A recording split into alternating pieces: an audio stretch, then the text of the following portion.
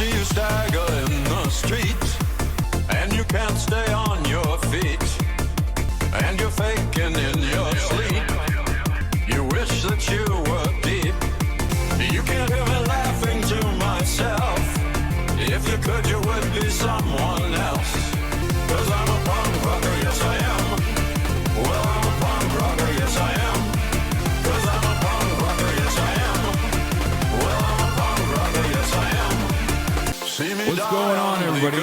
I hope everyone's having a fantastic evening, afternoon, pre-noon, no matter where you are in the world. I'm Hassan Piker, and this is the HasanAbi broadcast coming to you live from not New York City, New York, but not sunny, but still stolen land, just all the same. California, Los Angeles, folks, we're live and alive, and I hope all the boys, girls, and MBs are having a fantastic one because today's a beautiful day. Today's a wonderful day. Today is the first day of 2026. That's right. It's going to be a real tongue twister for a little bit.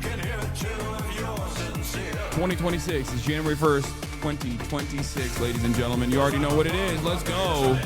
We're live, we're alive, and you know what it is. Well, I'm a punk rocker, yes I am. 'Cause I'm a punk rocker, yes I am. That's right. The new year, baby. It's a new dawn. It's a new day. It's a new year. And we're live, we're alive, and I hope all the boys, girls, and MBs are having a fantastic one because today is going to be a great day regardless, unless you actually paid for the Kalshi prediction, not realizing that I would not be at the inauguration of Zohran Mamdani, but instead would be live reacting to it from sunny Los Angeles, California. Well, not sunny, but we're starting right now, going live to the Zohran Mamdani inauguration now. Moved by the privilege of taking this sacred oath, humbled by the faith that you have placed in me, and honored to serve as either your 111th or 112th mayor of New York City. But I do not stand alone. I stand alongside you, the tens of thousands of you gathered here in Lower Manhattan, warmed against the January chill by the resurgent flame of hope. I stand alongside countless more New Yorkers watching from cramped kitchens in Flushing and barbershops in East New York, from cell phones propped against the dashboards of parked taxi cabs at LaGuardia, from hospitals in Mott Haven and libraries in El Barrio that have too long known only neglect. I stand alongside construction workers in steel-toed boots and halal cart vendors whose knees ache from working all day. I stand alongside neighbors who carry a plate of food to the elderly couple down the hall, those in a rush who still lift strangers' strollers up subway stairs, and every person who makes the choice day after day, even when it feels impossible, to call our city home. I stand alongside over 1 million New Yorkers who voted for this day nearly 2 months ago, and I stand just as resolutely alongside those who did not. I know there are some who view this administration with distrust or disdain, or who see politics as permanently broken. And while only action can change minds, I promise you this: if you are a New Yorker, I am your mayor. Regardless of whether we agree, I will protect you, celebrate I'm not with gonna you, play, please. mourn alongside take you, it. and never, not for a second, hide from you.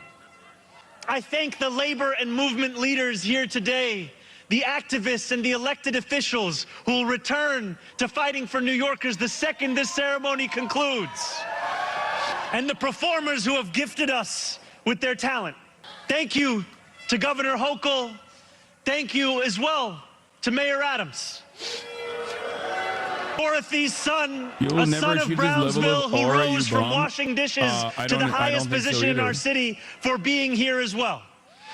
He and I have had our share of disagreements, right, we're live. We're but I will blasting off, always by the be way. touched Let the that he people chose know. me as the mayoral candidate that he would most want to be trapped with on an elevator. Thank you to the two titans who, as an assembly member, I've had the privilege of being represented by in Congress, Nidia Velázquez, and our incredible opening speaker, Alexandria Ocasio-Cortez. Oh, look at that. Chuck You Schumer's have there. paved the way for this moment. Wow. Thank you to the man whose leadership I seek most to emulate, who I am so grateful to be sworn in by today, Senator Bernie Sanders. Thank you to my teams, from the assembly to the campaign to the transition, and now the team I am so excited to lead from City Hall.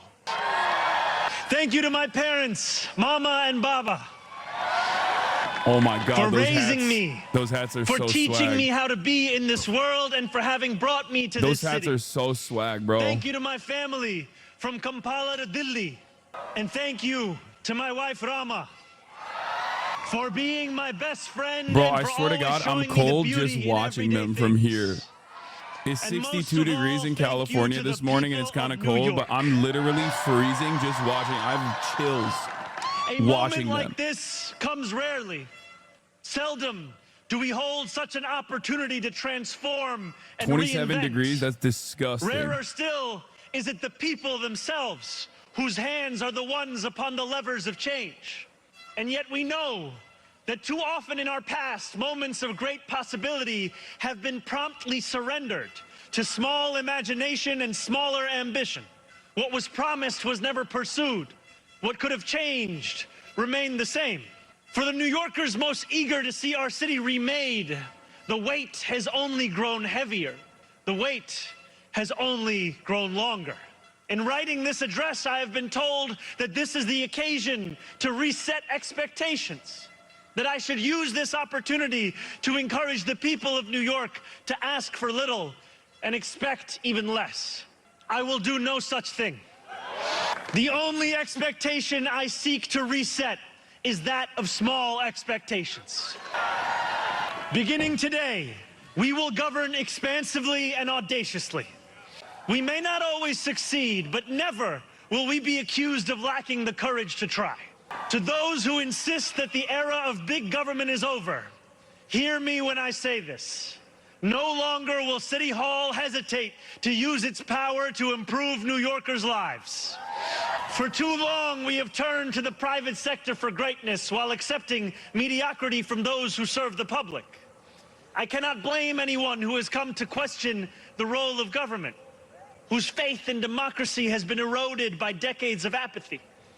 We will restore that trust by walking a different path, one where government is no longer solely the final recourse for those struggling, one where excellence is no longer the exception. We expect greatness from the cooks wielding 1,000 spices. Yeah, we will from arrest those who stride out onto our Broadway SATANYAHU when he stages, steps foot and from our starting inside point of. guard We at will Madison make a Square show of Garden. it. A trial will be facilitated Let us on demand Central the Park same for from all those the who work world's in eyes government. to see. In a city where the mere names of our streets are associated with the innovation of the industries that call them home, we will make the word City Hall synonymous with both resolve and results. As we embark upon this work, let us advance a new question, a new answer to the question asked of every generation. Who does New York belong to? For much of our history, the response from City Hall has been simple. It belongs only to the wealthy and well-connected, those who never strain to capture the attention of those in power. Working people have reckoned with the consequences. Crowded classrooms and public housing developments where the elevators sit out of orders. Roads littered with potholes and buses that arrive half an hour late, if at all. Wages that do not rise and corporations that rip off consumers and employees alike. And still, there have been brief, fleeting moments where the equation changed. 12 years ago, Bill de Blasio stood where I stand now as he promised to put an end to economic and social inequalities that divided our city into two. In 1990, David Dinkins swore the same oath I swore today. As friend of the show, Bill vowing de to celebrate the Blasio, gorgeous mosaic that is New York, who I know very, where who every I, one of who us I is know very deserving well now. of a decent life. And nearly 6 decades before him, Fiorella LaGuardia took office with the goal of building a city that was far greater and more beautiful for the hungry and the poor. Some of these mayors achieved more success than others, but they were unified by a shared belief that New York could belong to more than just a privileged few. Isn't that Philip It could DeFranco? belong Yeah, Bill to de those Blasio, also known who as Philip operate our DeFranco. subways and rake our parks. If anything, Bill de Blasio Those who looks feed more us like Michael from biryani and beef Pennsylvania than patties. anyone else. Picanha and pastrami on rye. And they know that this belief could be made true if only government dared to work hardest for those who work hardest. Over the years to come, my administration will resurrect that legacy. Quiet City and Hall listen will when the deliver an visionaries agenda talking of chatters. safety, Okay, cool it with the affordability, glaze. and Okay? abundance, where government looks and lives like the people it represents. He doesn't never sound mayoral. flinches He in the sounds fight like an against corporate actual. greed. He sounds and like refuses a to cower politician from a before bygone challenges era. that others have deemed How too many complicated. politicians do you actually In hear so in the doing, United States of we will provide America our own answer to that age-old can question. convincingly Who talk does in an New York inspirational belong to? tone and have like Well, a my North friends, Star we that can they look can to present, Madiba that they and the can South point to? African Freedom Not Charter. many, right? New York belongs to all who live in it. Together, we will tell a new Is there story of something our under his city. eye? Yeah, it's called having an eye bag This will when you're not be a 34 tale of years one old and city you stayed governed up all night only because you by got the sworn 1%, in. nor will it be a tale of two cities, the rich versus the poor. It will be a tale of 8.5 million cities, each of them a New Yorker with hopes and fears, each a universe, each of them woven together. The authors of this story will speak Pashto and Mandarin, Yiddish and Creole. They will pray in mosques, at shul, at church, at gurudwaras and mandirs and temples. And many will not pray at all. They will be Russian Jewish immigrants in Brighton Beach, Italians in Rossville, and Irish families in Woodhaven, many of whom came here with nothing but a dream of a better life, a dream which has withered away. They will be young people in cramped Marble Hill apartments where the walls shake when the subway passes. They will be black homeowners in St. Albans, whose homes represent a physical testament to triumph over decades of lesser paid labor and redlining. They will be Palestinian New Yorkers in Bay Ridge, who will no longer have to contend with a politics that speaks of universalism and then makes them the exception. Few of these 8.5 million will fit into neat and easy boxes. Some will be voters from Hillside Avenue or Fordham Road who supported President Trump a year before they voted for me, tired of being failed by their party's establishment. The majority will not use the language that we often expect from those who wield influence. I welcome the change. For too long, those fluent in the good grammar of civility have deployed decorum to mask agendas of cruelty. Many of these people have been betrayed by the established order. Pretty poggers. Yeah, but in it's our Sharia law. administration, their needs will be met. Their hopes and dreams and interests will be reflected transparently in government.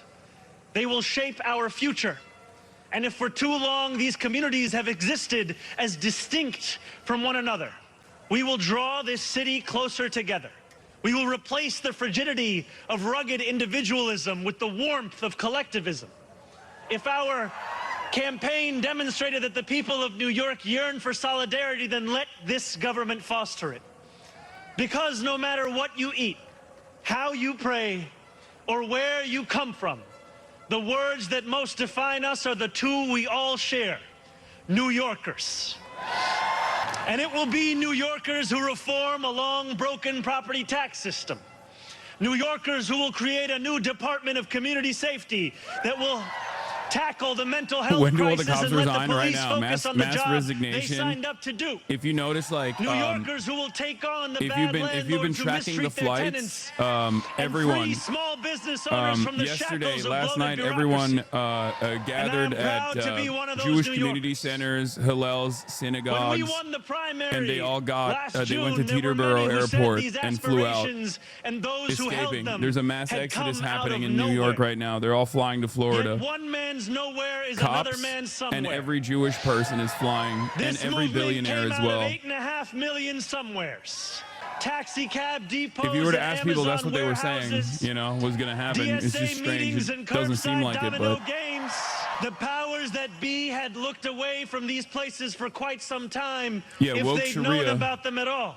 So they dismissed them as nowhere. But in our city, where every corner of these 5 boroughs holds power, there is no nowhere, and there is no one. There is only New York, and there are only New Yorkers. 8.5 million New Yorkers will speak this new era into existence. It will be loud. It will be different. It will feel like the New York As a response to socialism, Miami will replace New York City as the finance capital, and Austin will replace San Francisco as the tech capital. How long you have called this city home, that love has shaped your life. I know that it has shaped mine. This is the city where I set land speed records on my Razor scooter at the age of 12. Quickest 4 blocks of my life. The city where I ate powdered donuts at halftimes during AYSO soccer games and realized I probably was not going to be going pro.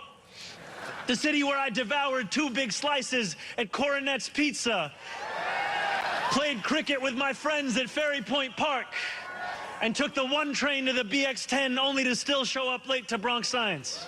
Dude, people love... The city where I have gone on New Yorkers love talking about how sick New York is. They love it. This is the part of the convo where it's like, this is the part of the convo where I'm just like, kind of like, I get it, it's sick, man, it's a cool city. Like, calm down. Where I took a beautiful woman named Rama. Calm down, bro. We get to it. It's McCarran dope. Park Okay. on our first look date, at me. We have and working swore public a different transit oath here. to become an American citizen on Pearl Street. To live in New York. I am to jealous. love New York. I am jealous because in LA you don't have stories like this. You're like, oh, this is the city that I grew up in, where I drove a lot. Can you hear I drove on the 10. I drove on the 405. Savor the smell of sancocho. I drove on Sunset Boulevard. This is the city where I drove, and I drove, and I sat in my car, and I molded. Where else could a Muslim kid like me grow up eating bagels and lox every Sunday? That love will be our guide as we pursue our agenda. Here, where the language of the New Deal was born, we will return the vast resources of this city to the workers who call it home. Not only will we make it possible for every New Yorker to afford a life they love once again, we will overcome the isolation that too many feel and connect the people of this city to one another.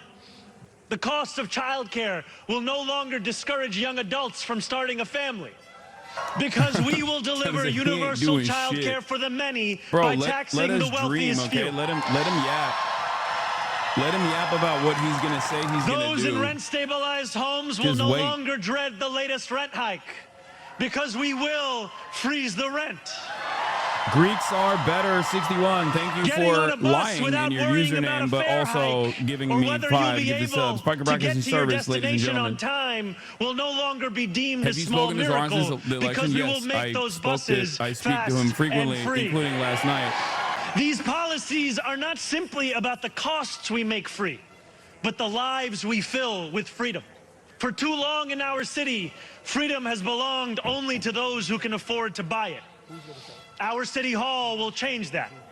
These promises carried our movement to City Hall, and they will carry us from the rallying cries of a campaign to the realities of a new era in politics. 2 Sundays ago, as snow softly fell, I spent 12 hours at the Museum of the Moving Image in Astoria. He's such a listening to New Yorkers kid. from every borough as they told me about the city that is theirs. We discussed construction hours on the Van Wyck Expressway and EBT eligibility, affordable housing. Remember when you for said artists you'd moved to New York and Zoran got raids. elected? Yeah, okay. Let's be real. When I said that, it was a long shot, okay? Yes, it was a long shot, and I thought it would get people excited. And seemingly there were plenty of people in my community that were excited regardless of whether or not I would move to New York City. And perhaps they got a little too excited. Y'all shouldn't have knocked on as many doors as you knocked on, okay? I just didn't think that it would actually happen, okay? Well, I did. I wished for it, but sometimes you say things. Sometimes you say things, words come out of your mouth. You say, oh, yeah, I'll move to New York if Zoran wins. Okay, well, you know. Each person sitting across from me, it was the shared recognition that this moment demands a new politics and a new approach to power. We will deliver nothing less as we work each day to make this city belong to more of its people than it did the day before. Here is what I want you to expect from the administration that this morning moved into the building I behind know Trump's me. held this shit. We're going to cover it. Don't worry. Which is not We will surprising at all. transform the culture of City Hall from one of no to one of how.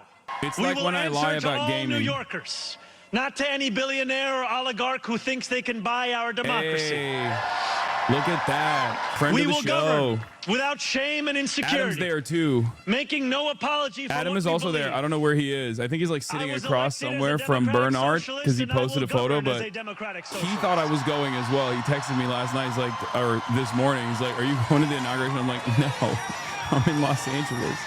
I will not abandon my Adam's the one principles honking the for horn, fear I of think. being He is. deemed radical. He's at the inauguration honking the horn because he's defending. He's combating anti-Semitism. System which gives so much to so few and denies so many people the basic necessities of life. We will strive each day to ensure that no New Yorker is priced out of any one of those basic necessities. And throughout it all, we will, in the words of Jason Terrence Phillips, better known as Jadakiss or Jay to the Moi, be outside. Because this is a government of New York, by New York, and for New York.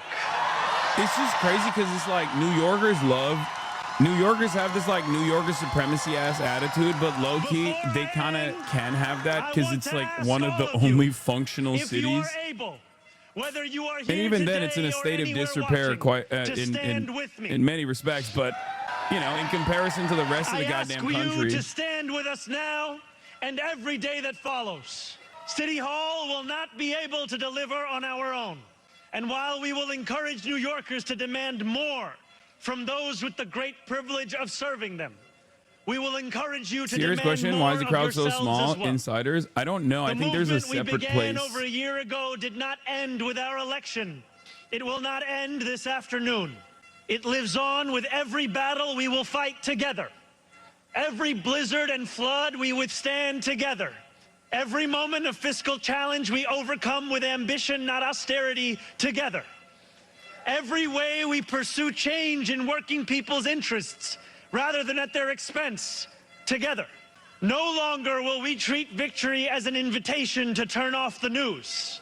From today onwards, we will understand victory very simply.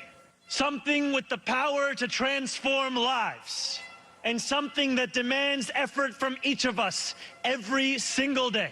What we achieve together will reach across the 5 boroughs, and it will resonate far beyond. There are many who will be watching. They want to know if the left can govern. They want to know if the struggles that afflict them can be solved. They want to know if it is right to hope again. So standing together with the wind of purpose at our backs, we will do something that New Yorkers do better than anyone else. We will set an example for the world.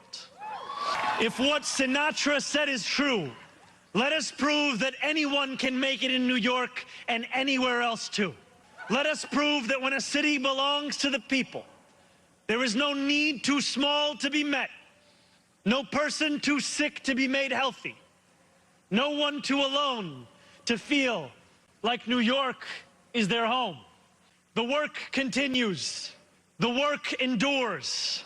The work, my friends, has only just begun. Thank you. All right, you should move there when government housing or rent stabilized apartments get a bill or get canceled. Okay, listen. Do I think that this brings about a socialist revolution in the country or something like that? No. Do I have a decent amount of confidence that Zohran Mamdani will hopefully be able to achieve some of his agenda? I hope so. I hope he doesn't let all of us down. You know, a lot of people worked very hard to make sure that this happened, and a lot of New Yorkers are looking to him now. But beyond that, there are also a lot of people that are like, and here comes the confetti. Confetti cannon right behind the pressurizer here.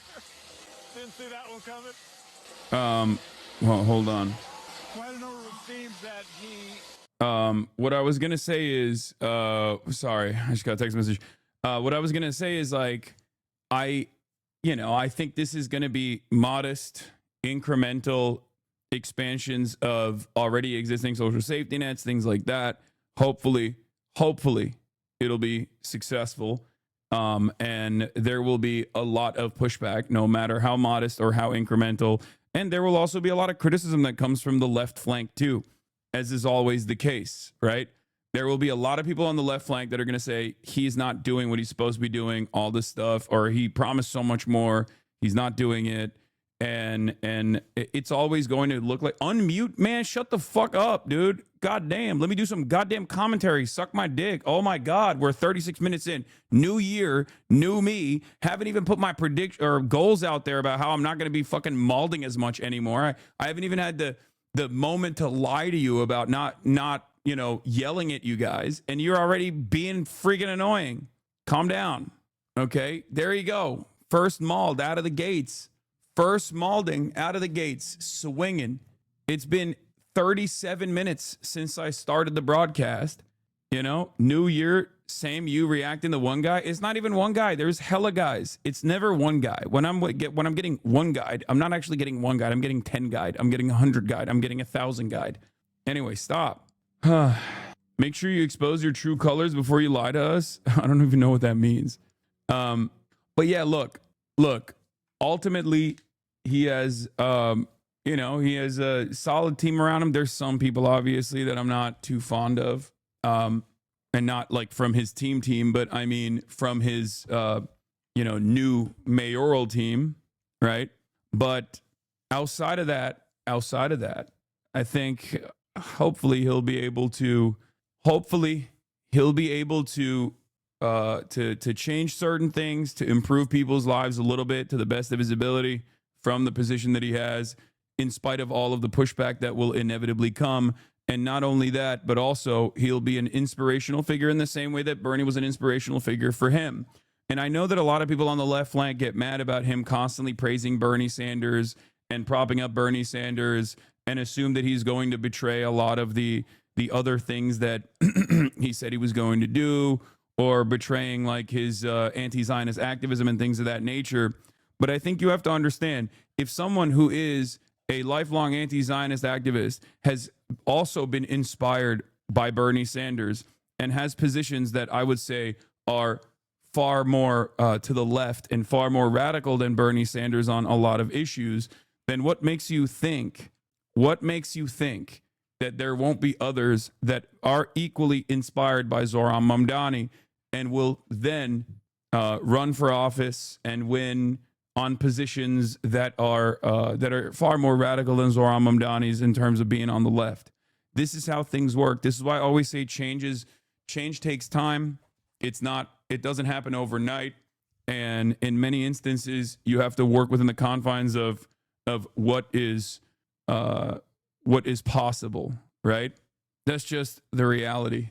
And a lot of people don't see that. A lot of people want instant gratification. Or let me say it a different way. It's not necessarily even instant gratification, because a lot of people, I think, understand the severity of the violence and the severity of structural violence of poverty, the severity of the structural violence of genocide, or not structural violence, but the direct violence of genocide. And and because of that, because time is running out when it comes to the imminent ecological collapse due to climate change, people want change immediately. People demand change immediately, and it's understandable. But no matter what our needs are, no matter what the situation demands, the reality of the matter is things are going to always move, especially in a country like the United States of America that is so unimaginably right-wing, so unimaginably reactionary, that things are going to move very slow. The very fact that we have people like Zohran Mamdani,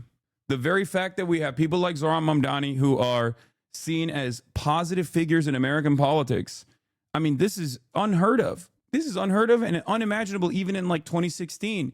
34-year-old Muslim socialist guy who's brown, who's anti-Israel. Like, you have to understand, given the timeline here, things are in many instances moving at a rapid pace. That guy on screen looks a lot like Zohran Law. What are you talking about? This is Andrew, isn't it? who's going to focus on them every single day. So this will be an energetic administration. It's going to be laser focused on the economic needs of working people, and it's a new day in New York. Yeah, this is Andrew Chatter. Mentioned other mayors. You've seen him on my stream. This is Andrew Epstein. He very critical of Mayor Eric Adams. Mayor Adams was up there on the dais with him. That's the a lot of the that's the dude that runs the I think the Muslim account, right? Mamdani has not been shy about criticizing the Adams administration before. This was a speech about looking forward, obviously building on the successes. Andrew Epstein is one of the goats on Zohran's campaign. He was there. He was there the whole day when we were hanging out, if you remember. Reflected that vision, those priorities, a desire that New Yorkers have to see government get active in improving their lives, not to look backwards. He said, we got I was a playlist elected here, as a Democratic nice. Socialist, and I will govern as a Democratic Socialist. He's been criticized for that affiliation. I'm so proud of the collective left of this. Collective left of getting this over the line. Too often we make a lot of talk and don't go about the work we needed to win, but Z and the left in New York City worked to get this done this time. Proud to be a small part of it while I was at the UAW, first union to endorse him in the primary. Yeah. So, dog, you elevated a fucking mayor, literally never let anyone take the shit away from you. I know you're humble, but this was a dub you genuinely helped achieve, not just with the platform, but with all the people you're motivated enough to help this campaign. No, I mean, it's nothing I do is as consequential as what the people will end up doing. You know what I mean? It's just, I'm just lucky enough that I was able to play some kind of a role in this. Ultimately, this is a great moment, and hopefully it will be a really good moment for the future of the left in this country, no matter what people say, no matter how skeptical people are. The reason why I say that is because we don't get a lot of W's, man. You just got to take them. You got to take them where you can. Okay. You got to take it where you can. You got to take it in stride. But it is yet another testament that you have to just like keep pushing, no matter what people say. Ultimately though, like I said, you never know where American society will inevitably lead towards. You don't know where we'll be at 5 years down the line. So you have to keep organizing nonstop, because when the opportunity comes, it's good to have a solid movement. It's good to have at least less ideological antagonism towards socialism. You know what I mean? And I think it's little by little that we are all able to put a dent in this concept. But you have to remember. These things take time. I don't want people to assume that he's going to like do broad sweeping changes day one, or even by the end of his mayoral tenure, whenever that may be. Okay. But I will say this much. I think he also, regardless of some of the criticisms that I've had with what he's done in internal New York City DSA politics, I think the reason why he's moving in the way that he's moving is because he understands the responsibility that he has, as far as being like a movement builder, as far as being like a figure that people will point to. Like he recognizes that it's not just like any other mayor. You know what I mean? Like when Eric Adams was elected, he didn't have an entire future of a movement that people would point to. Nobody was like, oh, dude, yeah, Eric Adams is going to be. Nobody was looking to Eric Adams to be like, well, this is what it's going to look like for the future of like the Democratic Party politics. Well, I guess Nate Silver was, but he was stupid, right? Nate Silver was saying that, and a lot of people in mainstream media were saying that, but very quickly they just kind of dropped it because liberalism is hegemonic, and there are a million other people that you can point to. The well is deep, okay? The bench is deep for liberals that you can point to. Whereas for socialists, democratic socialists in general, or socialists of any variety, there aren't that many people in positions of power. So there's a lot of scrutiny on what they do, and basically what they end up accomplishing will be proof for many other people. Even his electoral victory, in my opinion, dramatically changed the trajectory of American politics, and you will see this in the upcoming year. I'll talk about my predictions in a little bit, but you will see a lot more Zohran-style campaigning. It's already started. Some will be indecent, and some will be legit. Mike from Beijing, Raid. I don't even know who Michael from Beijing is. Do you mean Michael from Pennsylvania, which is not in Beijing? Are you guys talking about Michael from Pennsylvania? Because yeah, I question his his loyalty to the wonderful nation of China, the People's Republic of China. I questioned it last night, as a matter of fact. I did.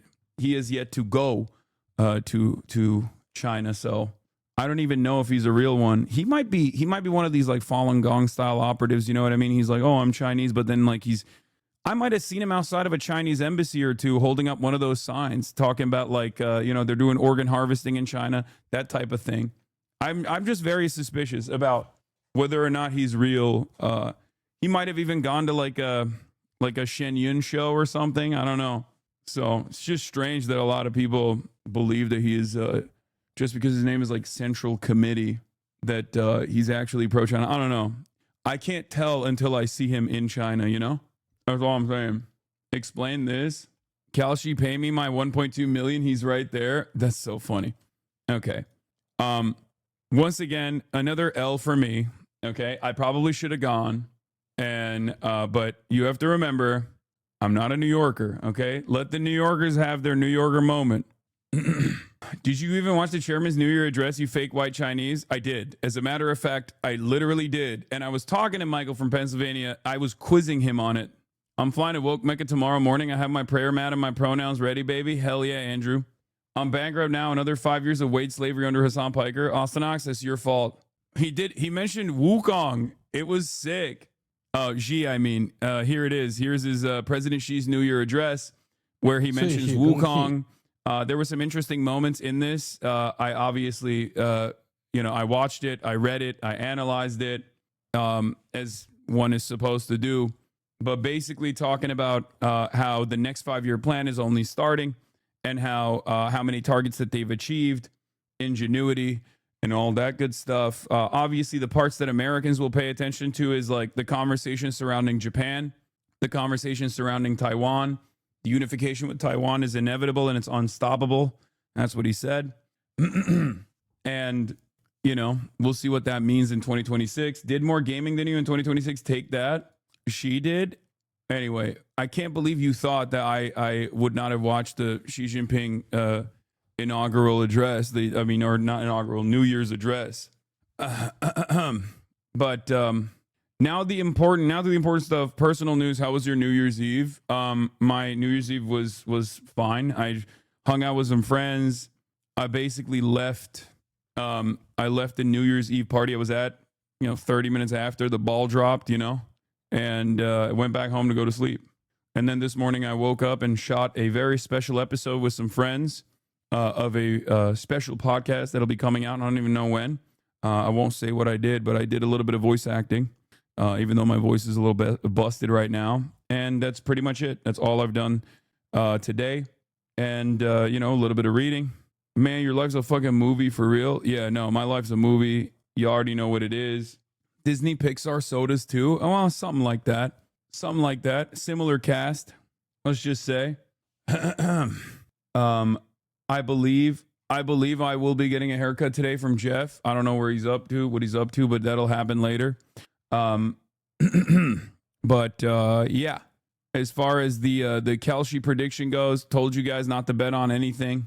Okay, these things are not going to help you. Okay, it is pretty crazy that at a certain point, because these things are so malleable, so easy to manipulate, that I was at like 48% likelihood that I'll be attending the swearing-in ceremony of Zohran Mamdani. Obviously, as Austin Ox is trolling here, but Kelshi, pay me my 125 million. He's right there. I lost my kids because of you. My wife is taking the kids. Well, told you guys not to gamble. Okay, even if you think you know what's gonna happen, you never know. Chat, does Hassan hate white people? Yes or no? Brother, I'm white. Okay, I'm a white person. I am white people. They found their new HasanAbi Piker. Oh, who is it? Socialist Zohran Mamdani's wife, Rama Dawaji, appears to wear luxury $630 boots to swearing in ceremony. I love when people do this stuff, because like, especially when they talk about like luxury boots and then they point to boots that are $630, which is, once again, expensive, certainly very expensive, but it's also boots. Okay. Like it's not like Like, they're boots. It's like when they did this with Bernie's jacket. They were like, Bernard Sanders is wearing like a $400 jacket or something. And it's like, yeah, he's wearing a winter coat because it's cold outside. Those things are expensive. He didn't, what is he supposed to do? Knit it himself? Like, what do you mean? Not luxury. It's not even couture. These motherfuckers don't know clothing. Yeah, I don't know what these shoes are, but I also don't care. But also, you kind of out yourself for chirping about stuff like this because, you know, like high-end boots, or not even high-end boots, but just like boots in general nowadays in this economy are starting at like $200. You know what I mean? So even on the higher end, you're going to see like $630, but it's not the highest end. And not only that, but it doesn't even matter. If she was wearing $6,000 boots, I still wouldn't give a shit. I don't care. Paying over $150 for any article of clothing is bourgeois decadence? Yeah, exactly. Whereas hyper-focusing on the clothing that people are wearing without even figuring out how they accrued it, without even figuring out how they acquired it, and like having a back and forth over like how expensive certain pieces of clothing are, that's how we achieve true communism, true socialism. Is dumb as fuck. Who gives a shit? Also, she's a totally separate person, and I don't even know if she's a socialist or not. And even if she is, I still don't care, for the record. Like, I legitimately don't care. And I don't think a lot of people actually care about it either. I guess they whip themselves into a frenzy to care about it, or they just like, where they'll talk about this stuff endlessly, where they'll be like, this is discourse. This is what but it's never actual like socialists. More often than not, this kind of conversation is always being, this kind of conversation is always coming from people who are not socialists at all, who just like despise socialism, who will be like, socialism means you have to be broke, you fucking stupid ass. Why aren't you wearing the appropriate price boots? But then what's even more annoying about it is there are actual self-described socialists that will engage in this kind of reactionary nonsense. Okay? They do. There are people who unironically do this. There are people who unironically also, on the left, people who are self-described leftists, whether they're anarchists, Marxist, Leninists, or the like, who also lean into the socialism is a poverty cult narrative. And they'll leftistly make this argument, where they'll be like, no, you actually don't understand. You're making a statement with all of your purchases about, you know, luxury goods that you're purchasing. Luxury goods are, luxury goods mean that you are totally succumbing to the overproduction that exists under, you know, a capitalist organization of the economy, blah, blah, blah. All of these words to say you're a boring ass bitch with no swag, okay? That's it. You are, dude. Are you tone deaf? Hypocrite, you wear thousands of dollars of clothing every day. Yes, my $1,000 UAW t-shirt that I'm wearing currently. It doesn't matter. My point is, it doesn't matter. It literally does not matter. It doesn't matter. And I think more leftists should focus on their image as well. They should. Marketing is important. That's it. Branding is important. Marketing is important. Conduct yourselves a little bit better. It's true. And don't engage in purity testing over dumb shit like this. This is the one argument. This is the one argument that actually really frustrates a lot of people, even in this community, because it's the thing that most people don't care about. And if it's something that you don't care about, it's so easy to just disparage. It's so easy to say, like, it's like me talking about, you know, it's think about how much easier it is to boycott SodaStream for BDS than it might be to boycott like Diet Coke. For me, boycotting Diet Coke for BDS was difficult, right? It's obviously not it's nothing in comparison to like maybe the marginal aid that you are contributing to the cause, right? But what's hilarious about it is like it's much easier to boycott SodaStream. And for a lot of people, it's much easier to say like bourgeois consumption is taking place here because this is an environment that I don't care about. So I'm going to consistently try to have an academic back and forth, a debate over commodity consumption in an industry that I don't personally have any care or consideration for, so I don't really give a shit about it. Whereas if I were to have a similar conversation about, like, I don't know, the ethics of any number of different things that are also created under similar unethical grounds, because there's no ethical consumption under global capitalism, and then told you, like, you have to forego meat consumption, or you have to forego playing video games. I don't play video games. You shouldn't be playing video games either. They're ruining the environment. It's a waste of time. It's actually a bourgeois good. No more video games for you. You'd be like, okay, well, I care about video games. Fuck you. And you would try to intellectualize why it's totally appropriate. It doesn't matter. Yes. As Yanis Varoufakis once said to me, our issue is not with the products of capitalism, but with capitalists that own the means of production. Just because there's no ethical consumption doesn't mean we got to go balls deep into ethically devoid consumption. All respect, Commissar Mamdani. No uncouth thought here. Only desire for higher socialism across the country for all the people of New York City. I also dress up in very flashy fits. What are you going to do? Demand that I undress for you? Wait, what? Her fits are immaculate. All you shit libs got to shut the fuck up. Okay, thank you. I thought you were like, doing the wife of a socialist mayor implies you can't wear, luxury goods or anything like that. Yeah, this shit is solved. You just say what device did you post this from. Yeah. But I do think, and I do mean this sincerely, you don't have to like buy fucking, luxury, hyper expensive fashion fits or whatever. But I do think that people should conduct themselves, if they are out and about, being, openly leftist, openly socialist, whatever. They should conduct themselves a little bit differently, because people will reflect on your worldview positively. That's important. And I don't think a lot of people understand that. And not only should you think about, like, what you're putting out there, but also, but beyond that, you should also think about it when, the vibes you're putting out. The vibes you're putting out should also be good. Do you see what I mean? Especially because, and this is the one thing that I think a lot of people understand better, a lot of leftists understand better. Fascists know that, okay? Fascists know that. They understand that, aesthetics do matter, and they use that as a marketing opportunity. That's it. Heike think that people criticize fashionable leftists because the right just really can't compete and doesn't really have good fashion sense. Anyone seen clips from that new Housewives of Mar-a-Lago show or whatever? It's like aliens trying to cosplay as pageant stars.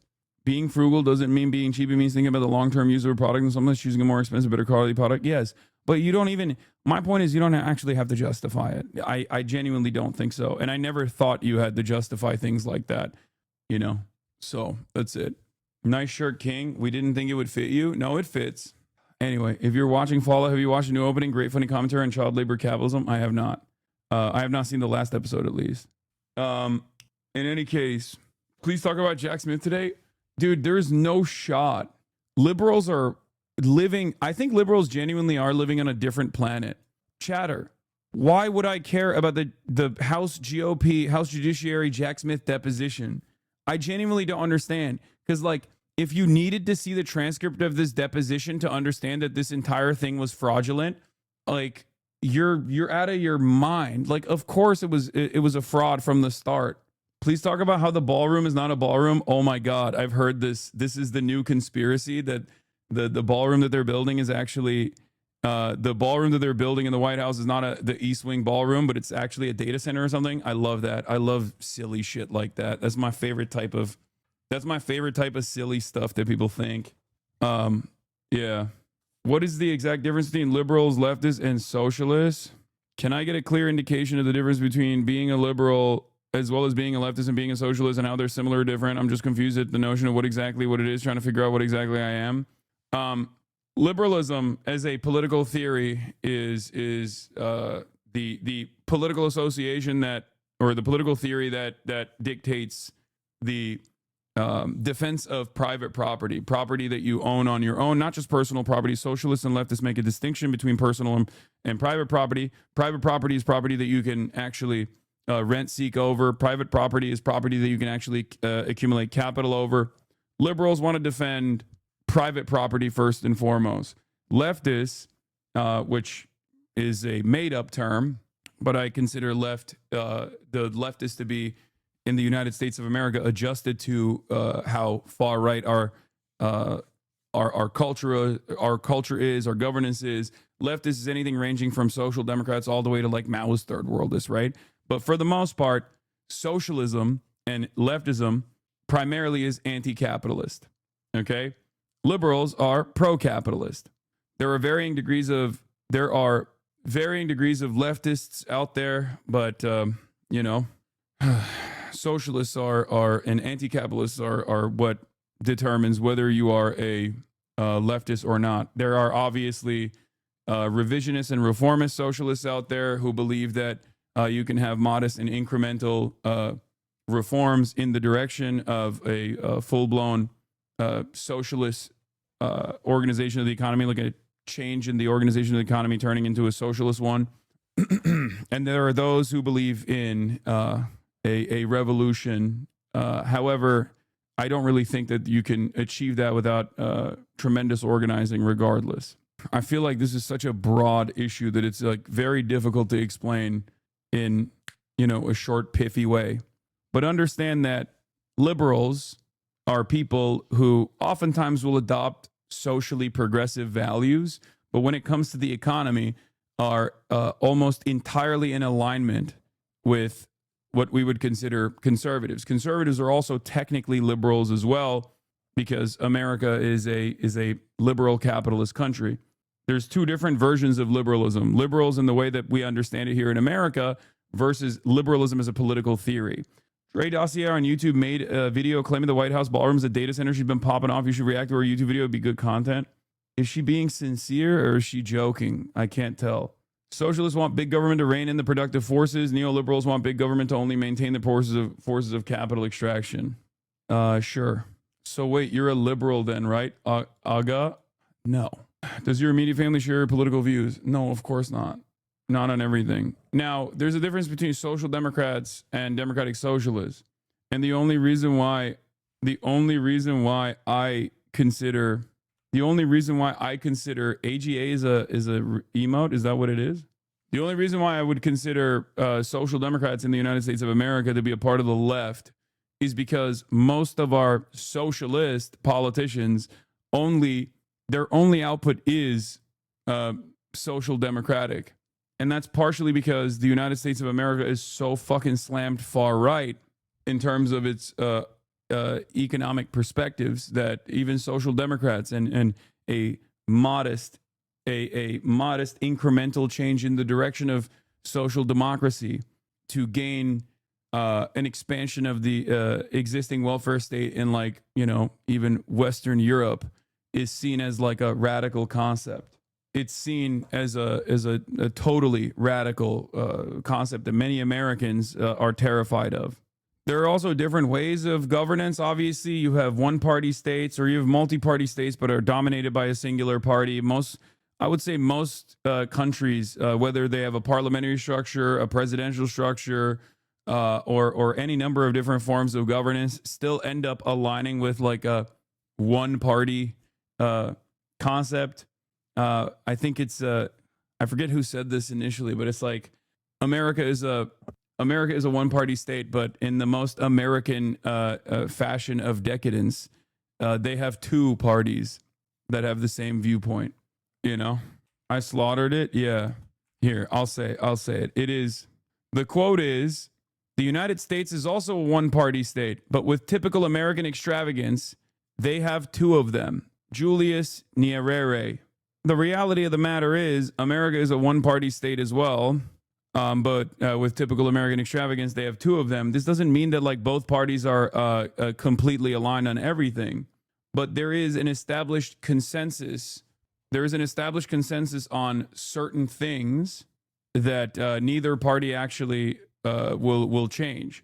Private-public partnership is one of these examples. Private-public partnership on every issue is one of the greatest examples of this. Both the Democratic Party and the Republican Party align on this. They think any sort of like anything that the state would otherwise be in control of in other countries, in the United States of America, we delegate that responsibility to private enterprise. And we just heavily subsidize said private enterprise. They fill the gaps and that the government can't take ownership over, which is awful. That's part of the reason why you see things like what we're seeing in terms of welfare fraud in Minneapolis, Minnesota. Other things that the Democrats and the Republicans are completely aligned on is obviously healthcare. Now, there's marginal differences. There's marginal differences in which direction the Democrats want to go towards, which direction the Republicans want to go towards. The Republicans want even more deregulation than the Democrats are comfortable with. But Democrats and Republicans alike understand and have a uniparty consensus over private healthcare existing in the country. The true alternative to that would be not a private healthcare structure, but instead a public healthcare structure, a nationalized healthcare system, or at least some kind of socialized medicine structure, socialized healthcare structure, right? But unfortunately, with the exception of like maybe a couple Democrats, there aren't really any, like the Democratic Party broadly and the all the way from its leadership down to the average person that gets voted into office within the Democratic Party is completely aligned with the Republicans in terms of maintaining a private healthcare system. Okay? That's another point for uniparty consensus. The Democratic Party and the Republican Party are also aligned on endless war for the most part. American foreign policy is always uniparty. Democrats and Republicans might have marginal disagreements or marginal changes of attitude. Maybe Democrats want to do things more by the book. Republicans want to do things in a more destructive way, let's say. But the problem in this situation, when it comes to American foreign policy, the problem in this situation is not because of the process not being followed. The real problem is that we have endless war all around the world. That's the real problem.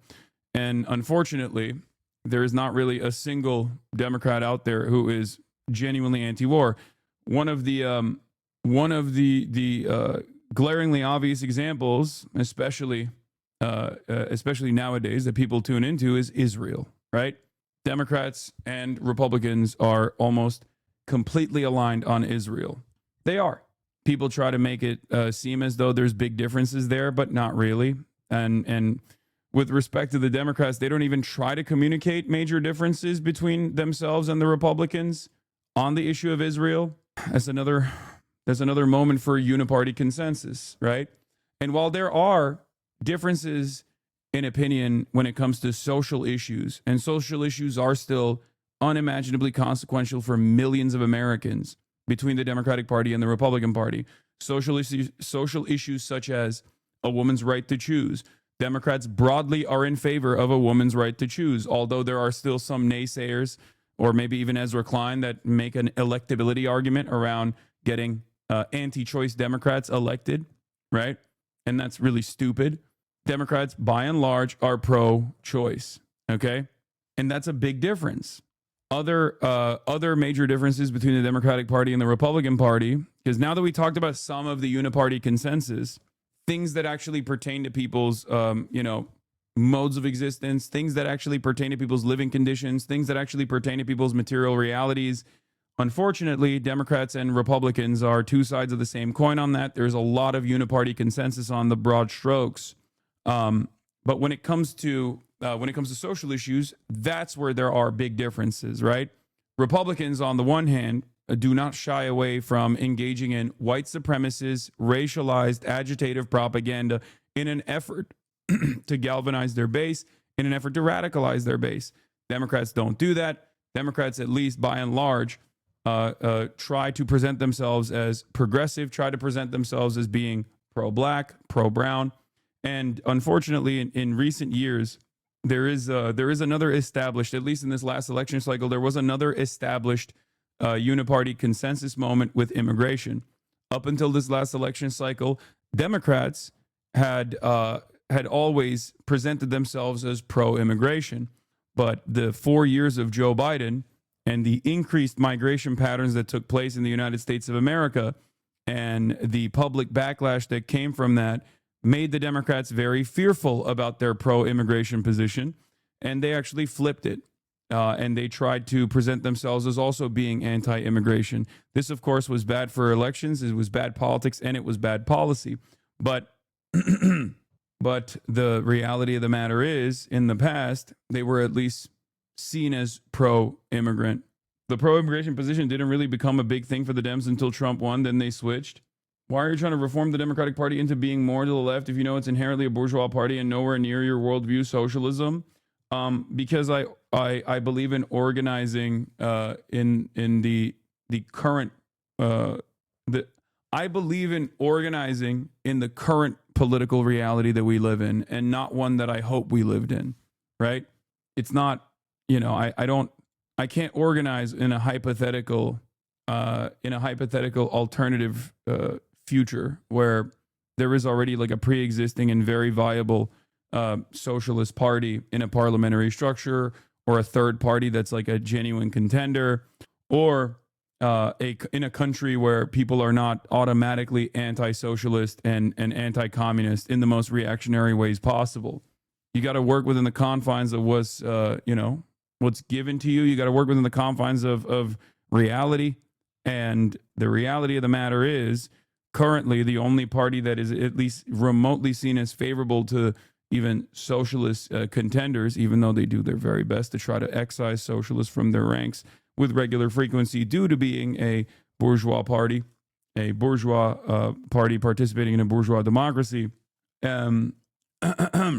in terms of getting the word out there and, trying to create broad awareness initiatives and try to overturn almost a century of Red Scare propaganda, you have to work with what you have. And what we have, unfortunately, is a podium and an election machine that makes it impossible not to run on a Democratic Party ticket. What is this? I'm afraid of being a communist due to Cuba. What are your thoughts on the government and all others that have gone wrong? Yeah, me too. I'm also afraid. Just like when Zohran Mamdani was elected as mayor of New York City, I was terrified that the Trump administration was going to cut off all funds to New York City. That's what I was afraid of. And then implement an incredible blockade, an incredibly unjustifiable, incredibly inhumane blockade that spans for decades. Tell that to the actual people that live there. I don't agree with capitalism. I'm just saying, how can you back communism knowing how wrong it has gone? Yeah. This is why I try to explain the chatters that socialism in America, which is the heart of empire, is not even in the mass organizational stage yet. We're still in the broad awareness initiative stage, because many people don't have any class consciousness whatsoever. Many workers don't have class consciousness. Billionaires already have class consciousness. Capital owners have class consciousness. But the average worker, the average laborer does not. Okay? So we're in a stage where you got to get the word out and try to combat a century of Red Scare propaganda that has made people incredibly reactionary against any modicum of even social democracy. That's it. Yeah, and they show you what to see, not their broken system. I think communism is good in theory. I just think once it happens, it's easy for governments to turn authoritarian. Let me know when you talk to someone that actually lives there. You've been sold a lie. I'm a leftist. I'm just hesitant to stand behind communism after knowing what has happened historically. I mean, there is an example that you can point to as far as a communist country. Well, not a communist. No country is actually communist, but a country that is run by a one-party communist government, right?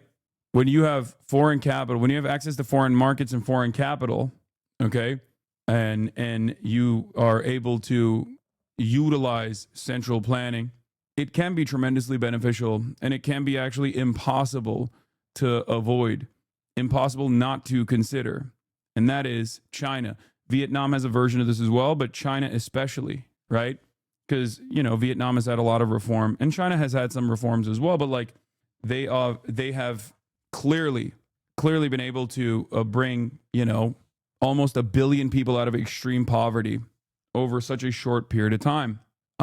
Cuba obviously is a different situation because it's a tiny island slammed in the ass cheeks of one of the largest superpowers, anti-communist superpowers, the heart of empire, and it has consistently punished the Cuban population for decades due to the Cuban population implementing a successful socialist revolution and taking out the American-backed dictatorship. If Cuba was allowed to operate in the marketplace in the same way that all these other countries are allowed to, who knows how wonderful of a utopian society Cuba would actually look like. Cuba's success, in spite of these blockades, in spite of these sanctions, is a testament to its resilience, and it's a testament to its a form of governance not being as bad as you think it is. Because you have the United States of America devoid of any of these other external restrictions in a state of dire disrepair, and you still think the United States is the most successful country.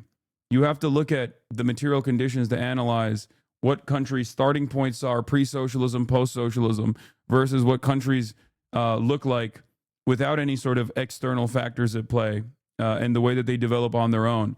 America is the most domineering country on the planet, is the hegemonic superpower, and yet America is on a downtrend.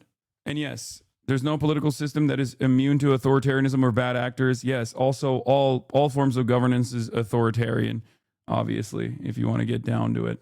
All forms of governance is authoritarian. It's just about who you are choosing to exercise authority over, or what certain things you are choosing to enforce. And if the overwhelming majority of the public actually agree with certain things, then that's good. Sometimes there will be resistance regardless, but it's still a good thing. One of the examples I use is the American anti-authoritarian attitude, which was demonstrated with regular frequency during the times when the California state was trying to implement seatbelt laws. A lot of people thought that was bullshit. California as a state was trying to implement drunk driving laws. A lot of people thought that was bullshit too. It was very authoritarian for people who wanted to slam a couple brewskis before they got behind the wheel. And yet that's a type of authoritarianism that I think we all recognize was good. Cuba is a much better example of a socialist survival under the thumb of Western sanctions rather than the DPRK the other day. That's more of a testament to total authoritarianism law. No, I think Cuba is a fantastic testament to survival. It's how Cuba has maintained its sovereignty under the thumb of empire, under an illegal embargo that the rest of the planet actually considers to be unjustifiable and illegal and votes against it, with the exception of Israel, the United States of America, and in certain instances, I think Ukraine as well. Ukraine goes back and forth on it, and done so much through communist policy. How is that not miraculous? And they send doctors abroad, surviving all that and having democracy. Communist is just an economic organization to let people more equitably decide what to do with the surpluses in a democratic manner. Anyway, all right. A lot of people have been duped into believing that corporate control, which is what happens under capitalism, is a far better system than total government control, which is what they suspect is happening under communism, or is happening under transitional socialist states, right? Run by communist parties. That's it. And I think as time goes by and people start recognizing that the conditions in China are not as bad as people presented it for years and years, and the conditions at home are actually resembling a far worse future than we previously thought we would get. I think a lot of people will be more open-minded to alternative modes of governance and alternative modes of organizing the economy. Socialism should be an extension of democracy. We understand the idea of democracy in elections and the political system. The goal of socialism should be to expand that democratic ideal to the economy and our labor as well. Yes, I agree. I do agree. Is this guy all right? Anyway, here's what our elite pedophile leadership was doing as they turned over to 2026. Stephen Miller and Secretary Kristi Noem singing along to Ice Ice Baby at Mar-a-Lago.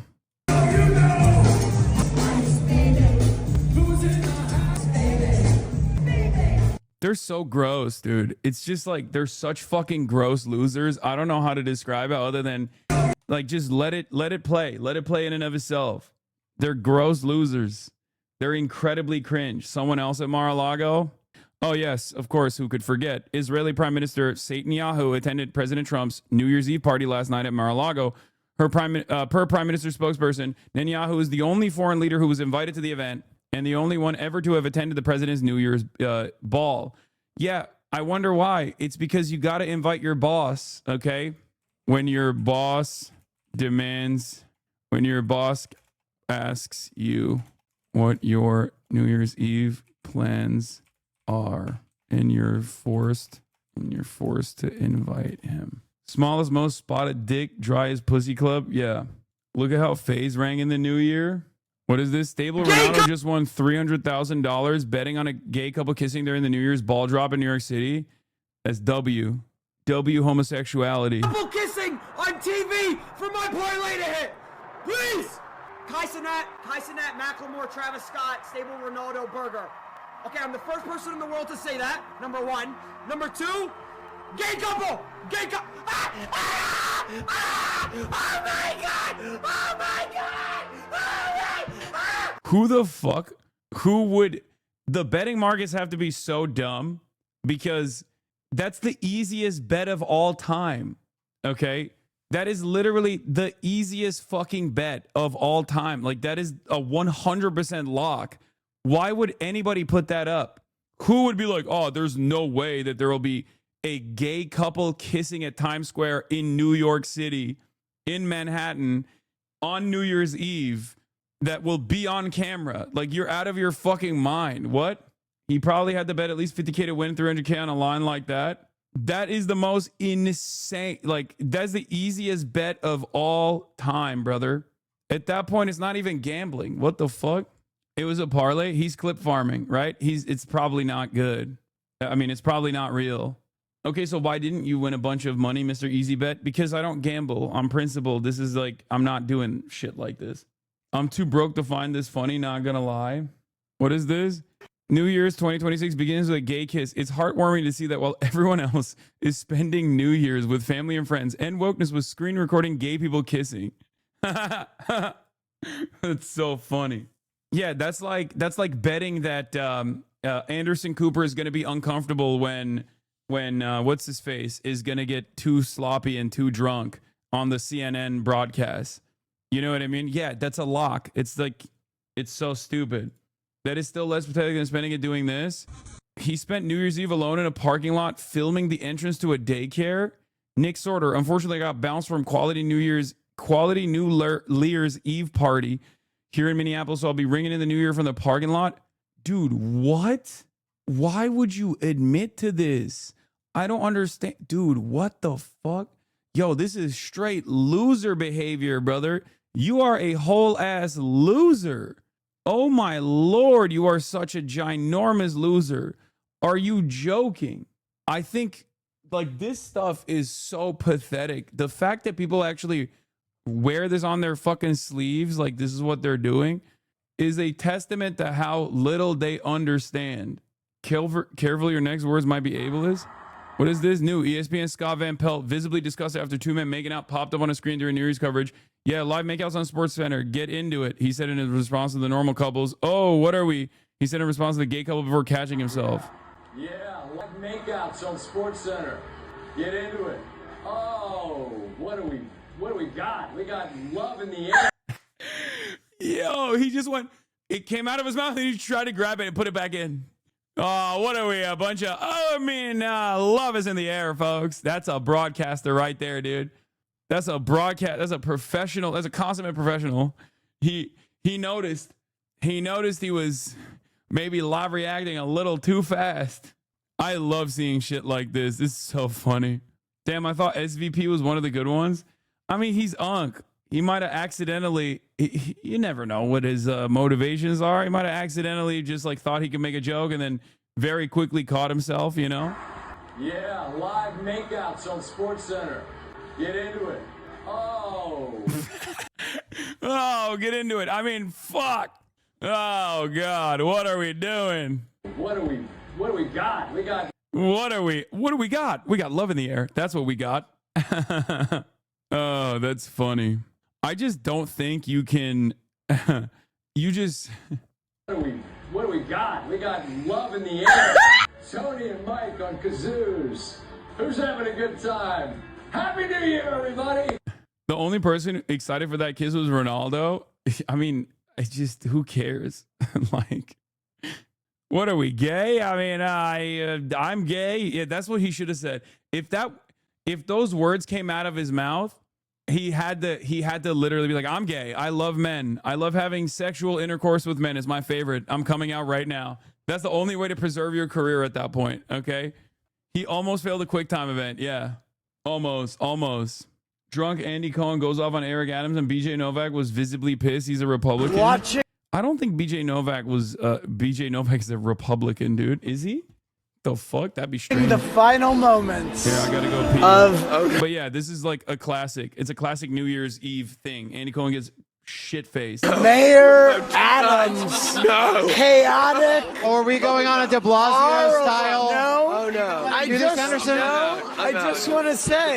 Don't. I mean, No, he got his pardons. I'm out. He's Andy, we gotta cut you off. No, Andy, I've seen this happen. No, I'm just saying. No. Great, you got your pardons. Go off into It's the after midnight. sunset. It's after. We'll Sweetie. fiddle with what we have, with what you've left us This is with. the thing with you and Great. mayors, man. Go dance away. We'll see you at all the parties. He can't help himself. You've He can't partied help your himself. way through 4 We will see you at years. Zero Bond. And you've got, we'll see you at 12:35. Don't be late, Eric. Clubs. Wow. We'll see you there. Yeah. You got the pardon. Okay, is this how we're entering 20? No, I just want to say No. goodbye, Mayor Adams. He did a good job with the did rats, it. right? You did it. You did it, didn't you? Honestly. Wow. But I will say this. I think he maybe dented the rat population. Oh, no. No, He's I done think great Help with work the on rats. rats. That was No, in the no, Ricky no. Van Veen newsletter. I love how quickly you turn. Like, No, I will say. But he did do great work I on rats. think he got rid of some of the rats. No, the rat But- population has. Yes. A lot of it but has to do with isn't the. that a metaphor of sorts? God. This is. I mean, let's call it as it is. Oh my gosh. Honestly. So I think But that we anyway, all- there may be After less. midnight. Well, guess what? It is 2026, and there are less rats. Fewer What is going on with you? rats. Anyway, that was awesome. I'm so glad that you experienced this for the first time. It really is great. I Yeah. hope you guys do it forever. Yeah, me too. It's really great. Me too. I'm not sure with this one. I don't know. You think like Andy Cohen is like faking it? You think he's just like knows he has to put on a show as like being drunk now? So every year he gets like a little buzz and then he just like greatly fakes it? Because I feel it has to be a little bit of a bit, because like if you're a professional of that caliber, you can't actually get blackout drunk because you don't have any. When you blackout drunk, like what if you say something absolutely insane? You know what I mean? Like you can just end your career right then and there. He hypnotized me and opened my eyes. Oh. Just keep going. Redwood tree, it ain't hard to see. His love was the key that opened my thighs. Girls, I don't need to catch the bouquet to know. Okay, I get it. Okay, you know, Vanderbilt dynasty or not, there is something very special about putting Anderson Cooper into humiliating positions that tickles something for me. Okay, every time, put him out there in the hurricane coverage, put him into these positions, get him out of the studio, make him do embarrassing shit. I love it. I don't know why. It's the best because he's such a Anderson Cooper is such an institution, right? It's like it's like watching him in out of studio environments is so strange because the way he interacts with the world is strange in general. Like it almost feels like you're seeing, you know, your teacher at the grocery store or something, or but instead of it being like somewhat awkward, it's also entertaining. To me, he's just like a character, you know? He's not like a real human being, but instead like a TV character. It's like seeing Mario during hurricane coverage. No, literally. Anderson is my hero because he gets so much pussy. True. He's swimming in it. They started talking about heated rivalry. Oh, God. Uh-oh. Sleeping in your bed, I don't know. the bed frame. I didn't give you the mattress. Well, I know, but I don't know. I thought that it made us like closer, that you were like better brothers or something. What? This isn't the heated rivalry. Ooh, heated rivalry. Ooh. Elia. Who's of the two of us? You're Elia and I'm Shane. What? Something about sleeping in your... I don't even know what the reference is because I haven't seen it yet, but it is pretty funny to see him react like that. Colbert called himself a bossy bottom in front of Anderson Cooper. Wait, what? Evie is the top in their relationship. I found out this year. God, what is that? Yes. What? It's true. But I'm a bossy bottom. Yes. God. Stephen Colbert is a bossy bottom. Wait a minute. Yes, he is. You're not the only one. Oh my God. Like, this is what I mean. Like, you are not like a, like, how is that your reaction? I don't understand. Like, he is, like, did you grow up in a normal environment? Like, how are you this shocked by this sort of back and forth? Like, he's reacting like a Midwestern mom. Oh, don't say, oh God, the words that are coming out of your mouth, don't you know? How can you be this buttoned up?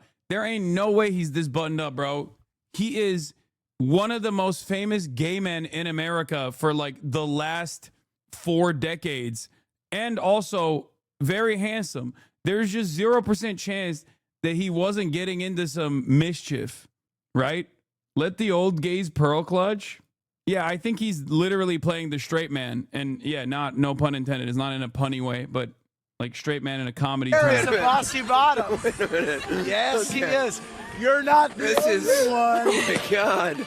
Oh my God. Has heated rivalry made everybody insane? Yes.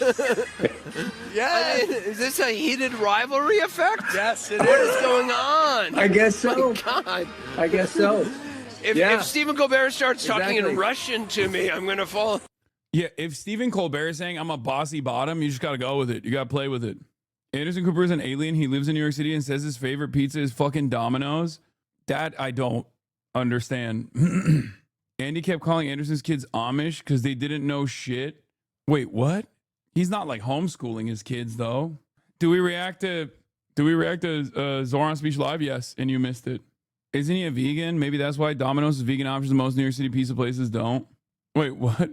Harry Enton is blitzed in Arizona right now. All I can think about is HasanAbi's impression of him as he keeps getting louder and louder, and as they keep cutting back to him. Holy Toledo! Since 1924, no one has seen a man this blitz in the state of Arizona. That's so wrong, Chatter. You were so wrong. There's so much good vegan pizza in New York. Okay, calm down, man. Everyone, every vegan New Yorker has to go crazy. Did you see the trans joke? Wait, there was a trans joke? Uh-oh. What happened? Are the liberals leaning into transphobia in the big 226? Is that what's going on? You got to watch the clip. What is it? Or is it like, or are we being hypersensitive? I can totally see us not being hypersensitive and them actually making a very shitty joke. What was it? Someday you are going to find a vegan vexillologist? No. Amy Sedaris, tough crowd. Amy Sedaris trans joke prompts mixed reactions. Oh, here we go. Let's see. Where's the best place to meet a man in 2026? Oh, really? Well, where's a good place to meet a man? I'd say in the ladies' room, but I don't know. That's so bad. Oh my God. That's so bad that like her thinking that this was gonna bang in and of itself is fucking hilarious. Oh my Lord. She said, in the ladies' room. What the fuck? Right? Because all the genders are changing. It's like, come on, lady. Come on, lady. This shit wasn't even popping in like 2016, but at least at that point it was like somewhat new for a lot of people. So you could get like the shock value. Now in 2026, it's so bad that it's just like, okay. No, where can you meet a man? Maybe Bergdorf's? Oh. I don't know. Where is a good place to meet? What happened? I mean, it was like a blip. I don't even think it actually Meet a man in 2026. I wouldn't know. I mean, we meet men at different places. Fire station? Where would that be? Yeah, fire station. Fire Yes. station. Yeah. I'd say Tower Records and the jazz department. That's where you meet cool people, but Yes. it's not there anymore. R.I.P. Yeah. Was it a trans joke or just a sex joke? No, I think she attempted to do it, ladies' room, because all the gays are transitioning. They're transing their genders, that type of thing. But it's just like, it's so bad. And then it's pretty funny because like she then tried to like salvage it.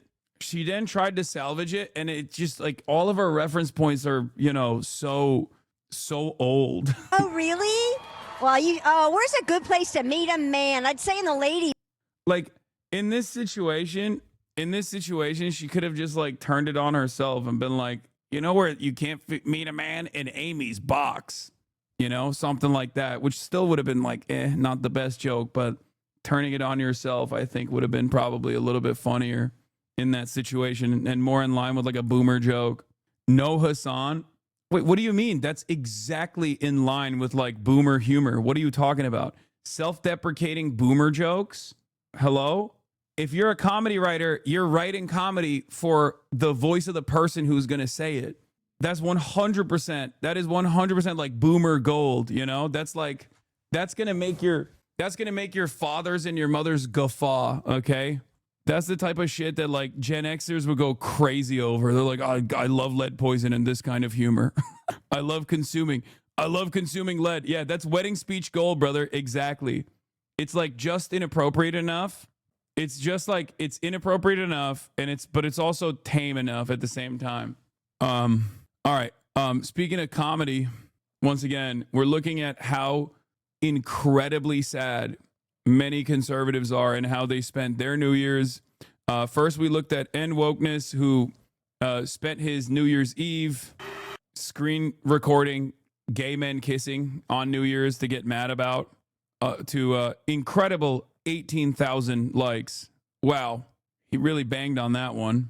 But this one, I think, takes the cake. Nick Sorter, on scene covering stories mainstream media won't, seen on Tucker Carlson's Tonight.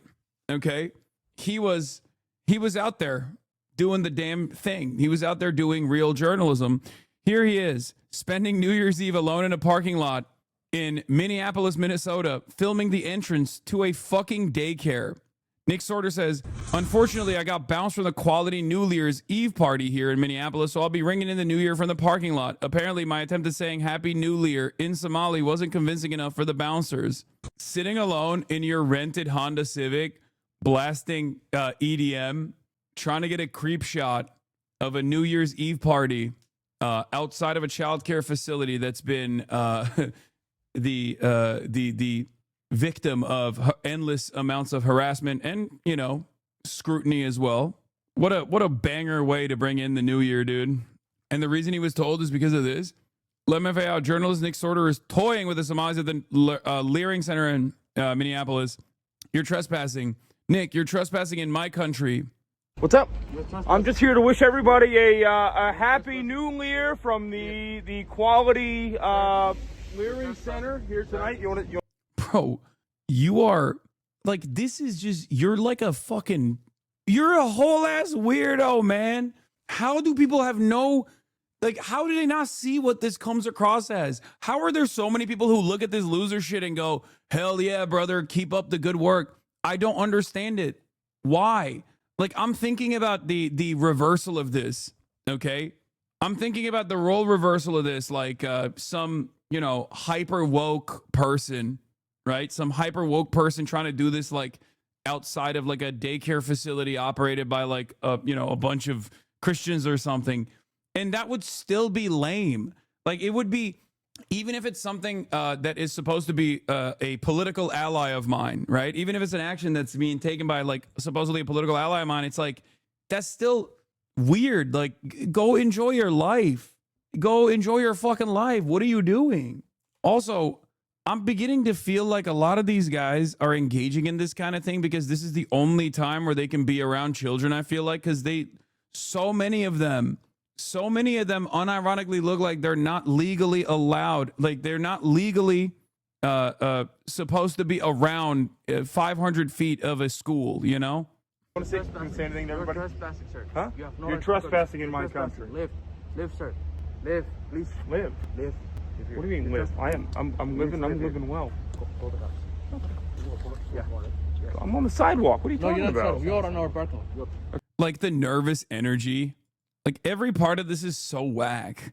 he like sheepishly and nervously walks over there and he's like, haha, Leering Center, Happy New Lear, haha, you're trespassing in my country.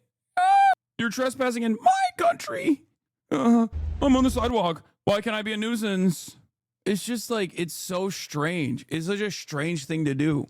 I don't know. Hopefully we'll society will just like snap back into a sense of normalcy and will outwardly start calling this stuff clown behavior. You know what I mean? Because that is precisely what it is. And I genuinely don't understand how anyone can look at this and be like, this is fucking awesome. Yeah. I'm on the sidewalk. What are you talking about? We are on our parking lot. Okay. What time do you close? None of your business. None of my business? Okay. All right. Well, happy New Year anyway. You too. Thank you. Take care. Enjoy. Yeah. I like that the maximum political activism now is just like being fucking annoying with the camera. What's up, guys? Today I'm accomplishing my political agenda, my political goals, which is to go and be fucking a nuisance with the camera to some Somali folks. Hell yeah. You should give exorcism more credit for not falling for this propaganda. Oh, wow. Woke is making a comeback. Okay. Did you see? Even XQC said the video is not real journalism. Hell yeah. Woke is coming. Woke is making a comeback. Let's go. Woke 2, baby. XQC is going to throw up the black fist for Black Lives Matter again. Hell yeah. It's the woke back, baby. I'm not going to lie. I don't think it's bare minimum. I will actually give him credit for basic shit because, I mean, think about it this way. So many people who have a far better education than XQC, who you would think is far smarter than XQC, actually leaned into this being like good journalism. So yes, I will praise the juicer on this one. Straight up. I suspect it's partially because he probably watches a lot of Destiny, and Destiny obviously is like very anti this, and that's the reason why he arrived at this position for once. But, you know, credit where credit is due, considering that there were plenty of people who actually did fall for this shit. I'm going to always call balls and strikes, baby. Probably won't be a great one for you, though, I'll be honest with you. Even the credit didn't sound like credit? No, I think it's worthy. It's worthy of credit, considering that there were a lot of fucking people who actually fell for it. So we heard his feelings, so the cops have been called. Brother, literally, please, any other situation, random guy consistently walking up to any business whatsoever, okay? Of course people are going to call the cops after, like, their first interaction or their second interaction if you're still hanging around. Dog, you're a stalker, okay? From their perspective, you are a stalker. Why would they treat this any differently? I don't understand. Like, you're saying it's a daycare. It's obviously nighttime on New Year's Eve. I'm sure there's like a work party or something going on. But like, regardless, even if this wasn't a daycare, okay? Even if this was not a daycare, even if this was happening outside of a business where adults are, you would, after the first altercation, absolutely call the cops. It's so stupid. It's a rental, bro. But I mean, that's fine. If it makes you feel better. I'm not owned. In states, these guys align with you, just actually get shot, and then they call the cops. Wait, what? I think that American mental health, like the average mental health of the average American, has gotten so much worse, post-COVID especially, that people don't feel a sense of shame at all doing stuff like this. And yes, it's because of who they're doing stuff like this to that matters. Obviously, it's because, like, you know, they're Somali. There's less weight in general on, like, you know, there's less of a consideration for their well-being and their safety. Obviously, that's just how it works. Even if people don't outwardly demonstrate resentment towards, like, Somali people or whatever, but, like, they just care less, right? They're more likely to assume that these guys are up to no good or something, right? Which in their minds will allow them to, in the minds of, like, the recipient, in the minds of someone who's watching this, will be like, oh, well, this is actually kind of valid, right? It's just kind of crazy, though, that this is what is right-wing propaganda now. Like, it's just, that's what it is. You just, like, go out and harass random people.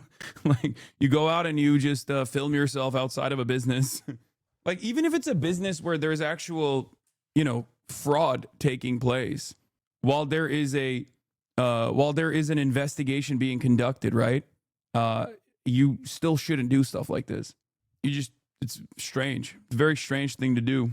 Not to mention the insanely recessed maxilla. Oh yeah, I mean that's probably the reason why he's doing this. Because yeah, I did notice that as well.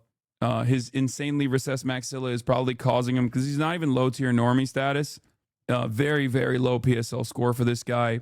He tried to hatfish too with the U.S. Border Patrol cap on, but we know what's going on there, buddy. His cantle tilth, his neutral cantle tilth is throwing me off. No, his cantle tilth is not even neutral. He's got what is known as the prey eyes. It's a negative cantle tilt. For those of you who don't know, as you can tell, he doesn't have the predator eyes. He has the prey eyes.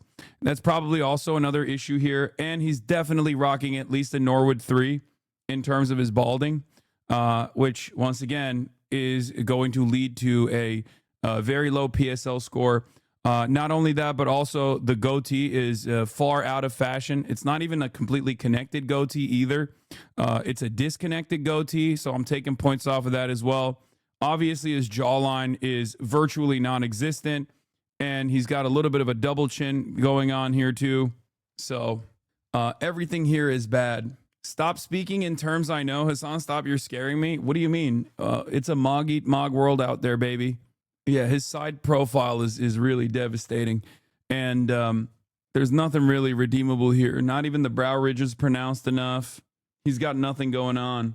Oh, this was my favorite tweet. This was my favorite first tweet of 2026. So clavicular's charges were dropped. Okay, no criminal charges, TMZ update. Filed after Cybertruck crash involving clavicular, police say.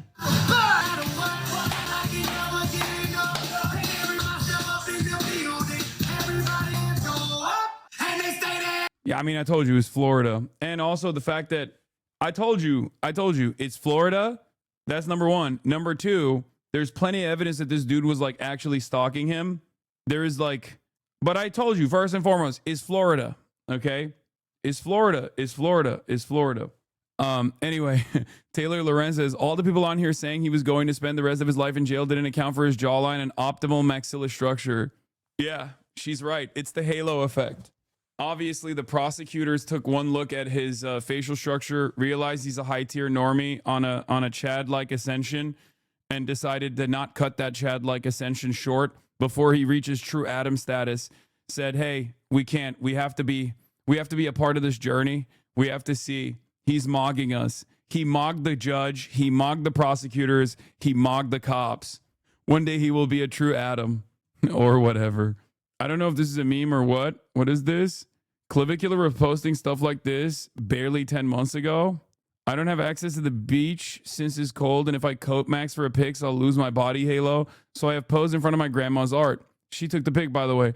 I have my fake mustache from eyebrow pencil for the daddy halo, girls like a dad. Interesting background / environment.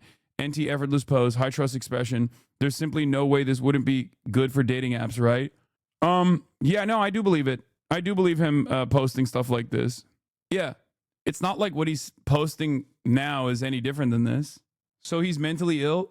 What would lead you to believe? First of all, this is a Nazi who hates him, just so you understand. The person who's like dunking on clavicular is another mentally ill, insecure loser. So, you know, let him fight. But also, what would lead you to think that he is mentally ill, chatter? Was it the fact that he openly talks about how he uses a small hammer on his face to reconstruct his face through the process known as bone breaking? Was that because that was before he reached this level of attention? I love talking about shit like this because every time I talk about stuff like this, people freak out. The first time people encounter this guy, they lose their minds. Like they're like, "What do you mean?" Yes, he also takes, apparently, he is meth maxing, taking little bits of meth, microdosing methamphetamines, not Adderall, okay, but straight up methamphetamines. He also has like injections that he does to burn fat. He does like topical fat melting injections in order to engage in DIY buccal fat removal, stuff like that. You used to actually joke about Kaya piss maxing, and that is apparently something he actually does. That's true. Kaya used to piss max all the time. When she was a little puppy, she would straight up hold her piss in when we went out on walks, specifically so she could release when she came inside. That is a real thing that she used to do. A process that we call piss maxing. What is happening to the fucking camera? Even though the freaking Santa is gone. She also pissed on the YouTube plaque. She did do that. She's my queen. Am I mistaken for thinking this is one of the more mentally ill, unwell individuals covered on stream recently? Yes, you are not mistaken. And yes, at the age of 19, his body is no longer able to produce testosterone because he has taken a tremendous amount of steroids. I think you should bring if you want to know tomorrow's news, come here into the new year. That was a banger line from yesterday. You got it. Was he that ugly that he needed to do all of this? No, he's just mentally ill. He wasn't ugly to begin with at all. If anything, I think he's become more ugly since he started doing all this looks maxing shit. He was just like a normal 19-year-old, a normal looking like 18-year-old, you know what I mean? And now he looks like he's 30, kind of. Dog, why do you know all this shit? It is quite literally my job. Anyway, where were we? Yeah, he's already infertile at the age of 19 here. We talked about this already. I'm not able to have a kid right now, but if I wanted to, there's a protocol I can put in place that'd be immediately going to. Wait, why are you infertile right now? So it's just like a negative feedback loop when you're, not needing to produce testosterone anymore because your body realizes, okay, we're getting it from an exogenous. So you're not producing source. any testosterone naturally? No. None? No. You're a political commentator, King, not a looks maxing commentator. Brother, looks maxing, or sister, looks maxing is now making its way into political commentary. There's political analysis that you can draw out of anything and everything that we talk about regardless. And looks maxing certainly is becoming a vehicle for political commentary, whether we like it or not. As a matter of fact, serious reporters have written about how Nick Fuentes and Clavicular and all of these other people are now saying that they are going to vote for the Chad, Gavin Newsom, who has a white family, rather than the fat J.D. Vance, who does not have a white family. That's real, straight up. Also, this is the type of shit that like every single child is learning on TikTok, unfortunately. So it's something that we have to know about and pay attention to. What is this? To be fair, Clav didn't mention the racial element. It was because Vance was subhuman. Yeah, no, he said Vance. J.D. Vance is subhuman. Anyway, let's get to the real news. Fox obviously did some commentary since Zohran Mamdani was sworn into office. Let's take a look at how they're freaking out. As the clock struck midnight, Democratic socialist Zohran Mamdani was officially sworn in as mayor of America's largest city, where he plans to make his anti-capitalist agenda a reality. Our next guest warns those ideas are nothing new and have failed many times. So what does it mean for America? Does even Mamdani know his ideas won't work? Allegedly savvy media practitioner hands his critics an irresistible metaphor. Awesome. Don't you know socialism doesn't work? Because we're going to do everything in our power to make sure that we destroy whatever you're trying to achieve.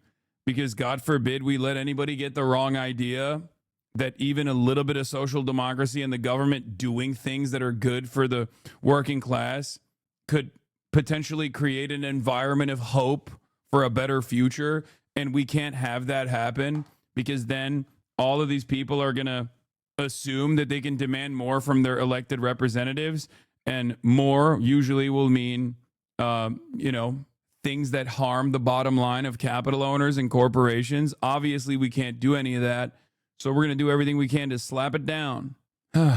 They do know the most successful mayor in New York City's history was a socialist, right? You think they care? It's like, it's the same principle behind like hailing FDR as a hero, or who wasn't a socialist, obviously, but the New Deal. Or recognizing the benefits of the New Deal in this day and age, while simultaneously pushing back against anything that resembles a modern version of said New Deal. It's ridiculous. Midterms in 2026. Fox News contributor James Freeman joins us now. James, you've got this piece out, and you're right. Well, it's eloquent, but tell me really what the point is here for Zohran Mamdani. Like, he goes down to the subway station. Is he trying to say that he's bringing New York back to what it used to be, or turning it into something new? What is this red flag pin? Is this American Chinese flag pin? What's going on here? I can't tell. In my head canon, I'm assuming it's a Chinese flag.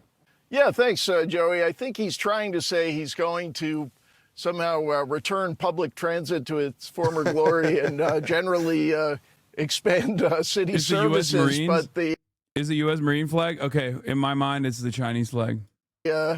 the metaphor he's just created is really something. You see him there in underground. This is a subway station that has been abandoned for the last 80 years. It was one of the original subway stations, and then when they brought in new cars, there was a dangerous gap, so they could.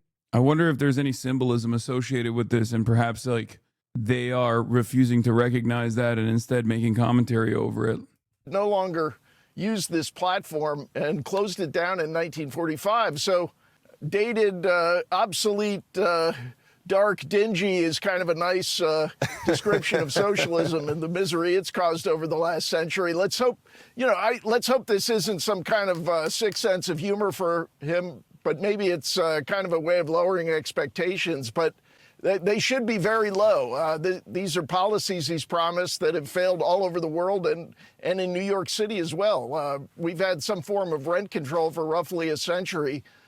We know this doesn't work, and I think the hope for those of us in this city is that the institutional restraints on him slow him down a bit, that he maybe has a change of heart, and I'd hope your viewers around the country maybe resist laughing at all of our self-inflicted misery. There's really two angles when it comes to Zohran Mamdani that we can look at. One of them is his economic. The saddest state of affairs is that nothing that Zohran Mamdani is presenting or presented as a part of his agenda is socialist. Not even a little bit. It's just he himself is a socialist advancing social democracy, right? But these guys say everything is socialist. They say Nancy Pelosi is socialist. They say social democracy is socialist. None of it matters. Just do right by your voters. Okay? It's incredibly modest. Like the expansions that he is advocating for, that he ran on, that he won on, are incredibly modest, incredibly incremental reforms in the positive direction. And yet these guys lose their minds over it. And part of that, I mean, a big part of that is obviously like anti-socialist propaganda, no matter what, right? But the reason why that propaganda sticks is because people have been conditioned against this sort of thing pretty aggressively. And that's why I always say you have to organize around this. You have to recognize this when you're organizing. You have to recognize this when you're doing advocacy, okay? The unfortunate reality is that the average American has the brain of a child when it comes, a very angry child when it comes to this sort of stuff. Economic policies. We just showed you a full screen of those. We talk about freezing the rent, city-run grocery stores, social workers to replace police, free buses. Some of these I don't think will ever even get off the ground. Some of them are radical ideas, and some of them will probably be entertained and implemented in some ways. Those are his economic policies. On the other side is... Do you think this will water down expectations and popular understanding of what socialism is? No. I think if it's all these incremental gains are successful, it's ultimately a good thing, because people will go, oh, that's great, I want that. I guess I should vote for more people who are self-identifying socialists. It's good. It's a good thing. It's the same with Bernie. A lot of people in the United States of America take Bernie Sanders' position for granted, right? Bernie Sanders, for the most part, has advocated for, again, a similar thing that Zohran is advocating for here, an expansion of existing social safety nets. Even Medicare for all, it's in the name. Medicare is socialized health care. Unfortunately, right now, it's only for 65 plus. Medicare for all would expand that program and allow every American to sign on it, have a single payer system, okay? That exists in social democracies. It's technically not advocacy for seizing the means of production or anything like that, right? That exists in other social democracies. It's understandable. Because one of the first things that you learn in your micro and macroeconomic principles class is the concept of inelastic demand goods. So even classical economics understands that healthcare is an inelastic demand good. And therefore, you have to actually either heavily regulate the supply or you have to completely control it. Because otherwise, if you don't do that, companies private enterprise that is only interested in increasing profits will consistently increase the price point of said good or service because they know if you don't have healthcare, you die. Yeah, with inelastic demand, the concept of supply and demand does not work. It's that simple. And yet here in the United States of America, all these brilliant economists refuse to reckon with that. I wonder why. Perhaps it's because they're insincere. Okay? It's the first thing you learn in your economics class. Literally one of the first things you learn. Isn't that crazy? And yet all of these people, even liberals, so-called brilliant economists, refuse to bring it up in this conversation. Very strange. It's the people he's putting in his cabinet. I mean, he just appointed, I think, his chief counsel, someone who felt compelled and called to come defend the Al-Qaeda attackers that were involved in 9/11. So, you know, when you take those two angles, what do you have here? Yeah, there are some restraints. What's your take on people further the left and Dem socks calling him a social fascist? I'm constantly telling my friends that we aren't even at this point where we have organized socialist movements to fuck over. And their retorts are usually, well, siphons political potential socialists to reformist positions. Yeah, okay. So what's their argument? I mean, I hear it all the time. I hear it in this community all the time as well. What's your argument? Are you actually, where is the potential socialist that you are moving away from reformist positions? Wait, they're talking about me? No, they're not talking about me. They're just talking about 9/11. Like, see, that's what I mean. You act as though you are already fomenting revolutionary socialist values amongst a labor class that is completely oblivious to their class position, right? So where is your propaganda? Where is your movement? You know what I mean? Where is your movement? If the people that you have in mind are just like willing and they're ready and they're excited at the prospect of a violent revolution, there needs to be some organization around it, no? Like, there needs to be some organizing around it. The idea that all Americans are just Marxist-Leninists in weight, but progressives siphon them away is very silly, but persistent one on the left. Exactly. It's just like, I don't even necessarily disagree with this concept either, as far as like, I always say this, like, most people, if you don't use the term socialism, will agree with socialism, okay? Most people, if you don't tell them that you're educating them on class consciousness or their class position in society, will understand it if you don't use certain keywords. Okay? 100%. So yes, a lot of the concepts, when removed of the ideological associations and the endless amount of stink associated with it due to Red Scare propaganda, are just basic concepts. When reduced to its bare bones, like communism, what's that? I saw like a movie with Bryan Cranston in it, where his daughter is sitting on top of a Trumbo, Hollywood Blacklist, I think, where his daughter is asking him, "Dad, are you a communist?" Oh, here it is. Here it is. This is it. Okay, it's super simple. Dad, are you a communist? I am. Is that against the law? It is not. The lady with the big hat said you were a dangerous radical. Yeah. Some of the Phase Boys were talking to Toby from the Sidemen, and people were praising Toby for controlling their own wage and what they want to do. Exactly. Great point, Chatter. I didn't know that the Sidemen had a cooperative formation. Okay? They had a cooperative ownership structure. I only found that out because Toby from the Sidemen, for those of you who don't know, is an incredibly popular, if not the most popular group of content creators in the UK. Okay? Their most popular content creator from the Sidemen is KSI, for those of you who don't know. And Sidemen, when they first started as a cooperative, basically. They're the biggest YouTubers in the UK by far, and they have a cooperative structure where they have one pool of money and they have equal say and equal pay over the distribution of resources and the revenue generation strategies, all that stuff. Okay? And that's amazing. But of course, when you describe it as like, oh, this is a cooperative corporation, this is socialist, this is like, you know, securing the means of production or whatever, right? People go, oh, gross, I don't want that. That's scary, that's weird, that's bad, that's wrong. But when you just say like, nah, we're friends and we started this business together and we wanted to make sure that like we look out for one another, right? Whereas your co-op, Azan, I literally own and operate a cooperative corporation. What the fuck is wrong with you? Fear and is a cooperative. And I wanted to have I wanted to have a conversation with the boys that left FaZe about potentially restarting their whatever enterprise they start as a cooperative. But obviously, me having that conversation as a as someone who's like advocating for cooperatives is going to be met with tremendous anger and resentment, and people will push back on it, and it will actually lead them away from even thinking about it sincerely. Whereas when you have a successful YouTuber, like one of the sidemen being like, "Oh yeah, we have a cooperative structure," without actually saying those words, much more effective, right? Much more effective way of driving home that point. Are you? Radical, maybe.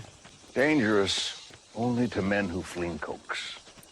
If you could have any superpower in the world. Wait, what the fuck is this? Why? What? I love our country, and it's a good government. But anything good could be better, don't you think? Is Mom a communist? No. Am I? Well, why don't we give you the official test? Mom makes your favorite lunch. Ham and cheese. Ham and cheese. And at school, you see someone with no lunch at all. What do? Share. Share? Well, you don't tell them to just go get a job? No. Oh, you offer them a loan at 6%. Oh, that's very clever. Dad. Ah, then you just ignore them. No. Well, you little commie. That's it. Like, at its bare bones, that's a perfect distillation. Is a perfect way to explain this. A worldview that revolves around equality. A worldview that revolves around the principle of sharing is caring. That's why I always say that, right? The movie is Trumbo. That's it. We are a creditor and interested party. The city is owed money that Pinnacle never paid. And we will fight for New Yorkers' interests to safe and habitable homes. Get him on the pod, big dog. What are you doing? Do you think Bryan Cranston is actually a communist in real life and not playing one on this in this movie from 2015? Are you okay? And even if he was, do you think I have any way of getting him on my podcast? Did you think that Bryan Cranston was also a meth dealer? My dad's friend knows him. I can get you hooked up. Okay, well, if your dad's friend knows him and not even your dad knows him, that's going to be quite difficult, don't you think? Anyway. Yeah, I think Bryan Cranston's probably like a typical lib, like a very progressive guy. I have an older coworker that is a fan of Charlie Kirk that said he believes communism doesn't work, and I did the same thing. I asked him, did he go to public school? Did you like going to public school? Did you have free lunches? Did you enjoy having free lunches? Congratulations, you like communism. Yeah. Sometimes it's good and purposeful to make things easy to understand like that, especially when everyone is constantly trying to make it more confusing and complicated to comprehend. It is what it is. Yeah, keep it simple, stupid, right? I think it's chief counsel, someone who felt compelled and called to come defend the Al-Qaeda attackers that were involved in 9/11. So, when you take those two angles, what do you have here? Yeah, there are some restraints on him, as you point out. So rent control, going further to freeze the rent. He probably needs to wait a year to get all of his people onto the board that makes... I don't think he means me, Chatter. You're being crazy. One of them is his grocery store off the ground. Those are someone who felt compelled and called to come defend the Al-Qaeda attackers that were involved in 9/11. It's the people he's putting in his cabinet. I mean, he just appointed, I think it's chief counsel, someone who felt compelled and called to come defend the. Yeah, New York. I think there were obviously a lot more issues there beyond that, but as California, so. One hopes that maybe time in office and maybe wiser heads either somehow emerging within his administration or in Albany will restrain him. But the agenda is very anti-growth. I think bizarre. This is the world's headquarters of capitalism, and here we have this plan. But I think it looks like very good news for Dallas, Charlotte, and Miami. You literally took the first two cities out of my mouth. Someone should tell him people can move, and Dallas and Charlotte have open signs standing at the airport. All right, James, thank you so much for writing this piece. Thanks for joining us. Revisiting election night. This is a 5-minute video on election night. And you know, you already watched my election night stream, so you know the fears that I had, and it's really interesting seeing the Zohran Mamdani team, including Zohran Mamdani himself, experience the exact same style of fears, regardless of what the numbers look like, up until the very last moment where it was official.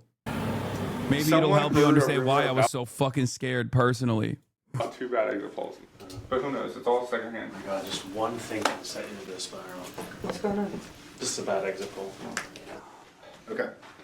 I speak of Yemeni bodega owners and Mexican abuelas and Ethiopian aunties. He's the one who wrote the go to speech. It's so different with you as the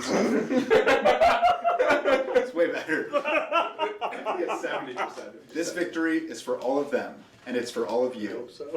The more than 100,000 volunteers who built this campaign into an unstoppable force. Oh my God. Because of you, we will make the city. Oh God, I feel like I'm gonna die. I just said that. I said, you said I'm gonna die. I said I feel like I'm gonna die. You do one up my dying? Yeah. I have 4 words for you. Anaminkum. Oh. And then we lost. Don't say that. We've been sitting here. Exit polls. Oh man. That's a good sign. I thought she was Guys, it's closing in 1 minute. Okay, guys. 8, 5, 4, 3, 2, 1. You're up 11. Up 11, but it's not enough. Still like 33% of the way through. Maybe like 35%. But it's 50-41. People are calling. Everyone's calling. I would not call it. This room is really filling up with supporters now. They are anxious, anticipating hearing from Mamdani tonight. It's 8 points now. 8 points now? I'm not. Don't worry yet. And are you looking at anything on Twitter right now? Cuomo just cracked 40. I don't want to hear any of this. The story for tonight is actually that the Socialist Party is taking over the Democratic. Wait, I'm 99%. Sure, I saw you in the crowd. How could you have? I got kicked out. I thought, according to Reddit, I got kicked out. I wasn't there. New votes coming. Oh, 52.1. Oh, that's right. That's a Manhattan only. Oh. Human mind is a wild thing. Just 60% in, and it's still holding. Brooklyn's still the lowest. Staten Island's now at 83%, and you held totally even there. Like, the 8% is not. It's not super inspiring. Why doesn't this feel better? Nothing's been called yet. Yeah. You got anything more for us? It was even just 4 years. MSNBC just called the race for us. Zohran Mamdani, state assemblyman from Queens, who ran an insurgent campaign that absolutely blindsided the Democratic establishment, will be the next mayor of New York City. Woo! Is it official? Yeah. I mean, it doesn't get any more official than this. Wow. Oh my God. Take that, exit polls. Congratulations, my dear friend. Oh, this is insane. Go. Guys, I don't know how to. How come he wasn't watching your stream? Yeah, I agree. That's kind of fucked up. These guys are fake, bro. They're fake. Not even watching the Twitch stream a little bit. I'm in the same building. I'm downstairs. It's messed up. Not a real one. Not a real friend. Did you really think at any point you were gonna lose? Yes! Girl, you.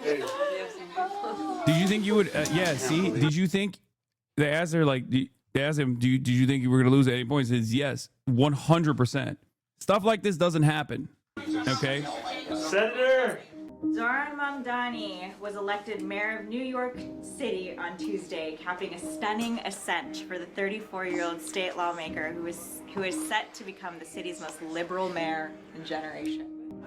Guys, we just crossed 1 million votes. Wow. That's incredible. The New Yorker Daily, the Mamdani era begins. Wow.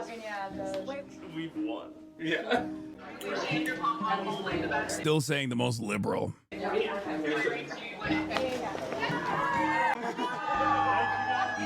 Zara is one of the best campaign people I've ever seen. I can't believe the DNC had her at one point. Yeah, she's great. She's dope.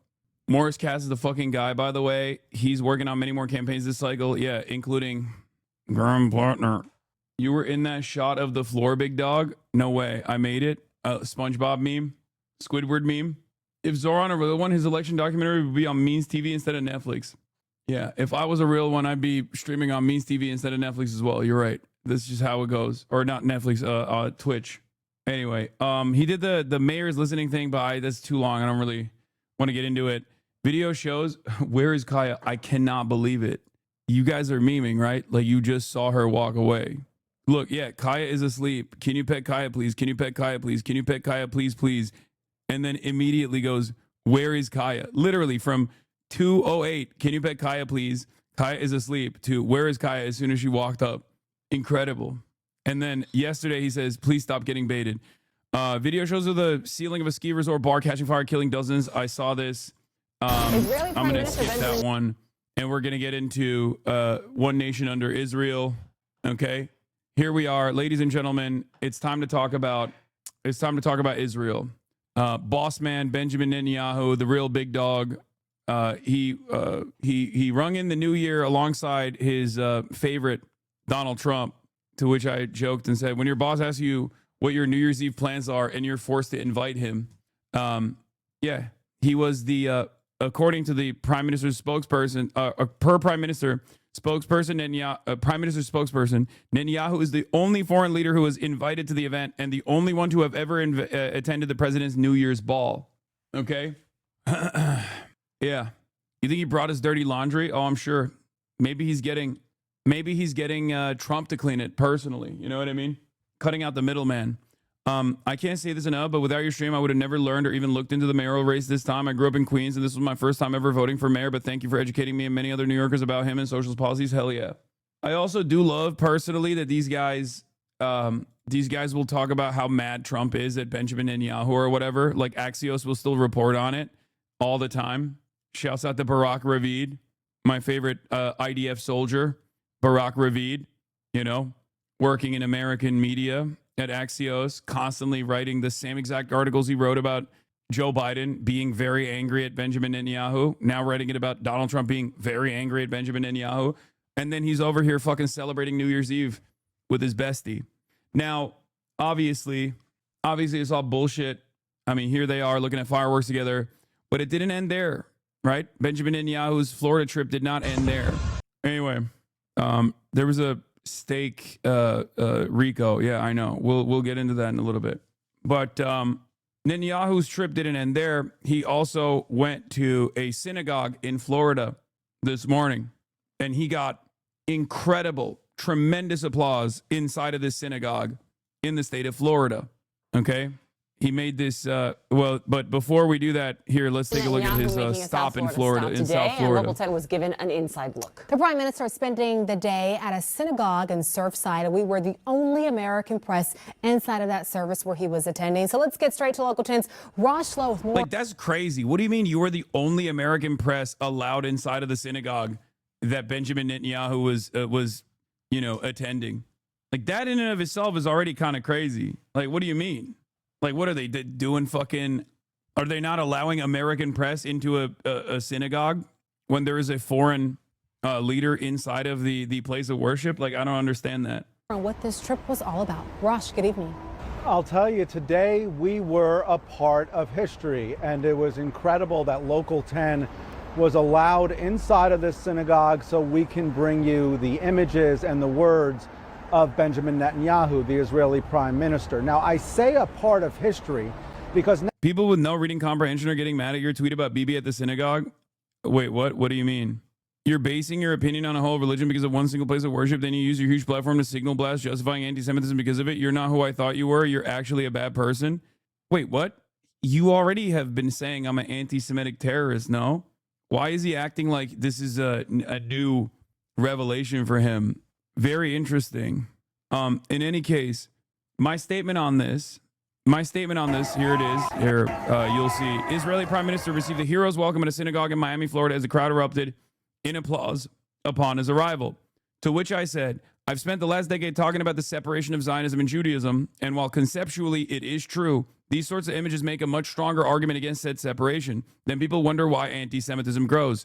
This is a big part of the reason why, which is pretty basic. It's not just my assessment at all. This is what anti-Zionist Jews will openly point to as well when talking about how Israel creates anti-Semites every day.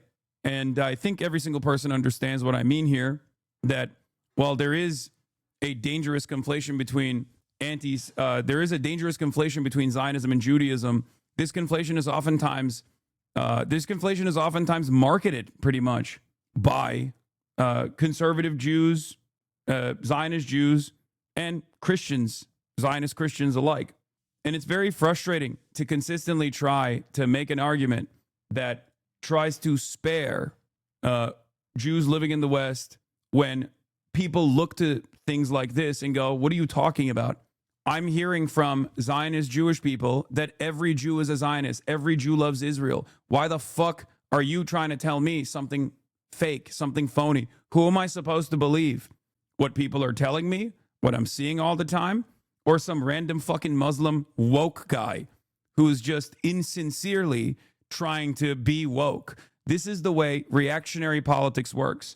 This is the way that right-wingers operate. This is the way the right-wingers operate about, black people, for example. This is the way the white supremacists operate about black people. When you try to explain to them that crime is more often than not a consequence of people's material conditions, they think you're actually defending. They think that you're defending black people falsely. It's much easier to understand that like black people are inherently violent, all this shit, right? And what's really frustrating about that is that it makes my job as someone who combats anti-Semitism much harder as well. And it makes people lean into the likes of Nick Fuentes, who are, Jesus Christ, what the fuck? Why is this shit breaking? It makes people like Nick Fuentes' argument much easier. Because it's already much easier to just be like, yeah, Jews control the media, Jews control this, Jews control that, and then present an argument that is anti-Semitic when talking about Israel, right? It's much more difficult to educate people on a true anti-fascist, principled anti-fascist stance, okay? Just in general, right? Much, much easier to do that. And then when it is constantly being reinforced over and over again, this tie is forcibly being presented as the reality to many Americans who are not super educated regardless on Israel, but no longer like Israel. Of course, they're going to learn this wrong lesson. Okay? I know I'm out of focus. I don't know what it's trying to focus in on instead of me. And it's very, very frustrating. It is very frustrating. What? Hasan, you're looking at my Twitter on stream. Would you have said this? I spent the last decade talking about the separation of individual actions and Somali identity, and while conceptually it is true, these sorts of videos make a much stronger argument against that separation that people wonder why anti-immigrant sentiment grows is a big part of the reason why. Brother, I have literally talked about Jeffrey Epstein in the same exact way, where if you think these two things are equivalent, you're delusional, okay? Do you not understand the main difference here?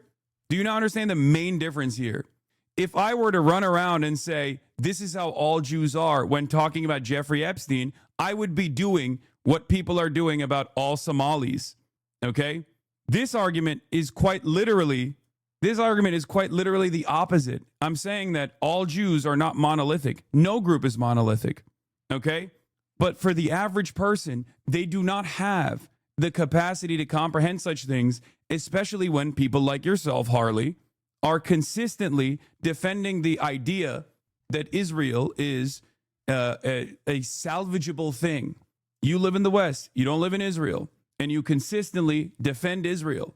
You say people who are criticizing Israel are anti-Semitic. You consistently conflate Zionism with Judaism over and over and over again. You're teaching people to be anti-Semitic.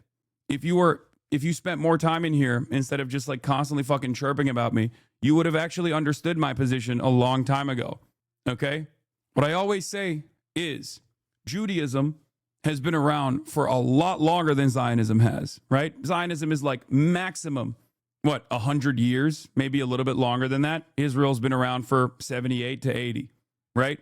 And yet, in the last 80 years, Zionism has overcome Judaism as for many secular Jews too, especially, has overcome the actual religious principle and turned into this like civic nationalist religion that revolves around ethno-religious supremacist values and an exterminationist principle against those who were living there prior to the people without a land going to a land without a people, even though there were people there.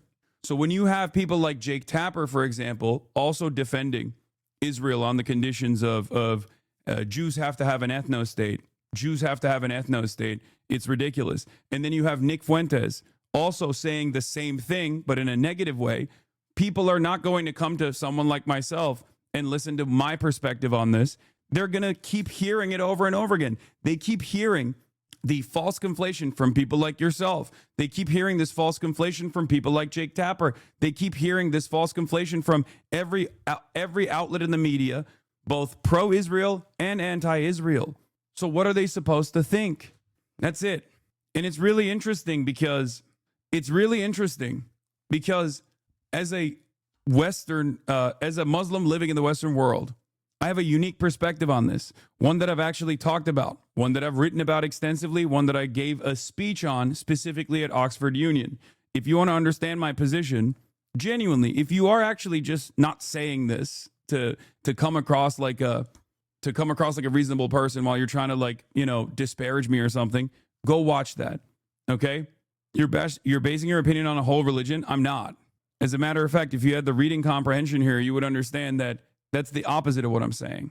Instead of rage tweeting and sitting in this chat, you should perhaps try to comprehend what I'm saying here and not just act as though you are charitable to my position on the internet to, try to win over some people or try to win like this silly argument, which you're not going to win anyway. Okay? Just think about it. Instead of tweeting, just try to understand what I'm saying. Okay? You're basing your whole opinion on a religion because of one single place of worship, then you use your huge platform. I think he makes a valid point. Why is the brutal Zionist regime so popular among Jews? Have you ever taken the time to research that exact question? This is not something that I want to happen. This is something that I have worked, as I'm saying here, against happening over and over again. But when you say you're Jewish and you defend Israel and you think Israel is defensible when it's conducting a genocide and you say it's not a genocide, okay, what do you expect people to learn from that? When they hear that over and over again, when a random person who already has anti-Semitic tendencies, as most people do, right? I think you and I would agree on this. This is not like a, crazy position. A lot of people will say like, oh, there are a lot of Jews in Hollywood. Isn't that strange? There are a lot of Jews in finance. Isn't that strange? Like those sorts of attitudes have always existed, right? The nascent anti-Semitism, it can be dangerous if all of a sudden people have a negative perspective, but it's a thing that has been talked about over and over again, but not oftentimes discussed, right? When you already have a lot of people, especially living in a fairly segregated society where they might not live around any Jewish people at all, and they have these sorts of attitudes, and then they hear over and over again that every Jewish person cares about Israel, so if you criticize Israel, you're anti-Semitic. And then you advance silly, faulty numbers like 90% of Jews are Zionist over and over again. You're teaching people that Jews care about Israel a lot, okay? Now, the extent of that care is up to question. Obviously, it's a very vague observation. What does that mean, that Israel is important to you as a Jew? Because that's the poll that people point to. That was a question that they asked in that poll. But having said that, when you say that over and over again, what do you think people are going to learn from that? What do you think people are going to learn from that? They're going to think, okay, yeah, all right, Jews care about Israel. That's what they're going to think. The difference now, however, as opposed to the last 50 years, is that now Israel is seen as a negative, okay? Now Israel is known as a state causing terror, which is the truth for the record. It is the truth. Israel is a terrorist entity. Israel is a state, a vassal state of the United States of America that is causing a metric ton of terror in the region. Okay? According to you, you just made a couple of claims just now about my stance that aren't true, but I understand you're in your flow state and I won't hold it against you. According to you, China is just a normal country, but Israel gets all your attention. What should people take away from that? I mean, this is something that I've talked about quite extensively, but I think you might hear it for the first time ever. But here it is. China's operation in Xinjiang, okay, in terms of dragnets, mass surveillance, and re-education camps was completely unjustifiable. I've talked about this extensively. You'll never hear it in clips, obviously, because it doesn't favor people's arguments that I'm a China dick rider who never criticizes China. But if Israel operated in the same way that China operated in Xinjiang, in both Gaza and the West Bank, where every single Palestinian had equal rights in the aftermath of this re-education and whatnot, the rest of the Western world would consider Israel to be the most peaceful nation of all time. As a matter of fact, people such as yourself and numerous others still consistently refuse to recognize that Israel has conducted a genocide, that Israel has always had an ethnic cleansing goal in mind from the beginning, that the inception of the nation state started with the Nakba in 1948, and even before 1948, obviously. This is the problem. Also, we're not even talking about China right now. We're talking about Israel. I held this on to a higher standard. I don't go off of every streamer that says some bullshit. There isn't enough time in the day. Also, tweet mentioning equals cyberstalking. Language and words are important these days. People like yourself have to stop fucking them up. I've had personal conversations with Harley back in the day, too, which makes this even crazier because I know his newfound allegiances with certain people that he knew were Nazis makes things even stranger in this regard. Finding yourself aligned with the likes of Sam Hyde after openly stating that you know that they're Nazis, while simultaneously consistently talking about someone like myself that you know has spent a good deal of time and still consistently does so in combating anti-Semitism, shows me that your highest priority is simply trying to defend Israel at a time when, unfortunately for you, it's utterly indefensible. Okay? Well, you got the United Nations, you got plenty of Israeli and Jewish academics who openly recognize it as genocide. It's over. It's done. And despite the consistent propaganda in the Western world through Western mainstream resources, even Americans are recognizing that Israel's doing a genocide. So the more you consistently try and defend this, the worse it'll look for you. Not only is it shameful to defend genocide, but you also are making the world a less safe space for anti-Zionist Jews and all Jews alike by consistently putting up a front where you claim you're like doing this because Jews have to exist in Israel. Jews have to have Israel exist in the way that it does, the violent ways that it does, where even the notion of giving equal rights and equal representation to non-Jews in Israel is actually a serious demographic problem. That's an ethno-state, brother. That's fascism. I'm an anti-fascist. It doesn't matter if it's the fucking German folk doing the fascism, and it doesn't matter if it's Itamar Ben-Gvir or even someone such as yourself doing the fascist argumentation. God damn it. I know I'm out of focus. I know. I'm losing my fucking mind about this. What is happening with this fucking stupid-ass camera? Is it the Labubu that is focusing on, maybe? I feel like it's still out of focus. It might be focusing on O'Bungler. What a horrible days to have eyes and have... I have Syrian, Tunisian, and Moroccan Jewish friends in Montreal, and they cannot go where their grandparents grew up. The Nakba went both ways. Oh, my Lord. Sure, bud. Well, don't worry. Israel's taking up pieces of Syria, too, now. So maybe they can go to Israeli-conquered territory in Syria, if you think that that's a serious consideration. Is there ever a moment where you consider the actual victims here when we're talking about it? Or is it always that you and your friends living in fucking Canada that are the real victims? Like, this is what I mean. It's like sheer arrogance. It's the way that a lot of people who want to defend Israel communicate about this stuff. That is how you fuck up 80 years of solid propaganda with billions of dollars in lobbying funds and hundreds of millions of dollars in direct economic aid to Israel in return for the multi-billion-dollar very consistent and fairly successful propaganda apparatus. That's how you fuck it up. It's the sheer arrogance. That's what it is. Sorry, can you not accept that there are and have been victims in both sides? Brother, do you think that the Nazis were victims in the Holocaust too? Is that what you're doing? Is that the argument that you're going to present to me right now? Because you do realize that the Holocaust is not like a singular event, you know? What do you mean, both sides? What the fuck are you talking about, both sides? There's no both sides in the current genocide, the current Holocaust that Israel is engaging in. What is the both sides of that situation? Don't do this fucking bullshit victimhood, brother. Like, what are you talking about? What is this? There's no standard with you. You are the worst of humanity. What? Those words and all the other words you type don't tell me anything about genocide. They're pretty irrelevant to the discussion we're having. This video is proof that it's not a genocide. That's why you started rambling. Not trying to justify war here. I'm demonstrating how it's not a genocide. More than 19,000 rockets were launched at Israel since October 7. It's a very small and densely populated country. You don't fund genocide. Your country prevents one. Not apartheid. Palestinians, Christians, and Arabs, Druze, and plenty of non-Jews live in Israel. Oh, brother. It's just, I don't think you are capable of reading the room. That's the problem. And not just this room, but every room that you're in at this point. Okay? And this is kind of my point. The point I'm making is, brother, even if you want to defend Israel, you should just probably keep it quiet. Okay? Because you are genuinely participating in people developing this horrible tying their friends and the people that they know in the Western world of Jewish background to Israel. Because you're doing that, okay? That's true. 10,000, not this room, every room.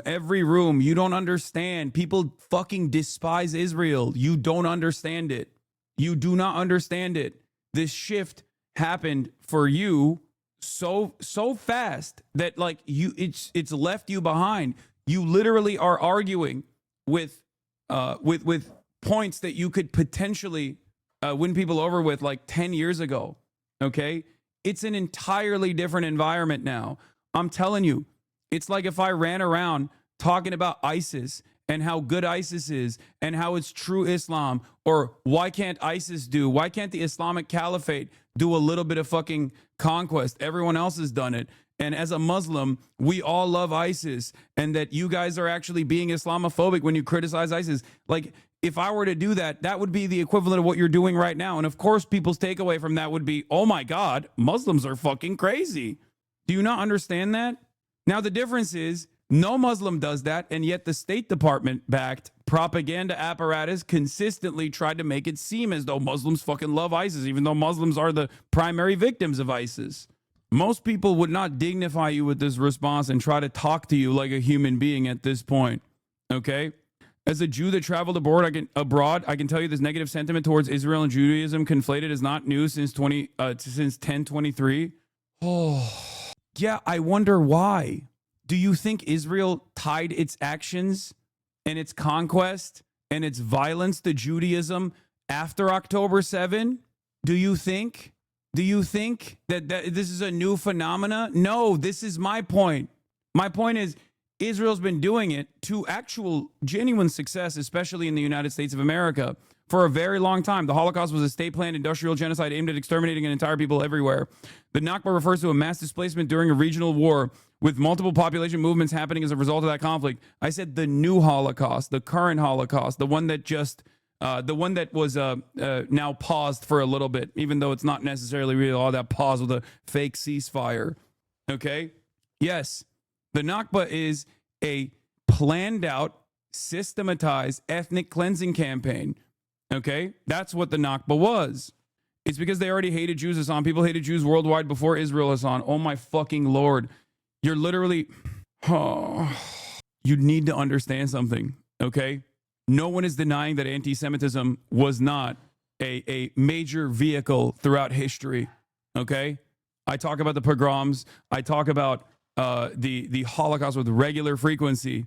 This has nothing to do with the Nakba, okay? Unless you think that the Arabs, Muslims and Christians alike, that lived in that area were simply frustrated because Jews were there now, and not because they correctly recognized that the British occupants that lied to the Arabs initially were actually, after the Balfour Declaration, creating a settler colony. And they were right, by the way. The Arabs were correct. They were creating a settler colony.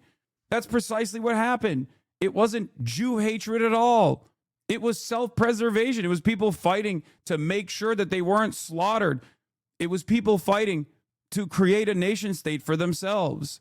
And prior to the British intervention, prior to British control in historic Palestine, British mandate Palestine, there were Jewish people living there, and they did not have these sorts of issues. There was no like consistent Jew hatred that was taking place under the Ottoman Empire, and I'm sure you know this already. Okay, or maybe you don't. But the Ottoman Empire was considered a safe haven for Jews that were escaping numerous other pogroms throughout time, whether it be the Spanish Inquisition and numerous others. I need you to understand, okay? And I don't know if you ever will. Lied to Arabs and the Jews, lied to both, bro. First of all, there were Arab Jews as well, as you like to bring up when you're talking about your friends in Montreal. Okay, so it's not even like different. You don't even live in Israel and you're using like Israel demography. It's so funny. This is what I mean. It's like pure brain rot. Ugh. In any case, I don't think you're ever gonna, I think you might be a little too deep. You might be a little too invested. And I doubt you're gonna comprehend what's going on. But once again, yeah, the dhimmis in the Ottoman Empire, Jews pay tax for being Jewish. Dog, in comparison to the Inquisition, just don't refer to me. Listen to Jewish historians, okay? Listen to Jewish historians. The Ottoman Empire, in comparison to the Western pogroms, the pogroms that were happening in the Western world, were far more tolerant to coexistence, okay? Yes, Jews and Christians paid a tax. This is not even a defense of the Ottoman Empire either. Like, I don't even give a shit about defending the Ottoman Empire. I'm just talking about history. Every non-Muslim paid a non-Muslim tax, and Muslims had a separate tax. But you do understand this, right? You do understand this, right? Like when you consistently try to like defend Israel and talk about, you know, an ongoing genocide in this way, when like even people who don't give a fuck about Muslims, right? Like Arabs, Muslims at all are recognizing this to be like a truly horrifying situation. Like, you are saying, this is my shit. This is me. I am a Jewish person living in Canada or living in America. I don't know where you live, right? And I love Israel, and I'm going to defend Israel, and I'm actually going to use anti-Semitism as a reason for why Israel must exist in the violent ways that it does. This teaches people the wrong lesson. It teaches people the opposite lesson that I'm trying to teach them, which is ironically exactly what I was trying to say here, which you did not understand. Okay? That is my point. You're contributing to it. Anyone that turns around and says, Zionism, well, 90% of Jews are Zionist. Okay, 90% of Jews are Zionists. So if you're anti-Zionist, you're anti-Jew, does not realize that you're teaching people to be anti-Jew in that situation. You're not teaching them that like there is a difference in opinion between many different people. People go, okay, I'm anti-Israel, so if 90% of people are 90% of Jews are pro-Israel, then I guess I'm anti-Jew. That's it. Because a lot of Zionists do not understand that people do not fuck with Israel no more. It just doesn't make any fucking sense, especially to someone like myself, especially someone whose name is Hassan, especially someone who's like, a prominent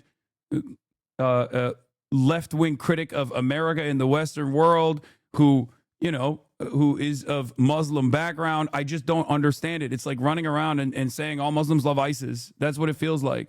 And for the record, anti-Semitism would still exist. People would still tie Israel's actions to Judaism regardless. But you're not making it any fucking easier, especially when you argue with someone like myself. Oh my God. Haha, in comparison, bro, Jews paid for being Jewish. Okay, they were tolerant, but Jews are discriminated against. You painted it as it wasn't like that. And then I pointed out and you get exasperated. This has been my issue with you. No, reading comprehension is your major issue. And critical thinking is your major issue. On the one hand, there was ethnic cleansing taking place against Jews. On the other hand, Jews, just like Christians, were forced to pay a tax, okay? A non-Muslim tax. Take it up with people that chose to escape to the Ottoman Empire at the time, and not with me, okay? They made that choice, and I think it was the right choice to make. Yes, if he's talking about jizya, it was only for military ages and capable men only, not women, children, and the elderly. Around 1.5. Muslims pay 2.5 zakat. Can't believe we're still doing this Islamophobic talking point of the Big 2026. And the tax exempted them from joining the army. It doesn't matter. It doesn't matter. Here, I mean, this article is a great one. I've talked about this already. What did the Ottoman Empire ever do for us? Quite a lot, in fact, by Diana Darke. Contrary to the prevailing view, the Turkish civilization had an egalitarian, multicultural outlook which protected Jews. It's ridiculous, dude. It's just so funny to try to argue on, you know, the Ottoman tax policies of me in an effort to try and fucking justify the Nakba somehow. Oh shit, dude, I'm sorry. I'm sorry that you know, Jews and Christians alike paid a specific tax when they weren't serving in the Ottoman military. So I guess it's okay to fucking do the Nakba and then 80 years of like slow burn ethnic cleansing and mass displacement and land theft. Shit, I should have thought about that. Yes, Jews don't have to pay taxes for being Jewish anymore. Look at your chat trying to justify how Jews paying taxes for being Jewish. Isn't that bad, lol? Dog, it's not that bad in comparison to fucking genocide. That's the point that people are making, which I think you can understand, right? Or perhaps you can't. Take it up with the people who fled and sought refuge in the Ottoman Empire. We don't have to have this discussion right now, especially when you're trying to justify the fucking Nakba for this reason. Oh my God. Do you not understand how fucking stupid this argument is? Are you all right? Never justified the Nakba, only pointed out it went both ways. Jews were expelled as well during their Nakba. Oh my God. Yeah, why the fuck do the Palestinians have to be those who are ethnically cleansed for the European genocide of Jewish people? I know, that's a separate point too. Anyway, yeah, you never justified the Nakba, you just said both sides suffered. Yeah, you know, poor Nazis suffered during the Holocaust too. Why do you not think about that? Poor Turks suffered during the Armenian genocide. Why does nobody ever think about that? It was just mass transfer. It wasn't that big of a deal. It was a little bit of ethnic displacement, right? That's what I would sound like if I were you. You know, doing the same kind of defense. And many people still do it to this day, as a matter of fact. Anyway, this isn't even one of the more consequential parts of this conversation, because like you won't even recognize that Israel's doing genocide to this day. So I don't even know what the fuck we're talking about at that point. Anyway, hopefully this was somewhat educational. Maybe one day. But this is not the right argument to make. And if you were in here, as a matter of fact, when I was talking about this initially with the Somali conversation, assuming that all Somalis are actually doing mass fraud is akin to assuming all Jews are doing international sex trafficking for Mossad and pedophilia, like because Jeffrey Epstein. Okay, that's a better argument, which is one that I presented when talking about the Islamophobia and comparing it to anti-Semitism. You are extensively trivializing the Holocaust to prove your point. Israel is a terrorist state. Okay. A terrorist state that's doing what? Doing genocide. Zionism is a fascist ideology. If you don't recognize these things, we can't have a normal conversation. I can explain it to you again, over and over again, but stop. Monkey do Houthi, shut the fuck up.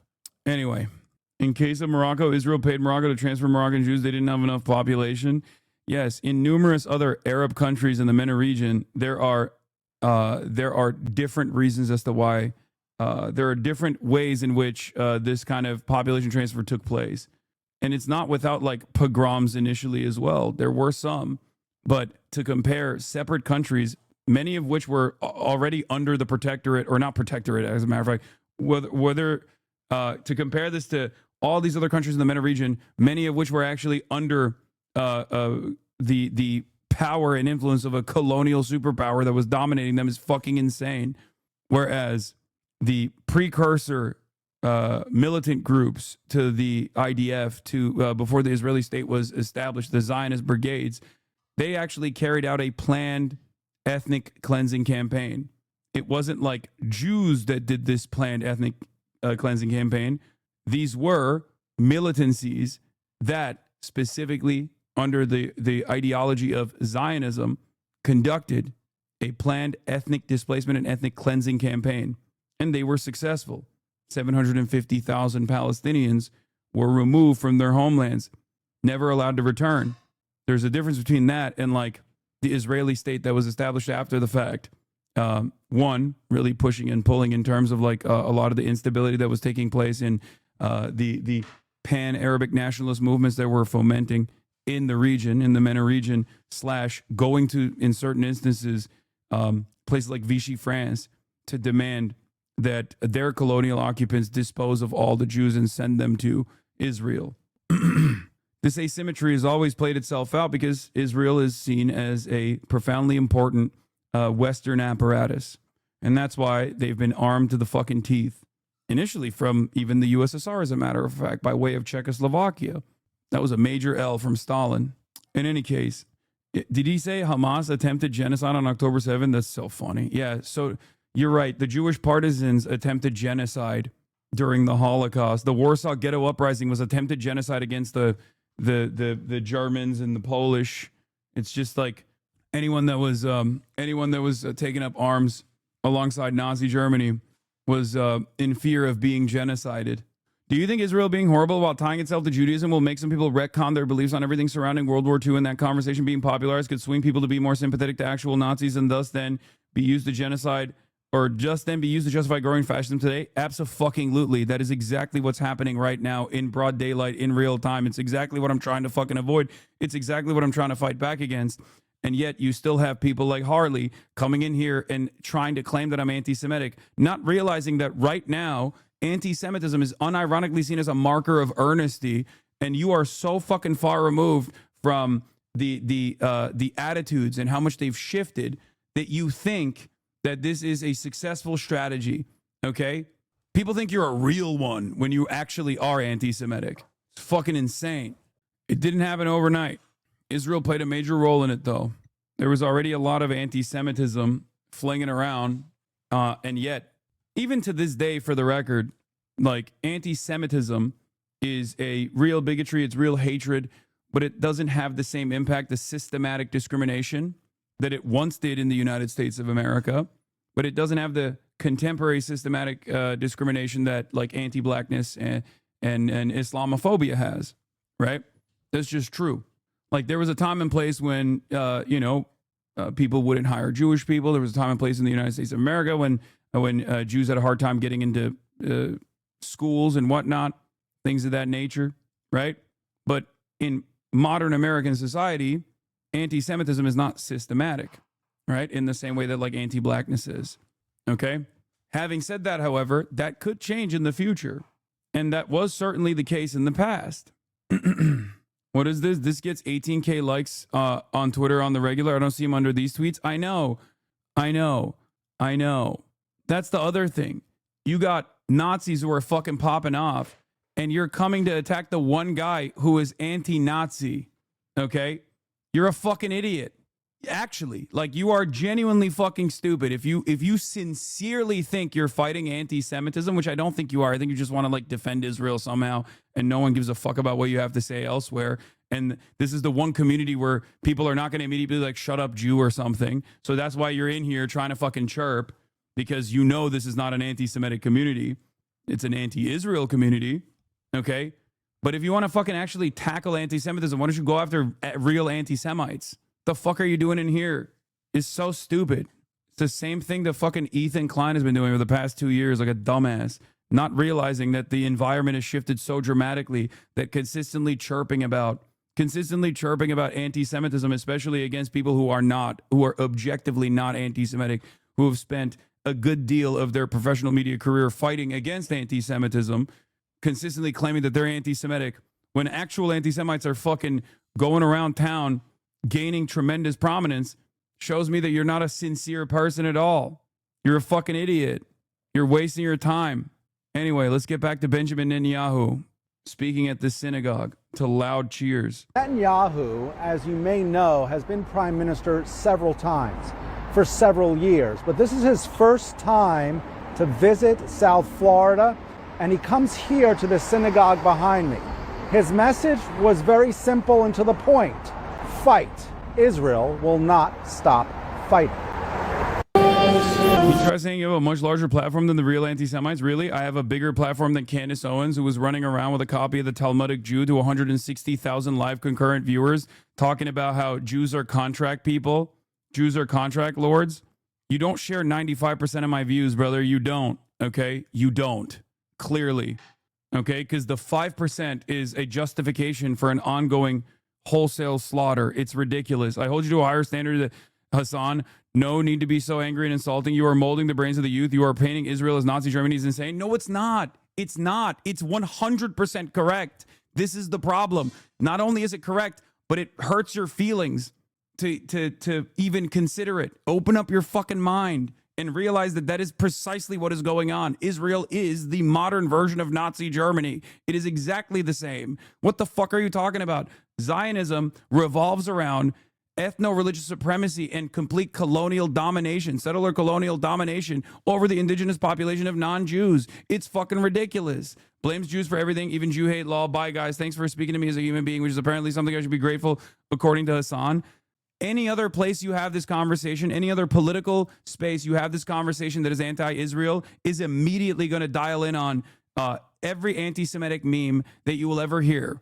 Okay? That's just the truth. The reason why you know that's not going to happen here is because deep down inside you also know that I am not an anti-Semite and I actually viciously combat against anti-Semitism. Ironically enough, our argument here stems from me saying Jews consistently saying they love Israel and defend Israel's genocide is actually fomenting anti-Semitism and making the United States of America and every other Western country a less safe space for Jewish people overall, because everyone fucking who is not as socially invested in the continuation of Israel as an ethno-state is going to look at this and go, okay, well, I guess, I guess Jews do care about Israel. All they care about is Israel. All they talk about is Israel, and become anti-Semitic as a consequence of that.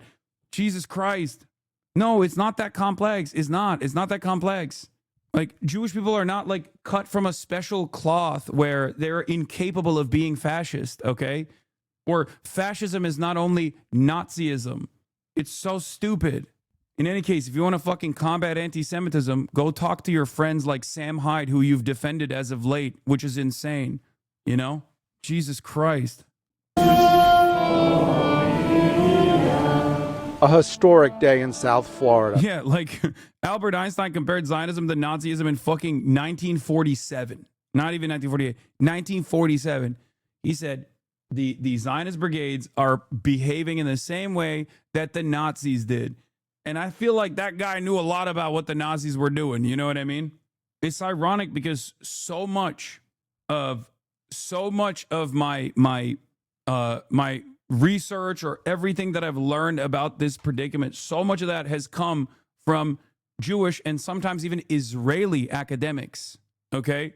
If it wasn't for Jewish Israeli academia, the new historians, we wouldn't even know that, like, we wouldn't even have evidence, rather, because we knew that the Nakba was an ethnic cleansing campaign, obviously, because their victims were alive. Some of them are still alive, right?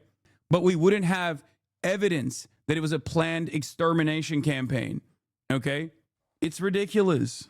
I can't believe we're having, like, the same fucking argument still after 2 goddamn years. For the first time since he has been Prime Minister of Israel, Benjamin Netanyahu makes a visit to South Florida. Anyone who doesn't go to Florida these days. Research meaning Twitter? No, you don't, and your chat proves that you don't. This is the environment you've built, research meaning Twitter. Dog, I literally have a dual degree in political science and communication. This is something that I have actually... Why am I entertaining this? It's just pure projection because your fucking favorite content creator who you think is actually an intellectual or some shit is only getting their information from, I suspect, Twitter, or consistently claiming that I'm getting my shit from Twitter.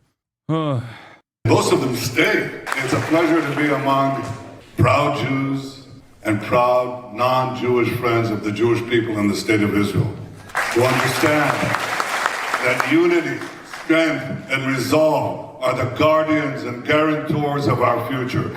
In the morning, heightened security around the synagogue. Crowds gather. Local 10 gets inside the synagogue as people wait for the prime minister.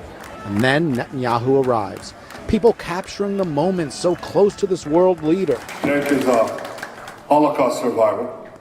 He escaped the death camps. And I shook his hand, and I said to him, and I said to you, I say to the entire world, never again. Yeah, never again for anybody, okay? Not the Kahanis interpretation of never again, which is never again just for Jews. But that is the modern state of affairs, unfortunately. Never again. President Trump asked me, how do those people, how do they stand it? How do they do it? And I said, well, see, I couldn't quote directly. a great singer in Israel. So you're saying all lives matter, Lamau? I mean, that's quite literally the point of Never Again, yes. Yes, it is. It literally is. That you're not wrong. Yeah. Yes, all genocides matter. It is genocide. I mean, that's the one time when you can say, you know, yeah, all lives actually, when it comes to human rights. You know that. It's the spirit. It's the spirit of our forefathers. And Netanyahu leaves the audience with a message about the rising tide of anti-Semitism worldwide. The last thing you should do is lower your head and seek cover. That's not what you should do. You should stand up and be counted. You should fight back. You should speak up. You should attack your attackers. You should delegitimize the delegitimizers. That's what you need to do. I cannot believe this motherfucker gets to do whatever the fuck he wants, dude. Hasan saying all lives matter with his entire chest. Yes. It's so fucked. BLM was such a bad choice as slogan, man. No, it wasn't. What the fuck are we relitigating here? No. You know, it's interesting. When I say fight back, is to fight back to combat anti-Semitism. That last remark there, yeah, no, totally. Thank you. That's what he was wants. Speaking about a teenager who was in the audience, and this teenager asked the prime minister, how do I deal with anti-Semitism on college campuses? And Netanyahu says, do not lower your head. The prime minister also spoke about his recent visit with President Trump in Mar-a-Lago, calling him a great friend to the state of Israel. We'll have more for you tonight at 6 o'clock. For now, I am live in Surfside. Rosh Shloh, Local 10 News.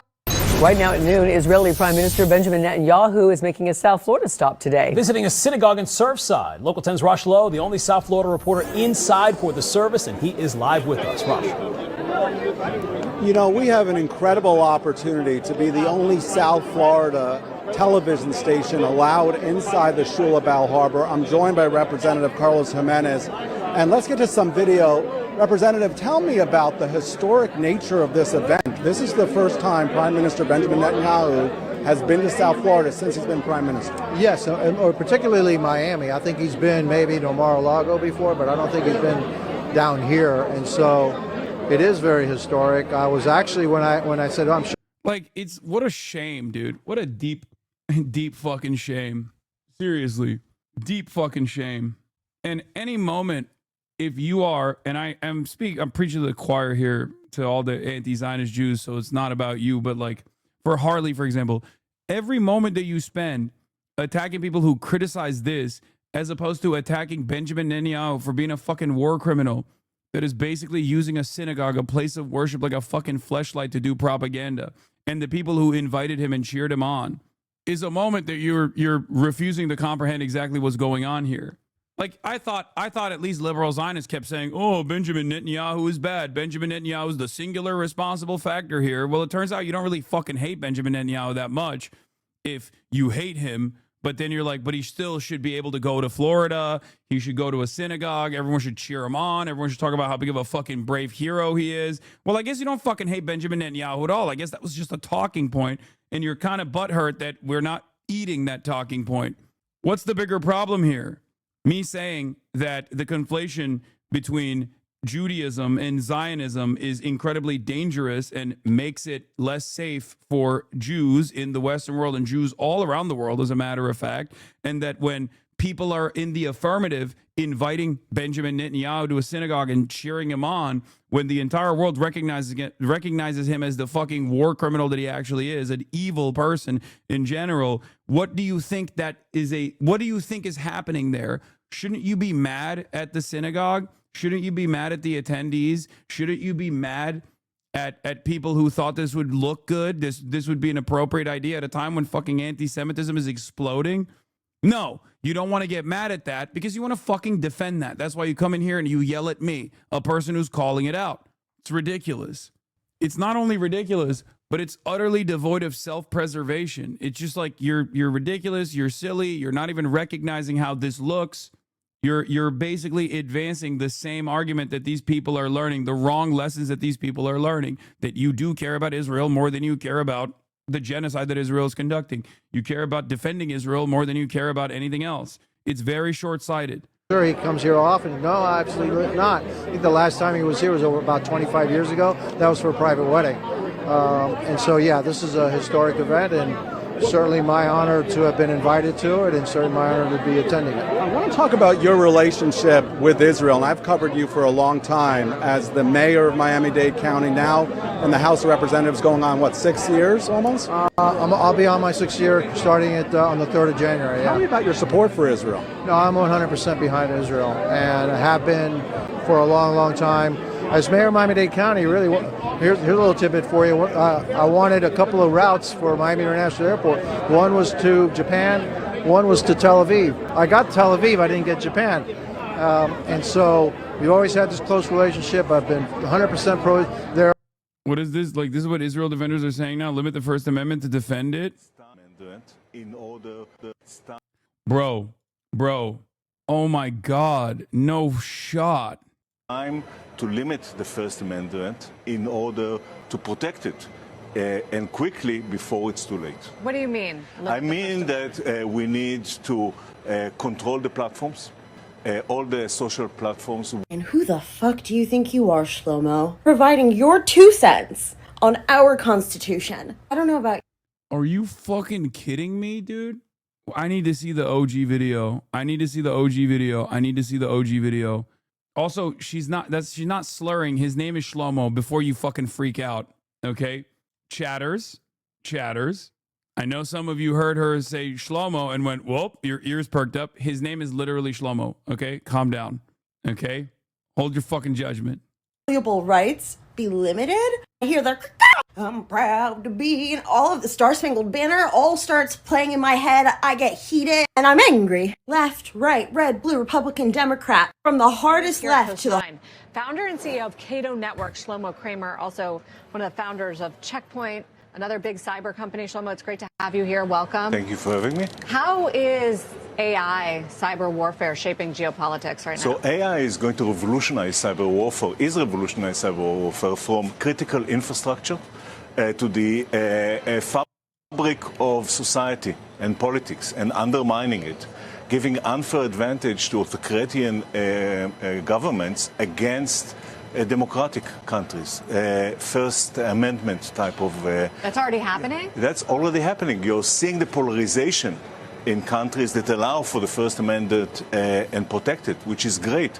That's crazy, brother. You can't... This is what I mean. This is the arrogance, the sheer arrogance, okay? You say stuff like that. Like, I swear to God, look, different circumstances for Dubai. Dubai is funding, and the UAE is funding and facilitating the genocide that's going on in Sudan, right? And obviously the victims are in the African continent, so people don't really care about it as much, right? Because there's a white supremacist undertone to the whole thing.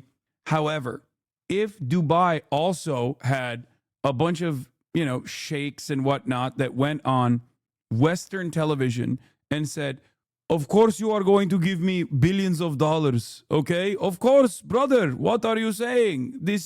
Come to Dubai, give me $1 billion for gun. I will do the genocide. I will do whatever I want. And then simultaneously say, and you cannot speak out against the UAE. Brother, if you speak out against the UAE, you are being Islamophobic. And we will limit the First Amendment. If you were to fucking hear that all the goddamn time, okay, I think a lot more people will be paying attention to fucking what's going on in Sudan. Okay? Straight up. Americans partially hate Israel now because of this shit. This is crazy. You got to do it with the thickest Israeli accent, being like, the First Amendment is, it must be shut off. People are saying too many bad things. It's ridiculous. Anyone that sees that is immediately going to be like, well, fuck off. And I know it's difficult to hear. That's literally a big part of the reason why people fucking hate Israel in the West now, because of the sheer arrogance of Zionist envoys of Israel, the sheer arrogance and the way that people who want to defend Israel communicate their perspectives with unlimited hubris and arrogance. For the last 2 years, as in the backdrop, there is a fucking limitless slaughter of children taking place, was enough for a lot of people. Was enough for a lot of people who had a lifetime of pro-Israel propaganda baked into their fucking consciousness too. But it's time to limit the First Amendment in order to protect it, and quickly before it's too late. What do you mean? I mean that we need to control the platforms, all the social platforms. We need to stack rank the authenticity of every person that expresses themselves online and take control over what they are saying based on that ranking. The government. The government should control the social media. Yeah. Even the CNBC anchors are like, what the fuck? I don't know about this. What are you saying? Give it to me. I will control. Give it to me and AI. We will control environment. No more First Amendment. He's definitely not going to like it when people are forced to use their real names and say the exact same things. No, it's just like this is fucking crazy. Like, this is unironically what people are seeing, what they're experiencing, what they're frustrated by. And it gives a perfect opportunity for people like Nick Fuentes to immediately package this back to like Jews control the media. Okay? The connective tissue there, however, is not just Nick Fuentes saying all Jews care about Israel. It's Jewish people who also love Israel consistently putting that at the forefront of their argumentation, being like, if you criticize Israel, oh, sweetie, you're being quite anti-Semitic, actually, for criticizing Israel. The fuck do you expect people to learn from that? You know what I mean? Why do you think he's popping off now? Why do you think this fucking neo-Nazi that was deplatformed from every fucking platform is now a major figure in American politics? How do you think that happened? Because people fucking hate Israel. And he is seen as an earnest criticizer of Israel. We should do that. And we need to educate people against lies, and government need to develop cyber defense programs that are as sophisticated as the cyber attack. Today it's a 1 to 100 ratio.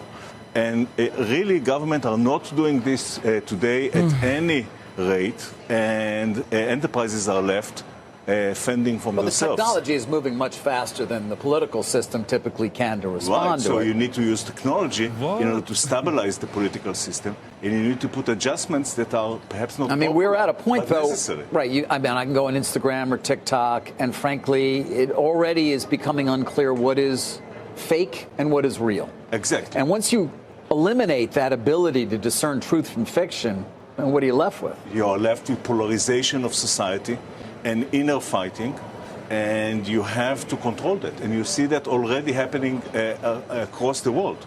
So this is an urgent need by the government to do that. And until then, enterprises are buying by themselves more and more cybersecurity solutions, but they can't afford all these solutions by themselves. So they are looking for ways to deliver more efficient consumption. And I assume you have some of those ways, obviously. Right. So, and that drives really the next generation of companies such as Wiz, CrowdStrike, Cato networks on the network that are platforms and are able to deliver this extended need for security in an affordable way for enterprises. For enterprises, right. Not for governments. Not for government, but government need to start building their programs.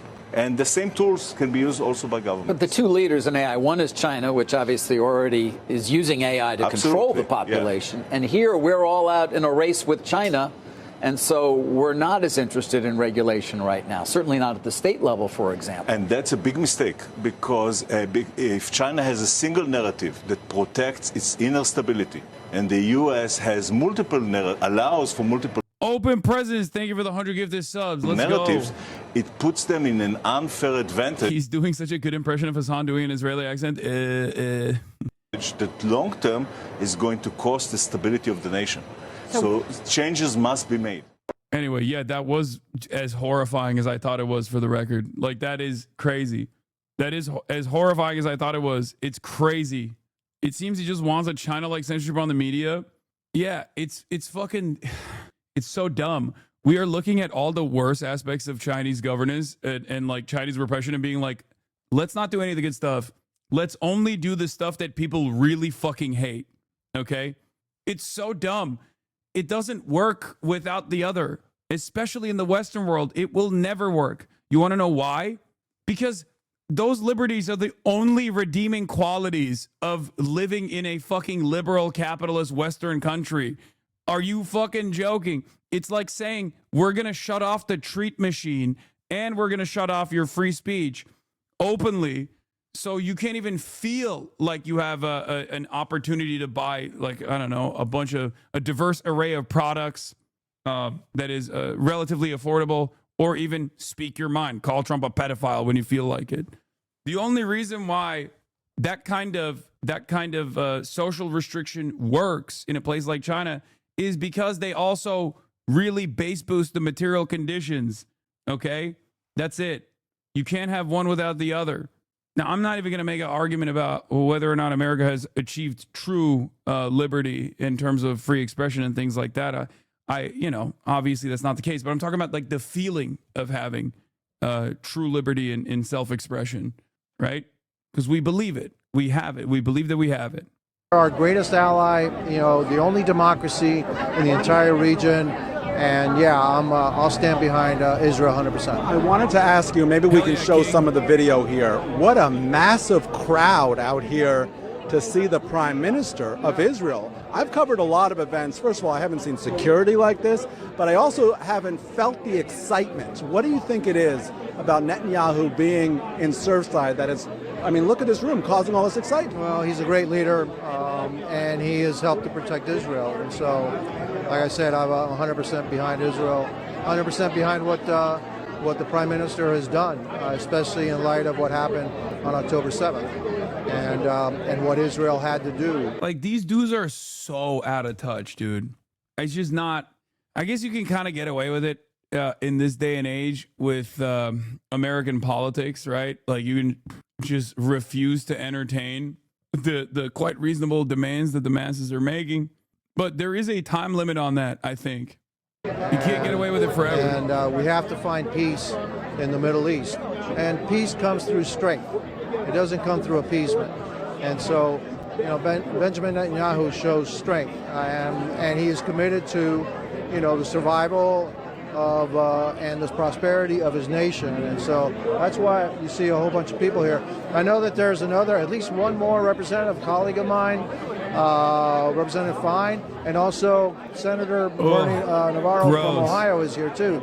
So yeah, there's a lot of buzz here today. You know what I love about South Florida? Even though it's a big city, it's still a small town. For people at home, I was walking through and I saw the representative. I go, "Do you recognize me?" He goes, "Yes, of course I recognize you." Yeah. We've been covering each other for many years, and it is so nice to be here to see I want people at home to recognize the importance of this. The Prime Minister of Israel chooses South Florida. What is the connection? And then I'll let you go. What is the connection between South Florida and Israel specifically? Well, we have a huge Jewish community here, and the connection again. We go back to what we did, right? We had that direct flight. That's a direct connection to Israel. There's a lot of people that donate money to Israel from this area, and so it's. I don't know if it's the number one, Jewish community in the United States, but it's got to be top two, okay? And so there's a huge connection to the state of Israel. There's a deep love for the state of. Bro, look at the amount of fucking cops, too. Jesus Christ. This is like Trump level security, brother. For a fucking foreign leader. What are we doing? God damn, dude. Israel here, and I'm sure glad that he finally came down. He needs to come down more often. All right, so we're going to be here live, and I thank you, Representative Jimenez. I really appreciate your time. Happy New Year. Happy New Year to you too. Let's let people at home. I want to show you the scene inside, just because it's unique that we're in here. We've seen a lot of representatives in here. We've seen just a ton of people who are just truly excited to see the Prime Minister. Now, as I mentioned there in the interview, this is Netanyahu's first. The president is visiting. Why wouldn't they be there? True. Daddy's here. Listen, I am surprised that you're surprised by that level of security. I mean, dude, come on. They shut down the entire fucking city, bro. What are you talking about?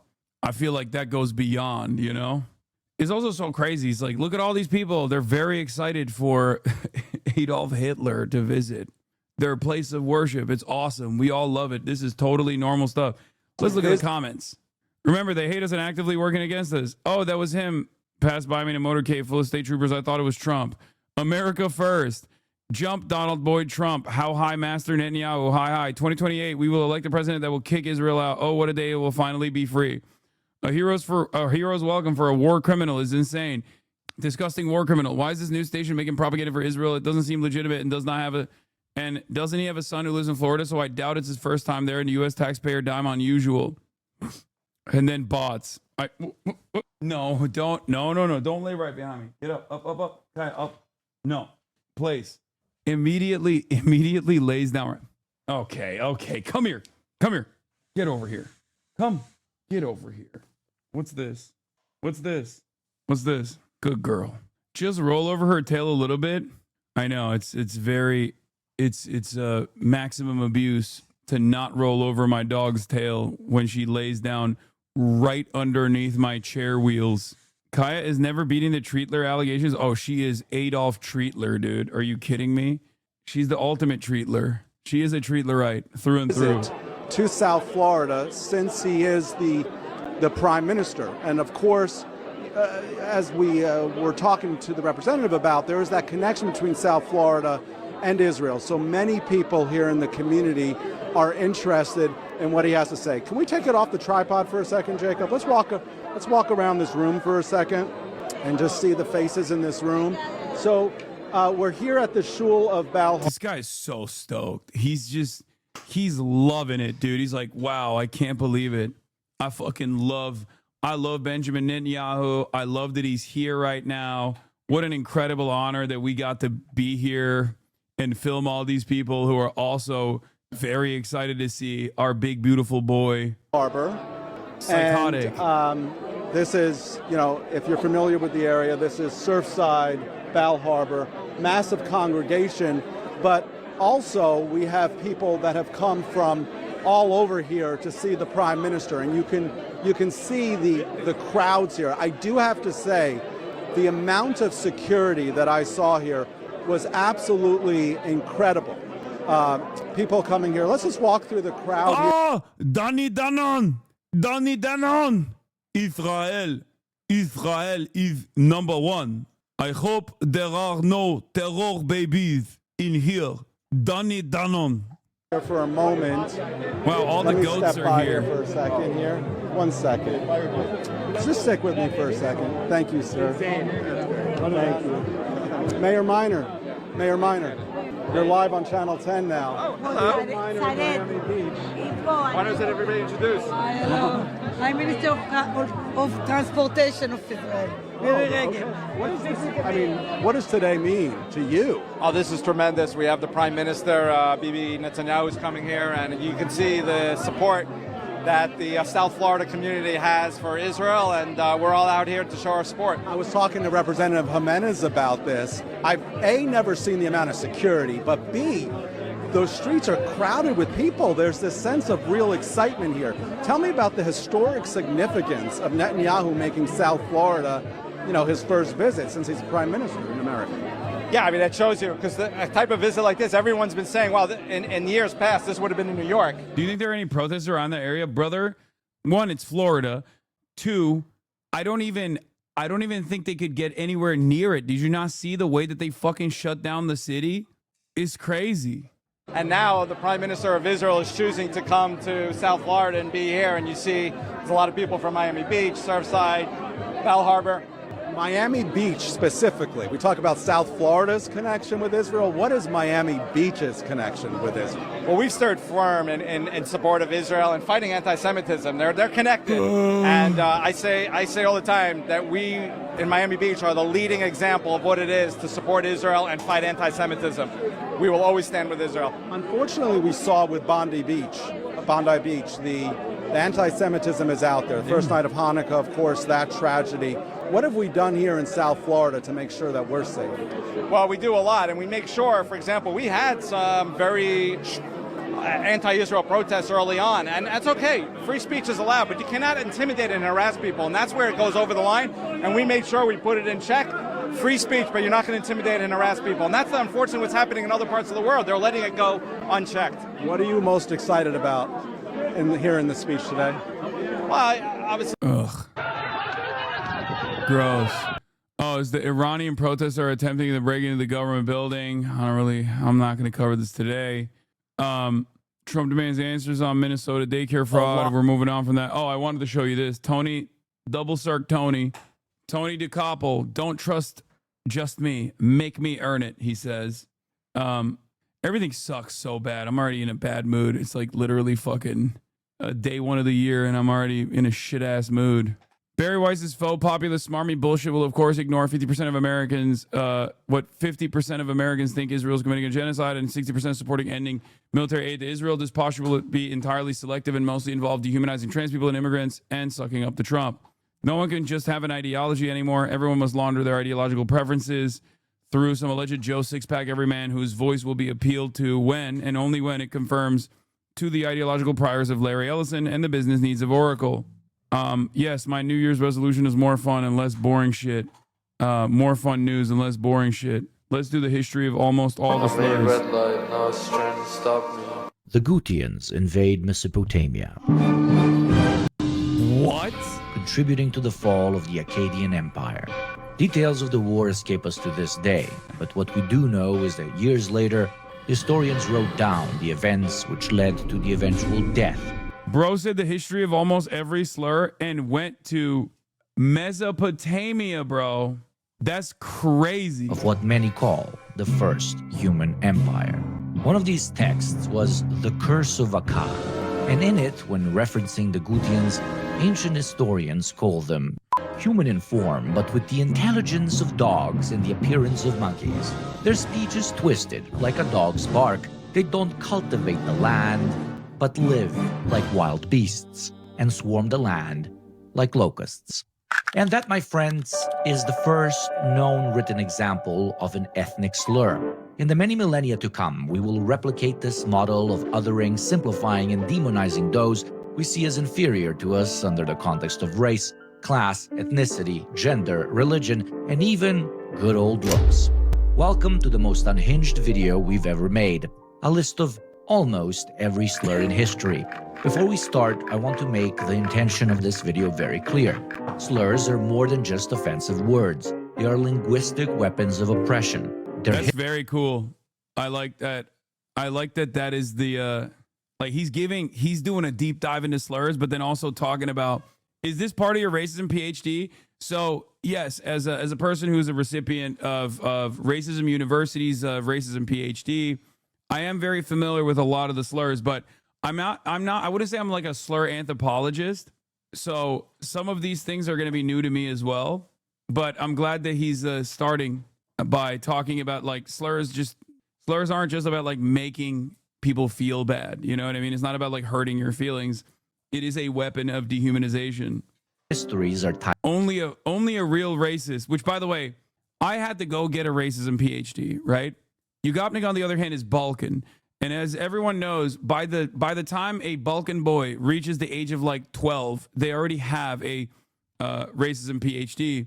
So for him, this is basically like ancient knowledge that he is that is downloaded into his brain.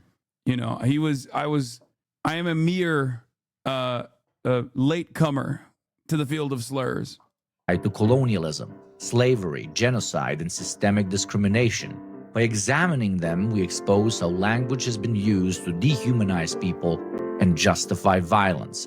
Ignoring slurs doesn't make them disappear. By studying them, we acknowledge their historical trauma, recognize how they're still weaponized today, learn how to challenge them effectively. But most importantly, at its core, we realize just how bloody fucking absurd they are. This shit becomes borderline comedic once you understand that it's been like used by our species for 5 millennia of society after society, thinking their beef is the most important beef of all time, that their society is the peak of civilization, and that their neighbors are the most inferior peoples to ever people. The pattern behind slurs repeats itself so much, it reveals its own absurdity. And through it, the absurdity of superiority of one people over another, which slurs de facto imply. So, strap in. We're going for a ride.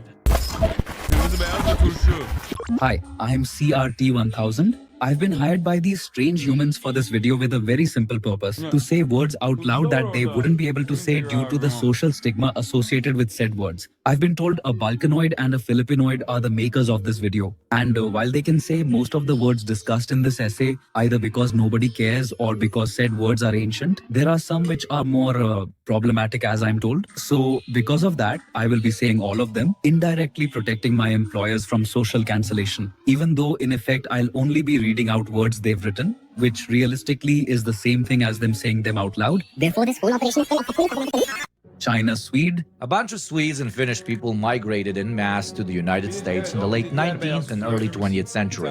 The domesticated whites would often make fun of their accents, clothes, food, and so on, but while the Swedes and Finns had radically different languages, it was still hard for the domestic monolinguists to differentiate between them. Enter race science of the time, which says Finns were part of the Asian race due to their Uralic non-Indo-European language and historic connections to Siberian peoples. So probably your regular bigot just went, okay, so they're like Asian Swedish people, China Swedes?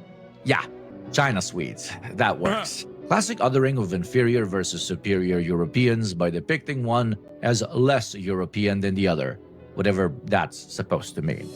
Curry Mouncher. British colonizers go to South Asia. They see people eating food they never tried, so they dismiss it as weird and disgusting. Mockingly, they call people who do eat it curry munchers, as it means to differentiate them from Europeans on the basis of what they see as a more advanced palate and sign of culture.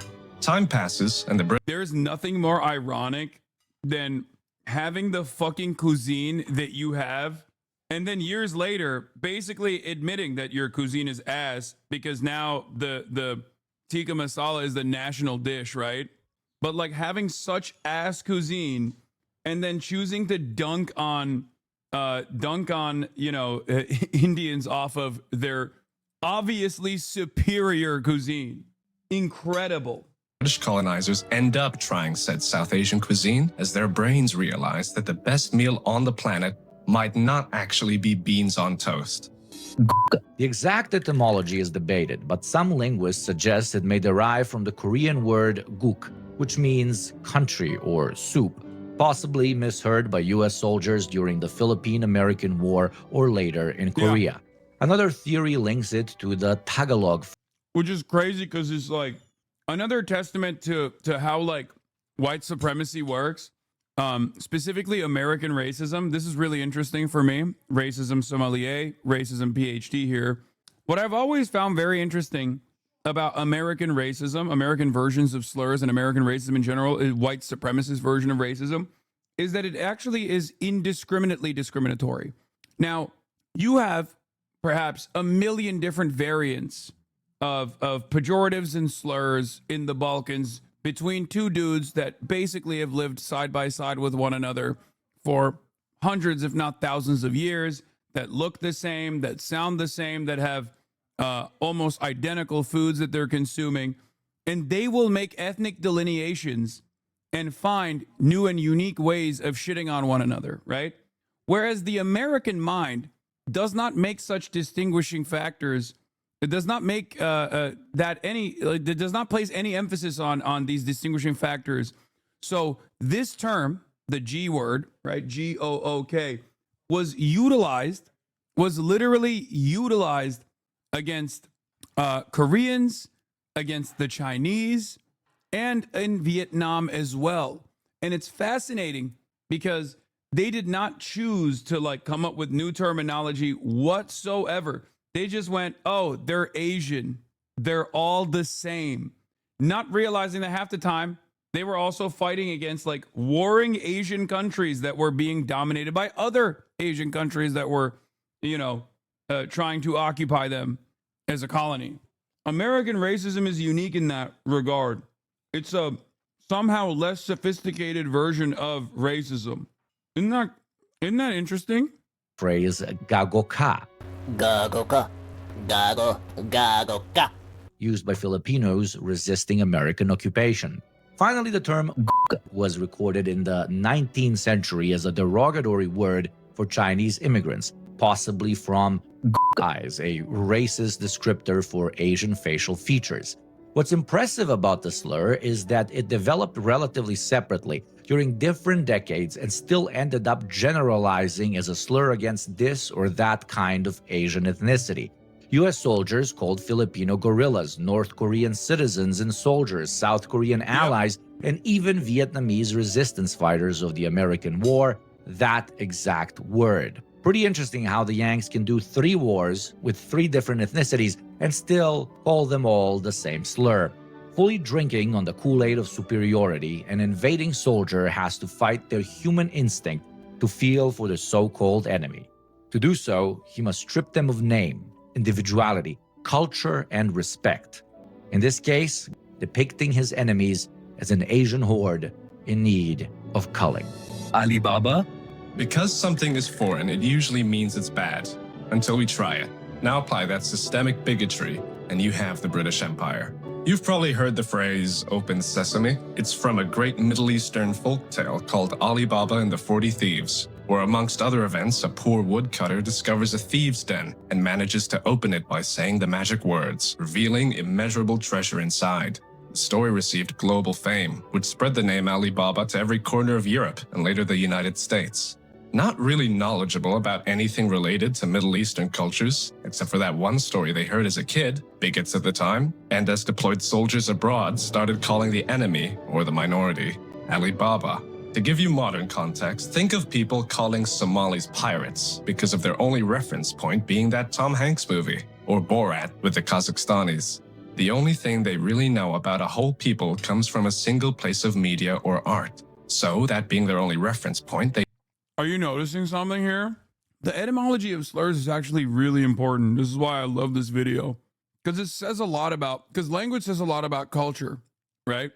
And if you noticed, once again, the American version of slurs are so incredibly stupid and bottom of the barrel. No sophistication whatsoever. None whatsoever. You go to any other region. That's why I always say, like, European racism is different. Like, it's infinitely more difficult to understand. You have to do, like, genuine reading to be able to unlock, you know, even the precursory racist notions that the average European holds. Fuck! I hate this. I hate this so much. Anyway, let's keep going. Doubled down, unwilling or unwise enough to dig a bit deeper. Even in fiction, when entrenched enough, can open sesame to stereotypes. Bog trotter? Imagine an island filled with swamps. Now imagine another island filled with swamps. That's Britain and Ireland. Now imagine one of these islands occupies the other for centuries, and one of the best slurs they can come up with as an island filled with swamps is to call the other ones swamp people, throwing stones in a glass swamp, I guess. So yeah, bog trotter, referring to the Irish as impoverished, dirty barbarians that live in swamps. Sheepshagger. One of the most classic slurs out there, calling a whole nation zoophilic. Arab, Turkish, and Persian bigots love calling Kurds sheepfuckers. Pakistani bigots do the same to Afghans, and urban Arabs to Bedouins. Mizrahi Jews and Arabs throw donkey lover at each other all the time, and pretty much every reactionary in the Balkans implies Albanians like to marry goats. The most famous version, though, at least in the Western Hemisphere, is the one used against the Welsh, a classic sheepshagger. Maybe the smoothest sounding slur on this entire list. Lesson, there isn't really one here. Urban versus rural areas are always going to manifest as some sort of crass play at obsession with animals or the soft urban life. If there's one slur category on this list I wouldn't take too seriously, it's probably this one. Beaner. It's a derogatory slur primarily targeting Mexicans and other Latin Americans, mocking their dietary staples like beans in Mexican cuisine, likely emerged in the early to mid-20th century in the US, tied to anti-Mexican racism and stereotypes about poverty. Basically, beans equals poor, which I take deep offense on because beans, when done right, can be the goddamn taste. Same to the curry one. Again, the colonist has an air of superiority that transcends or that seeps into every single aspect of existence for those it seeks to dominate. And it's very interesting that they will take something like objectively superior, you know, the beans that exist, especially in Latin American cuisine, and they will literally fucking use it as a pejorative. It's the same as like the British looking at India and saying, oh, they're curry eaters or whatever. It's delicious. Thing ever. Similar to curry muncher, this slur is seeped in irony as Mexican food ended up becoming one of the most widely celebrated cuisines in the country amongst people of every single ethnicity.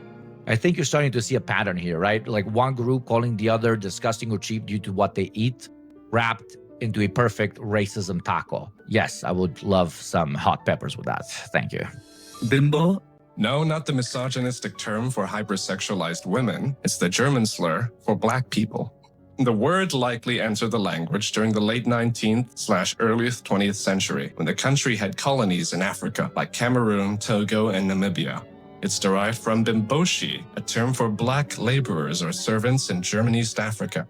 Scholars suggest it may have originated from local African languages like Swahili, but was distorted by German colonists into a derogatory term. In Nazi-era Germany, bimbo was used to demean black people, often associating them with subservience and primitivism. Today, bimbo is rarely used openly, but remains recognized as a racist relic. Most Germans associate it with historical racism rather than contemporary speech.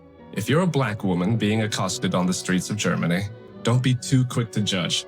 Maybe they're not misogynistic pigs, but they're just being racist. Balija, Ustasha, Setnik. Serbs and Bosniaks. Hey, Ustasha, fuck you for being Nazis during and after World War II. Bosniaks and Croats. Hey, Chetniks, fuck you for supporting expansionist, monarchist, clero-fascists during World War II. Serbs and Croats. Hey, Balije, fuck you for supporting the imperialist Ottoman occupation for 5 centuries. Basically, each of these... Listen, they made the best boy slaves, bar none. Okay, or at least that's what fucking Alexa tells me. All jokes aside, the reason why I say that is because of the practice of devshirme. For those of you who don't know, the Ottoman Empire had a very interesting approach to slavery. Very still horrifying. It's slavery, right? Obviously, it's completely unacceptable. It's disgusting. But contrary to the very different chattel slavery practice that, oh, it reconnected. We're good. Hello. Are you guys ready? I was talking to you about the practice of devshirme. So, Serbs, primarily Christian, right? The devshirme practice was one that the Ottomans applied, where they would go to towns, places that they conquered, villages they conquered, and they would basically take young boys who were non-Muslim, okay, and send them to education. And this education was quite literally, like, it wasn't just like any kind of education. It was a very specific kind of education that would create some of the best soldiers in the form of Janissary education, that would create some of the best soldiers in the form of Janissaries, but not just the best soldiers, but even the best architects, the best teachers, and the best viziers, people that basically were elevated to the highest rungs of Ottoman society. Mimar Sinan, if I'm not mistaken, I believe, is also a devshirme. He is one of the most important architects in the Ottoman Empire, in the entirety of the Ottoman Empire history. Many of the most famous people in the Ottoman Empire, historic figures, come from the devshirme program. They would teach them the arts, poetry, different languages, train them in every fucking aspect of life. And then, just like unlike chattel slavery, what's really interesting is they had to be non-Muslim, right? So there are stories of Muslim parents lying about their children being, or Muslim parents basically lying, Muslim families lying about their kids because they were so poor that they would basically lie about them not being Muslim so they could fucking send their kids off into the devshirme program. So that's why I said jokingly the Serbians made the best boy slaves. Yeah, so it's an interesting concept because they literally would get incredible education and would would reach the highest rungs of society. Is it really the same as the dancing boys? No. No, there isn't. Eunuchs are totally different if that's what you're asking. Because I saw some people talking about eunuchs. The only eunuchs in Ottoman Empire were in the harem. And initially the harem, like the person in charge of the harem leader or whatever, they used to hire, like they used to, use a black slave in the harems. And the reason for that was because obviously if the person who was in charge of the harem had sex with the concubines, then everyone would know because the babies would be black, right? So then they actually started the practice of snipping the harem lord's penis and balls and turn them into eunuchs. It's fucking horrifying. Anyway, let's continue. Ethnic groups uses the most controversial period in the history of the other groups to generalize them and call them all equal supporters of said political movements and periods. In the Balkan context, it's additionally ironic because all of these reactionary movements these slurs refer to were defeated thanks to the greater collaboration of all three of these ethnicities fighting for the same goal. The lesson? Divide and conquer, words edition. By constantly using said words, the subject is reminded of the harshest periods in history between his group and the outgroup, minimizing chances for dialogue and finding any sort of middle ground. That's one of the most impactful aspects of slurs. They throw us back, in a matter of a second, to periods of strife, death, and hate, effectively eliminating any chances of reconciliation between partners and even victims and perpetrators on a national, religious, or racial level. Timur. What's more important, the hardworking farmer or the logistics expert who plans out how the farmer's food is going to reach the shelves? Who's got more culture, an ancient local religious tradition of a small town, or the edgiest new wave beats being thought up in urban rave clubs? What's better for the human condition, tightly knit small community or an ever-expanding family of the metropolis? These questions have plagued our species ever since 3 dudes living in a cave looked across the field and called 2 dudes living in a cave backwards. There's probably 1,000 different variations of small-town folk calling big city dwellers every homophobic slur under the sun in attempt to depict them as some sort of weak, sissy boy, and vice versa. 1,000 different variations of city folk calling people from small towns all kinds of zoophiliacs and sister lovers. You're probably whispering the one you regularly use to yourself right now. So touching on all of them is impossible. Instead, we found a relatively niche Syrian infighting term, Timur, which touches on all the classics: classism, big city elitism, and of course calling your perceived enemy's blood filthy based on some historic event or another. So Timur is used by Syrians from Damascus against Syrians from rural areas or other regions, particularly those from the countryside of Homs, Hama, and Aleppo. The slur references Timur, a 14th century Turco-Mongol conqueror known for his brutal invasions of the Levant, including the sack of Damascus in 1401. Timur's forces were notorious for mass killings, destruction, enslavement, and leaving a traumatic mark on Syrian historical memory. In contemporary Syrian slang, calling someone Timur implies they are backward, uncivilized, It's ironic because Timur is, I've never heard this and I'm Syrian from Damascus. There's mad people saying that, but Timur is a Turkish name.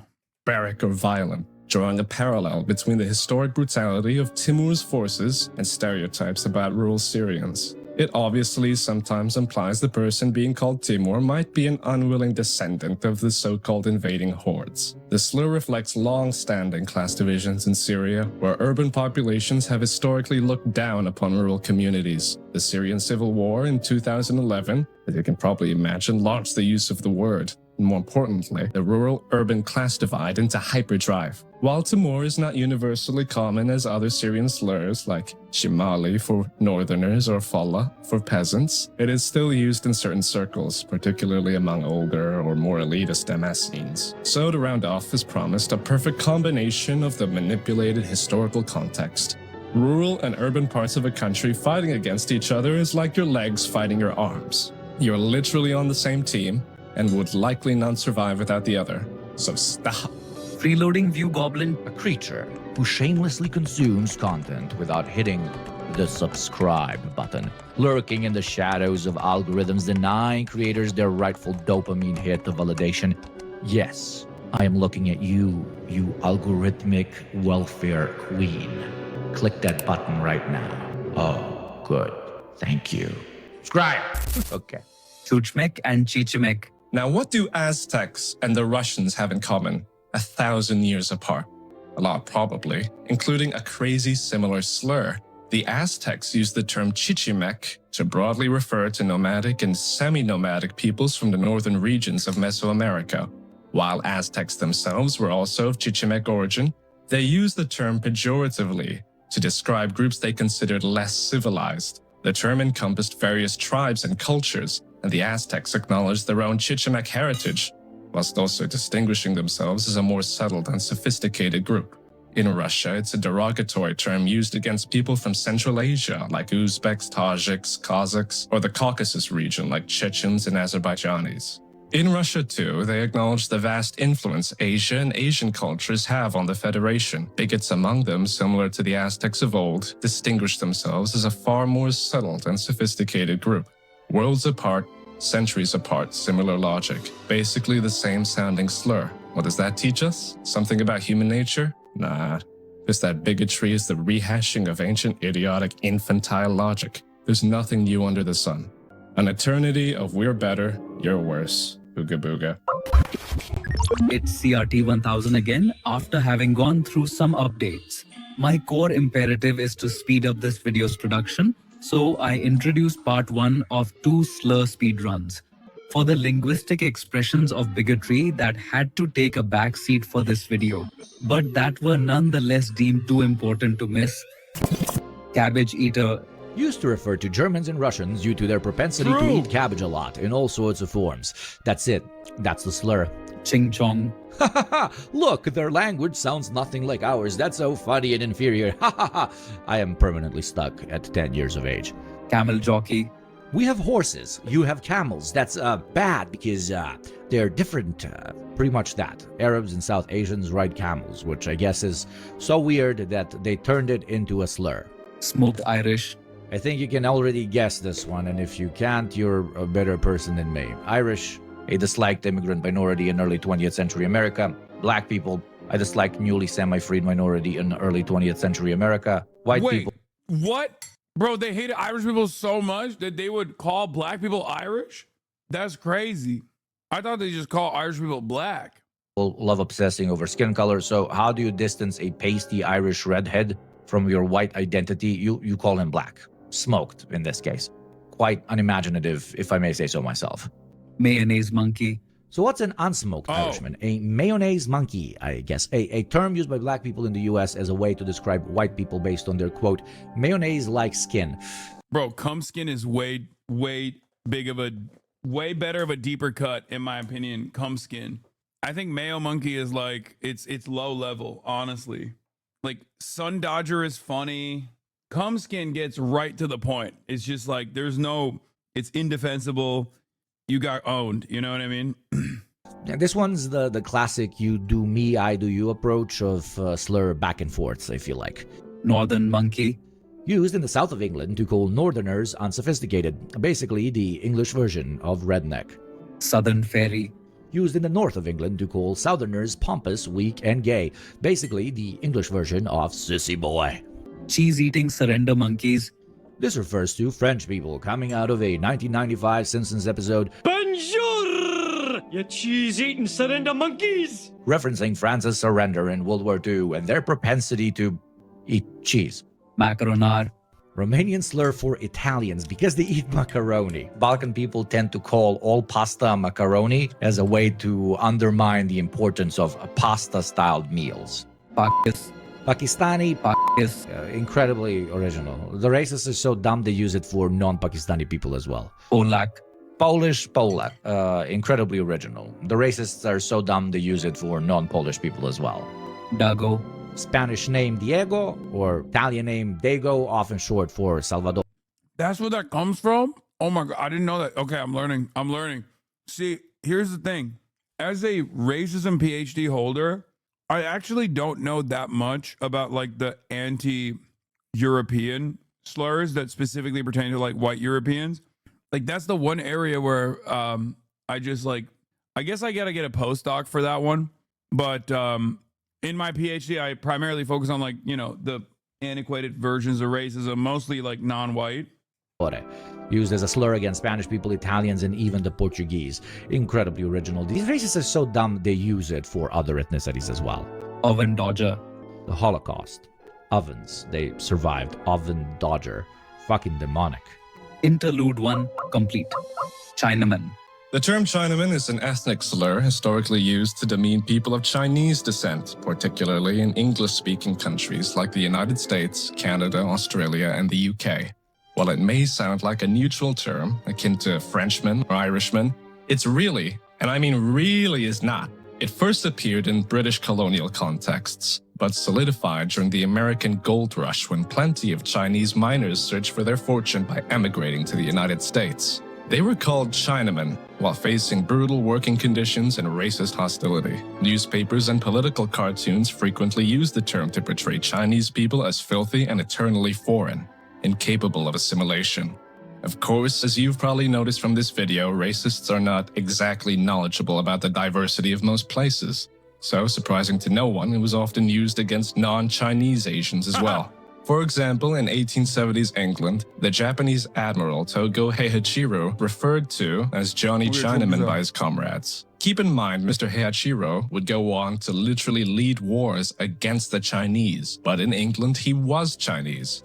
Let me give you another.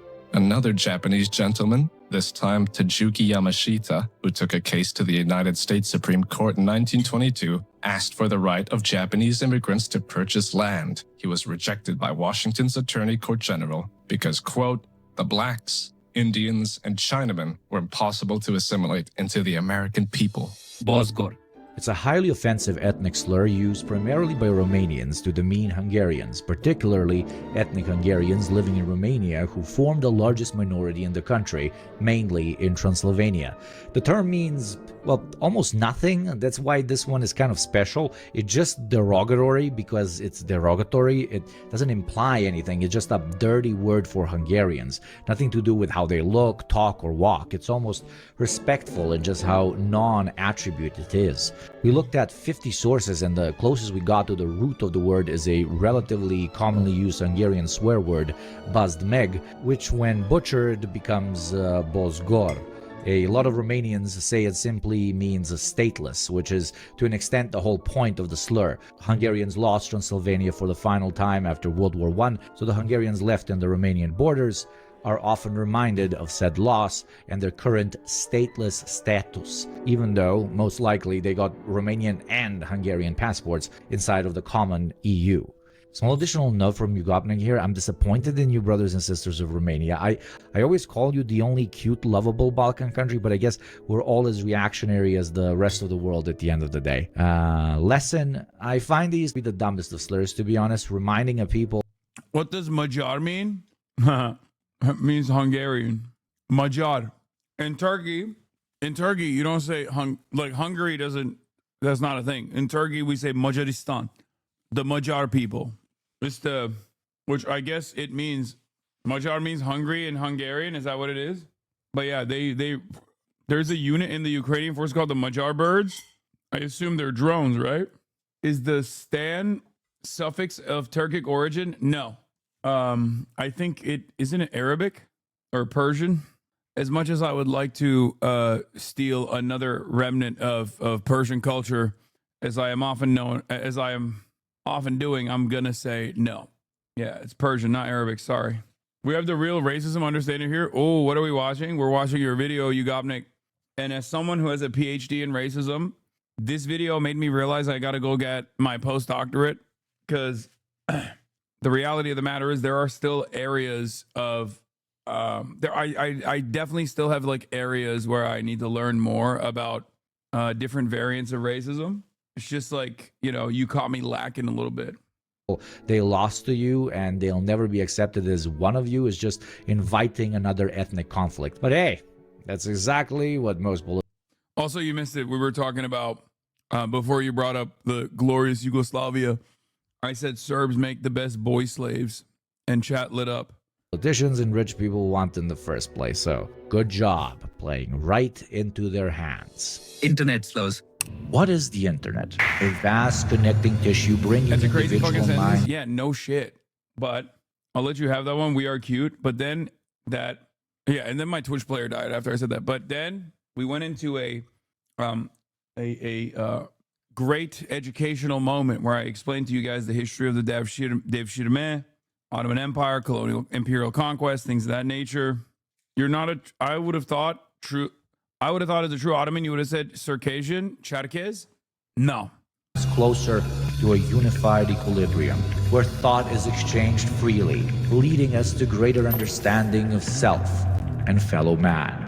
And then True anonymity where the darkest urges of our degenerate species can come out to play without limit. A place so hyper-focused on pre-established norms that it only seeks to reproduce them in its own language. Enter racism, but with a 4chan spin. Bajit and curry self for the Indian. Famoid for the woman, zipperhead for East Asians, and big chilling for the Chinese. The internet promised us salvation. Instead, it gave us 30 different variations of the word incel. Do with that what you will.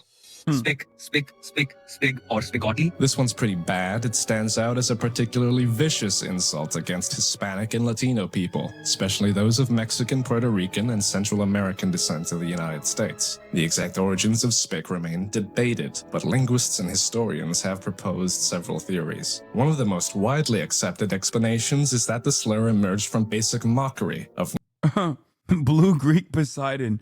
Hello, everybody. It's my first time here. You arrived at perhaps the best time that you could have. Just right as he was just slurring, rapid fire slurring. non-native English speakers, specifically the no speak English or I know speak English, which led to bigots turning the pronunciation of speak into a slur. Another theory is far nerdier. It implies it's just a clipped form of the word Hispanic, similar to how Jap was derived from Japanese during World War II. I personally don't think this one is possible, because I honestly can't imagine a racist American white dude even knowing about fancy words like Hispanic in the first place, especially back then. And now to theory number 3, that the... Okay, I 100% agree with that. I 100% agree with that. Americans are literally too stupid. American racism is far too stupid. There is 0% chance they knew the term Hispanic. slur gained traction during U.S. military interventions in Latin America, particularly in the early 1900s. American soldiers stationed in Puerto Rico, Panama, and other Spanish-speaking regions would use the term to dehumanize locals, making their job as occupier easier to swallow. And finally, we got one I randomly saw on Wikipedia, to be honest. That makes it all about Italians. Here's a direct quote. In the 1960 Dictionary of American Slang, spick is first identified as a noun for an Italian or American of Italian ancestry, along with the words spick, spig, and spigatti, and confirms that it is a shortened form of the word spaghetti. The authors referred to the word's usage in James M. Cain's Mildred Pierce, referring to a wop or a spig, and say that this term was never preferred over wop and has been rarely used. However, the etymology remains. How it started, I guess we'll never know. But if there's one lesson out of this particular slur, it's that the monolinguists and their insecurity of never having been able to learn a second language will somehow make speaking one into a bad thing. Imagine you. Oh my God. I wonder if that's part of the reason why American racism is so like entry level, because they're all fucking monolinguists. They're single language cucked. And I wonder if that's the reason why. Because like, if you're in the Balkans, like you learn, or if you're in Europe, you are constantly for thousands of years around people that speak different languages. And that's why like your slurring has to evolve. It is also very funny to think of like random unwashed Twitch streamers talking about how like Somalis are subhuman and stupid or whatever, when again, monolinguist. Classic white supremacist attitude. You're a Danish bigot. Wait, sorry. Don't. Imagining you're Danish could potentially be irreversibly traumatic. So imagine you're a regular bigot, an impressively unimaginative one. For a couple of decades, one ethnicity keeps migrating to your country, which you, of course, hate. So you call them a thing like krakemat. In this case, a word from their native tongue. Are you saying that Europeans are more racist? it differs. I'm saying that Europeans have a more intellectualized, a much more sophisticated version of racism, as opposed to Americans who are as opposed to Americans' racism, which is very black and white. No pun intended, but also low-key kind of pun intended. It is American racism is very black and white, literally. You're like, oh, are you black? You're not white. Here's the slur for you. Are you brown? You're not white. Here's the slur for you. Like, Americans don't even understand, like, the reason why I brought it, I first brought this up when talking about the P word, okay?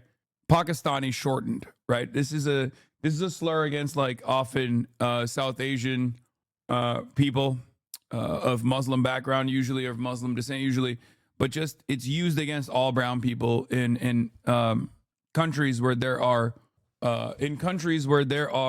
a larger number of, like, Indian and Pakistani migrants. Americans don't even know this slur, though. They don't even know that it's a slur for the most part, because they don't even make this, like, distinction where they will literally be like they're anti-Indian hatred, at least until I am going to fucking shoot this camera with a gun. I swear to God, I'm just gonna pick up a weapon, put bullets in it, cock it, and shoot this camera with a fucking gun. What are you? Let's continue. Meaning to the mountain. You keep using that slur for a while, but at one point you start realizing that people from that foreign land you hate so much aren't immigrating anymore. It's people from a completely different place that are now the problem. So it's time for another slur. You think and you think and you think, but you're dumb. And you can't be bothered to think up something new, so you start calling them the same word? Wait, really? Did you just call them the same word? What? That's the story of Crackamut, a slur that brought two unlikely peoples together under the same Danish confusion. People from Greenland, the original title bearers, and Arabs, the inheritors of this great Danish privilege. Jokes aside, nothing like the laziness of a racist to bring a people together. Shylock? To be or not to be? A Jew? Ah, yeah, Shylock, the merchant of Venice, where the main bad guy was a stereotypical Jewish guy called Shylock. Spoiler warning, the story ends with his forced conversion to Christianity and a staggering defeat at the Trump said this word famously. Hands of some handsome Christians. Now we might ask where Shakespeare got his inspiration for a greedy, money-lending Jewish character, and some might answer based on lived experience. And you would be wrong. Have you been missing the point of this entire video? No, Shakespeare wasn't presenting a justifiable stereotype, not only because there is no such concept, but more importantly because he had probably never even met a Jew. In Shakespeare's time, no Jews had been legally present in England for several hundred years. However, stereotypes of Jews as moneylenders remained from the Middle Ages. Historically, moneylending had been a fairly common occupation among Jews, in part because Christians were not able to offer interest-bearing loans, then considered the sin of usury. While Jews were excluded from most other fields of work, at the same time, most Christians... Yeah, I think Brandon has said it too. Trump and Brandon both. Kings forbade Jews to own land for farming or to serve in government. Thus, moneylending was one of the few occupations still open to Jews. Since that era, I'm impressed that Trump knows a word that originates in Shakespeare's work. I mean, if you know, there are a lot of words that have originated from Shakespeare's work. That's kind of the whole thing with Shakespeare, like the word assassin. But to be fair, I think the only reason why he knows that word is because it's a slur. The character's name has been a synonym for loan shark, and as a verb to Shylock means to lend money at exorbitant rates. In addition, the phrase pound of flesh has also entered the lexicon as slang for a particularly heavy or unpleasant debt. So yeah, a lot of the stereotypes, even the slurs, can come from completely fictional depictions of a group of people, often written by someone who's never even talked to a representative of said people once in their life. When they tell you to go read a book before you speak on a particular topic, they're usually not talking about fiction. Marokaki? During French colonial rule over Morocco, the French administration exploited divisions between Algerians and Moroccans, using ethnic slurs to foster distrust. Marokaki may have evolved from French soldiers' mocking pronunciation of Marocain. Some argue it comes from the Arabic Marakshi, meaning from Marrakesh, but twisted into a slur. After independence, Algerian and Moroccan governments clashed over borders and political influence in the region, where the slur found its political use. This wouldn't be the end of the slur's story, though. A few thousand kilometers and a new settler colonial project to the east would see it completely recontextualized. In Israel, unlike its usage in North Africa, it reflects internal ethnic tensions between Ashkenazi European and Mizrahi Middle Eastern and North African Jews. It's basically used to demean Jews of Moroccan descent. After 250,000 of them moved to Israel, Israel be like, we invented this slur.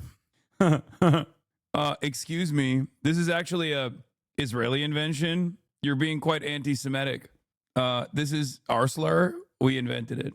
As the settler colonial state was being established, Moroccan Jews were and continue to be often underrepresented in administration and high-paying jobs. Oh no, I hope Harley Plays wasn't in here. He might get offended that we're making jokes about the state of Israel. Oh no. Oh no. He's like, yeah, you know, just like the under the banner of the Ottomans paying jizya justifies doing the Nakba, you making a joke about Israel stealing from other cultures and claiming it for its own justifies maybe a third Nakba. We should do something else. Who knows? Don't get me started. I'm deeply hurt. I set you to a higher standard. You've disappointed Epic Mealtime. Yeah, what kind of standard does he have for fucking his bestie, Sam Hyde, who is literally not only a Nazi, but also a pedophile too? While being generally depicted as uncultured and violent. Israeli hyper-right-wingers like Ben Gvir used the phrase as a rallying cry for the Moroccan Jews against the establishment as a means to push attention away from the Palestinian plight or class issues into an internal caste battle of the apartheid state. It's a country so steeped in ethnic-based division that even after the complete disenfranchisement of the Palestinian, they somehow still manage to fight amongst themselves on who gets to be on top.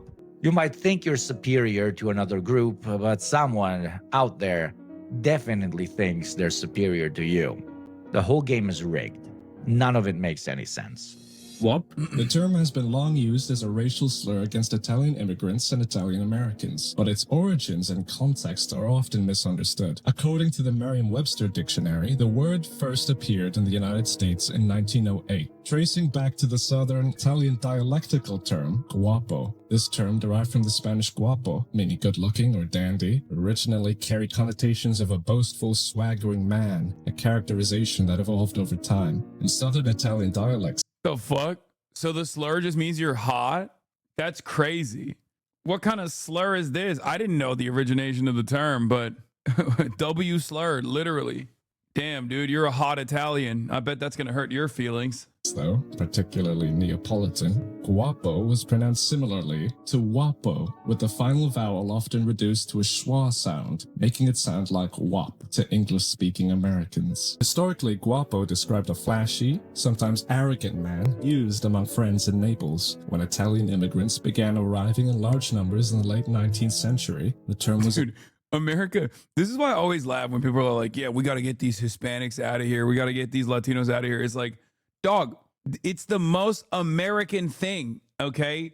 There has never been a fucking moment where the incoming group was not immediately yelled about endlessly, okay?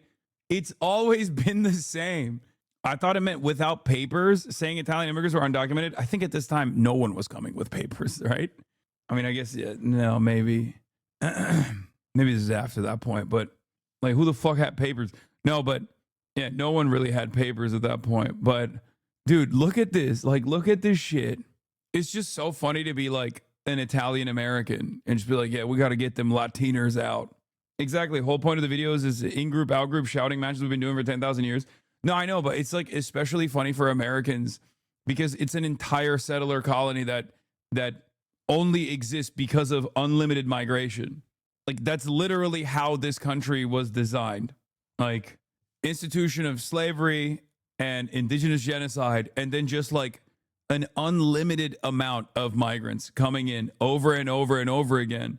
And it's just like, it's just like such a stupid thing to be like, oh, dude, I fucking hate the new group that's coming in now. Oh, you hate the new group that's coming in now? That's so crazy. That's such a new thing. Wow. I can't believe it. I can't believe you hate the new group that's coming in now. 19th century, the term was adopted by older Italian communities to mark newer and poorer arrivals before being weaponized by non-Italians as a general ethnic slur. What makes this slur a very interesting case study is its absurd short-sightedness due to typical elitism. Already financially established Italians of the United States tried to distance themselves from the new arrivals in the eyes of the local ruling class. The only thing that ever accomplished was give the larger group yet another slur to use against you, leading to even greater stereotypes. This happens among immigrants even today, with the self-orientalization, the conscious or subconscious belief that your culture is inferior to the one you migrated to, will only accept you if you fully distance yourself from your so-called former people. Engelsman? You know how they say the one positive thing about bigotry is that it unites one group of people against another? Well, bullshit. Engelsman is a slur used by one group of South African whites, the ones who can speak Afrikaans, against the English-speaking white South Africans. The white South Africans are literally infighting during apartheid. This is a great song. I've never met a good South African, and that's not bloody surprising, man. Unity through bigotry, my ass. Polaka? By now, you've seen plenty of intersections of race and ethnicity, or religion and ethnicity, but a big global player is bigotry linking misogyny and ethnicity. The Brazilian Portuguese slur Polaka, which literally means I'm sorry, what? The Brazilian Portuguese slur that is about Polish people? How did this, what, how do you even, what? Polish woman became synonymous with prostitute in the early 20th century due to the stigmatization of Eastern European immigrant women, particularly vulnerable. Oh, no. No. Oh, wow. Europeans hate Polish people. A lot of Polish immigrants in Brazil. I didn't know that. I mean, I know there's a lot of Japanese people in Brazil. Brazil is so fucking diverse, actually. Polish arrivals who were forced into sex work in cities like Rio, stereotyped as exotic and morally loose. This is similar. In Turkey, there's like definitely a lot of stigma towards Russian women. Like Turkish women don't really fuck with a lot of Russian women because there's a lot of Russian tourists that come to Turkey. And as I've taught you guys already, Turkey. Are you fucking kidding me? Like, how does it know that Chopper is behind me? How does the camera know that the Chopper... I haven't even shown Chopper. It literally feels like the camera is focusing on everything but me. Like, everything but me, okay? I'm so mad. Generalized into a crude label for foreign sex workers, lingering in old samba lyrics. Anyways, as I was saying, Turkish men consider blonde women to be exotic. Turkish men orientalize white women, specifically blonde women, and a lot of Russians are blonde. And so the misogynistic, yeah, we noticed. Okay, calm down. A lot of, there's this like almost hatred towards Russian women in a similar vein where they consider every Russian woman to be a sex worker. A lot of Turkish women will, say that. And literature. Though now considered archaic and offensive, it reflects how xenophobia and sexual exploitation shapes language. Othering a different gender is already too easy. Othering a different gender who happens to be a different ethnicity, that removes any motherly and family attachment from the subject, making it easier to dehumanize them. For example, it's much harder for a bigot to say that all women of his nation are sluts, because that includes his mother, his sister, maybe even his daughter. But to say it for another nation, well, anything goes. Haji? The term Haji has a complex history rooted in religion, but it has also been used as a slur in certain contexts, particularly in Western military and cultural settings. It's originally an honorific title in Islam. It refers to a Muslim who has completed the Hajj, the sacred pilgrimage to Mecca, which is one of the 5 pillars of Islam. During the wars in Iraq and Afghanistan, Haji began to be used by some American military personnel as a generic and often derogatory term for Arabs, Muslims, or local people in the Middle East and South Asia. Similar to how terms like Gook were used in Vietnam or Charlie as slang for the Viet Cong, Haji became a racialized term aimed at dehumanizing the enemy. It went so far, they started using it to describe terrain, culture, or objects. There was a cartoon called Haji about an Indian kid. I think they got confused. Haji truck, Haji shop, Haji look. Oh my, that's just dreadful. Anyways, here is part 2 of the slower speed run. Words worthy of analysis, but not its own segment. A dishonorable mention of sorts. Fialabe. One country has mountains, the other doesn't. The one with mountains calls the denizens of the other one mountain apes. Pretty lazy. But we are talking about Danes and Norwegians here. Shkije. Albanians calling Serbs and other Slavs barbaric and backwards. Shipta. Serbs and other Slavs calling Albanians barbaric and backwards. Type C. What Malaysians sometimes call Chinese people. Why Type C? Because that's what everyone calls USB-C ports. Type C. Wait, what? That's got to be a new thing then. Hello? Type C, USB-C has not been out for that long. The Malaysian found they invented a slur, what, like in the last week or so? What are we doing? I don't even get this one, and I made the video. There is a lot of there's like anti-Chinese sentiment in a lot of these countries that also happen to have a lot of ethnic Chinese living in them. Obviously, Singapore being one of the nations that we're talking about here. So I'm not surprised that there are like different variants of saying someone is Chinese. Chinese, it's hilarious. Seppo. One of the most creatively vulgar slang terms for Americans. Originating from Australian mockery, it's a rhyme. Septic tank rhymes with yank. And Seppo is a shortened form dropping the tick tank, but keeping the sewage-themed jab. So What? I guess it calls Americans full of shit. Frog eater. The French sometimes eat frogs, so the rest of Europe went, ew, ugh. Different variations of frog eaters still live every corner of Europe. Margus. What You were Arabs call targeted in the Persians, video? basically calling them spellcasters and Zoroastrians, therefore not real Muslims. Malakor. Wait, what? Hold on. Every corner of Europe. See, I rarely ever rewind when I miss a beat on a YouTube video, but this one is a special one, so we have to go back. Margus. What Arabs call Persians, basically calling them spellcasters and Zoroastrians, therefore not real Muslims. Malakor. What Persians use against Arabs, basically calling their cuisine disgusting, locust eaters. BCD. ABCD, American-born confused desi. That's it. Kiro. What Turks and Arabs call Wait, what? Wait, what is this? Kurds, basically calling them hairy and dumb. Oh, Kuro. Wait, I didn't even know that was anti-Kurd. It's K, not U. It's K, which is an I without the dot on top of it. No, it's not it's not even a slur. I didn't even know that it had like an anti-Kurdish origin, which I'm sure it does. But yeah, see, Turks are saying it's not a slur and it's not anti-Kurdish. I'm sure it might have been invented as an anti-Kurdish slur potentially, but Kuro just means like a mountain Turk and not Albanian. I just mean it means like someone who is not as educated. Of course, Turks would say that law. Ask Kurds. No, like Turks don't use it against Kurdish people or something. They use it against everyone. It means hillbilly. It means hick. That's what it means. Here, I'll give you another one, another pejorative that I never really thought was a classist pejorative. Okay, are you ready for this? Amele. It means worker, but it has like a negative connotation with it. It means like worker, but it's like a bad way to say worker, basically. It's not a slur necessarily, but it's a pejorative. The more you know. Amele. Amele. A-M-E-L-E. It means like it means laborer. It's not like a peasant. It just means laborer, right? But it's not like, no one would think it's a slur, but they would say that it has a negative association with it. You're like, oh yeah, amelesin.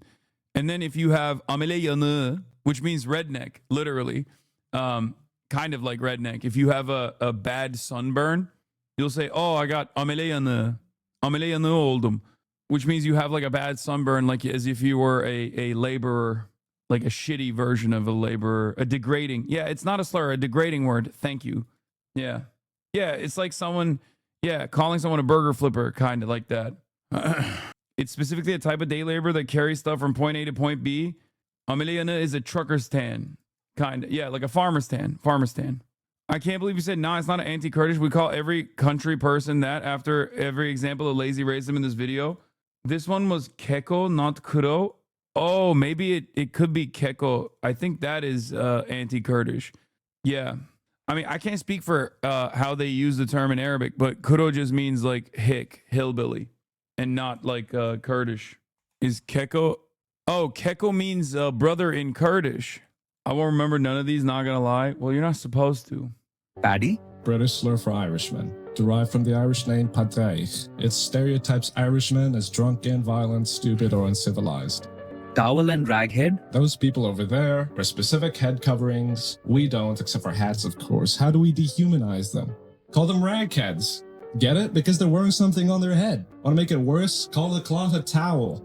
A case of focusing on one differentiating aesthetic between you and them, especially if it has cultural significance, a surefire way of othering yourself from them and vice versa.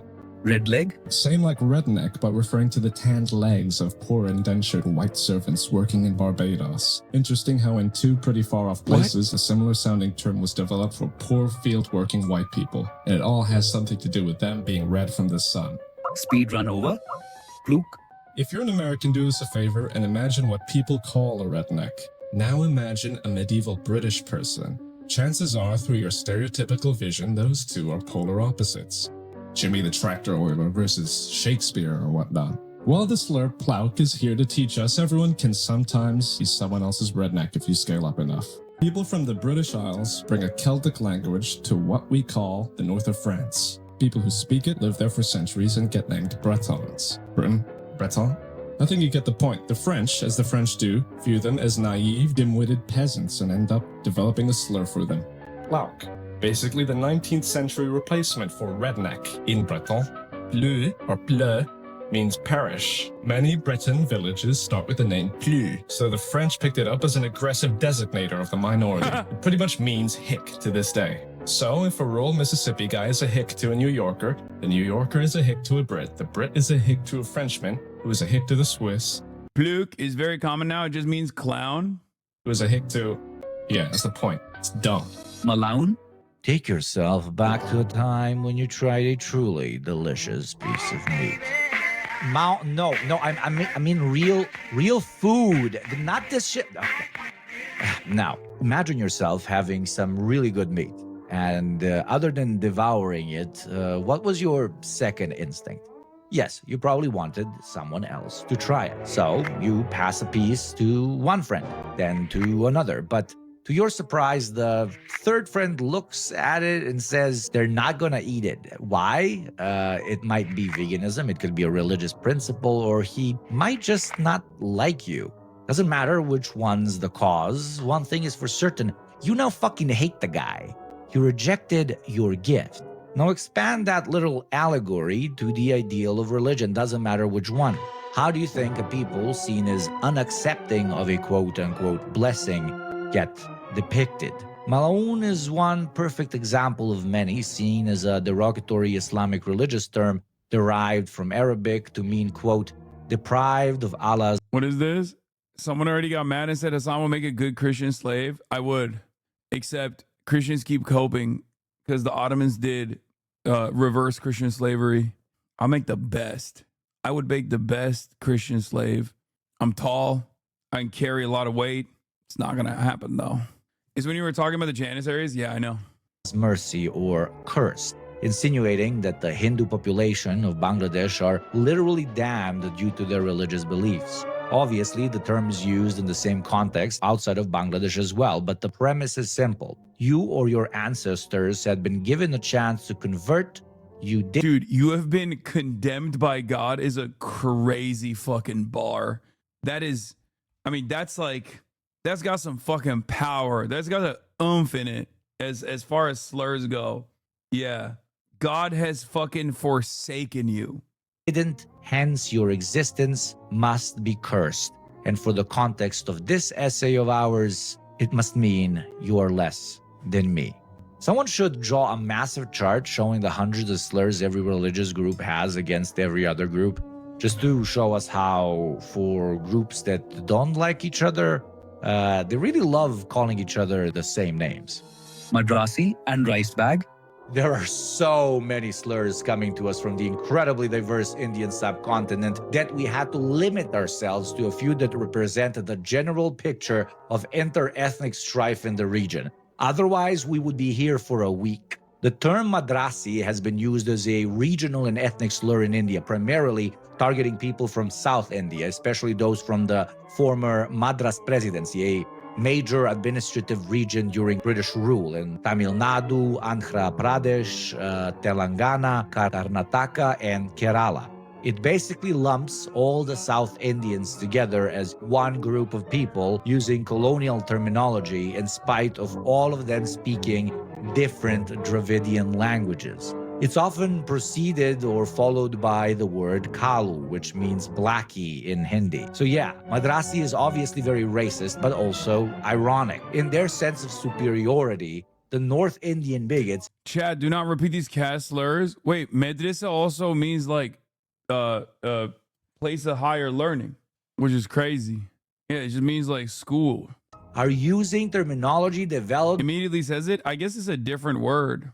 ...by a people, the British, that considered them just as inferior. Rice bag, on the other hand, is basically a slur for Christians, but especially South Indian Christians, North Indian Dalit Christians, or Adivasi Christians. The reason they call them rice bag is that a lot of Christians in South India, especially in Tamil Nadu and Andhra Pradesh, come from oppressed caste backgrounds. This created an opening for Christian missionaries to preach the gospel, and it created an opportunity for these people from oppressed caste backgrounds to try and escape the system by converting to Christianity. As a small bonus, the church would provide them with goods like bags of rice and an education. So in a sense, when Hindu nationalists use the term rice bag, it's both a caste slur but also kind of an ethnic slur depending on the context. A pattern we see repeating globally with minorities who converted to this religion or the other over particular historic periods.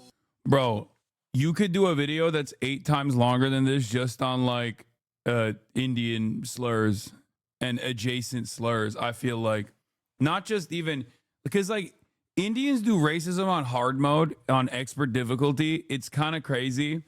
It's just every now and then when like the Twitter, oh, he said that. Oh, I was putting my dishes away. Indians have the most advanced racism, like even more advanced than the Balkans, which is shocking. I know. It's sometimes like every now and then my For You page on my Twitter will get busted.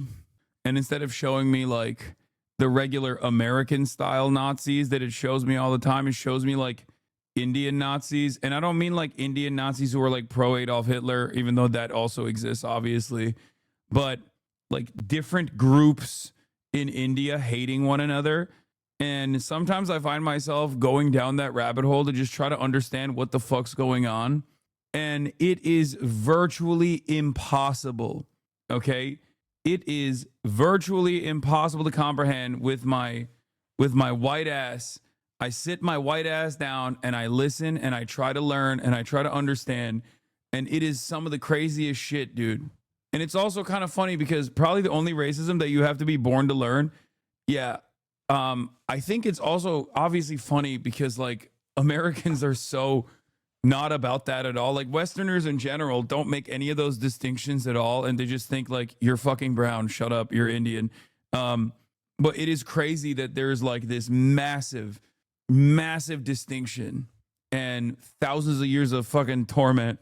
Chekwa/Chekwa. The term Chekwa is a derogatory slur used in the Philippines to demean individuals of Chinese descent. Black or not black? No, literally, no, exactly. It's the same reason why like first gen, fresh off the boat, African migrants have a, sometimes, let's not say always, but sometimes have a sense of superiority over African descendants of slaves. And they think like, oh, well, we're from Africa. And oftentimes it comes from like the fact that you're coming from an upper class in the African nation of origin that you're coming from, right? You're wealthier, have higher educational attainment in comparison to your countrymen.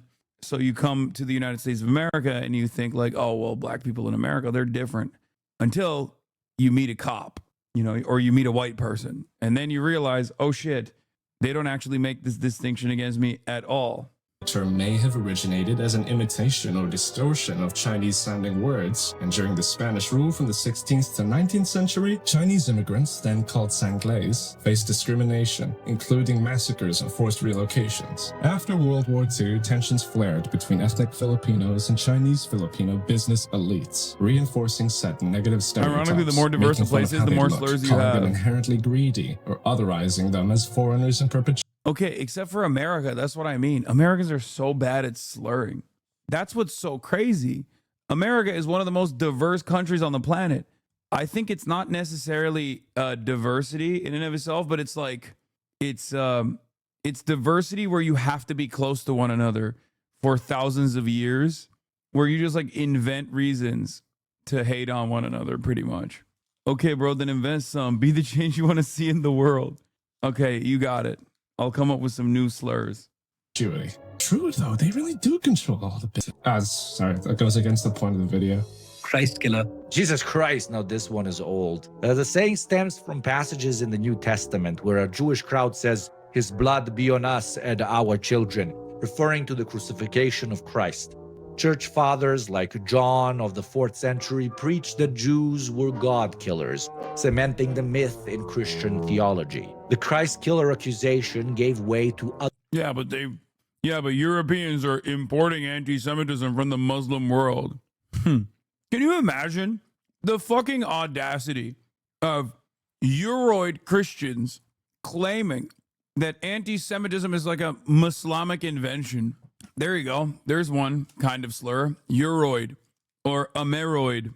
Other myths, like the idea Angloid. that they drank Christian kids' blood for rituals and stuff. Too many pogroms, and World War II later, it's still used by white supremacist groups all over the world. The Vatican itself, if you're Catholic, officially rejected the Christ killer charge in 1965, stating that, obviously, might I add, Jews cannot be held collectively responsible for the events described in the Old Testament. Not like what a religious organization says about an ethnicity matters, but still, I thought it was worth mentioning that even the organization that originally helped create the slur no longer wants anything to do with it.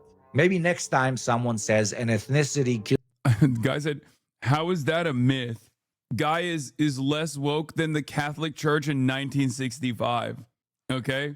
Guy in 2026 being like, what do you mean? No, that's not a myth, dude. All Jews killed Christ. Like, duh.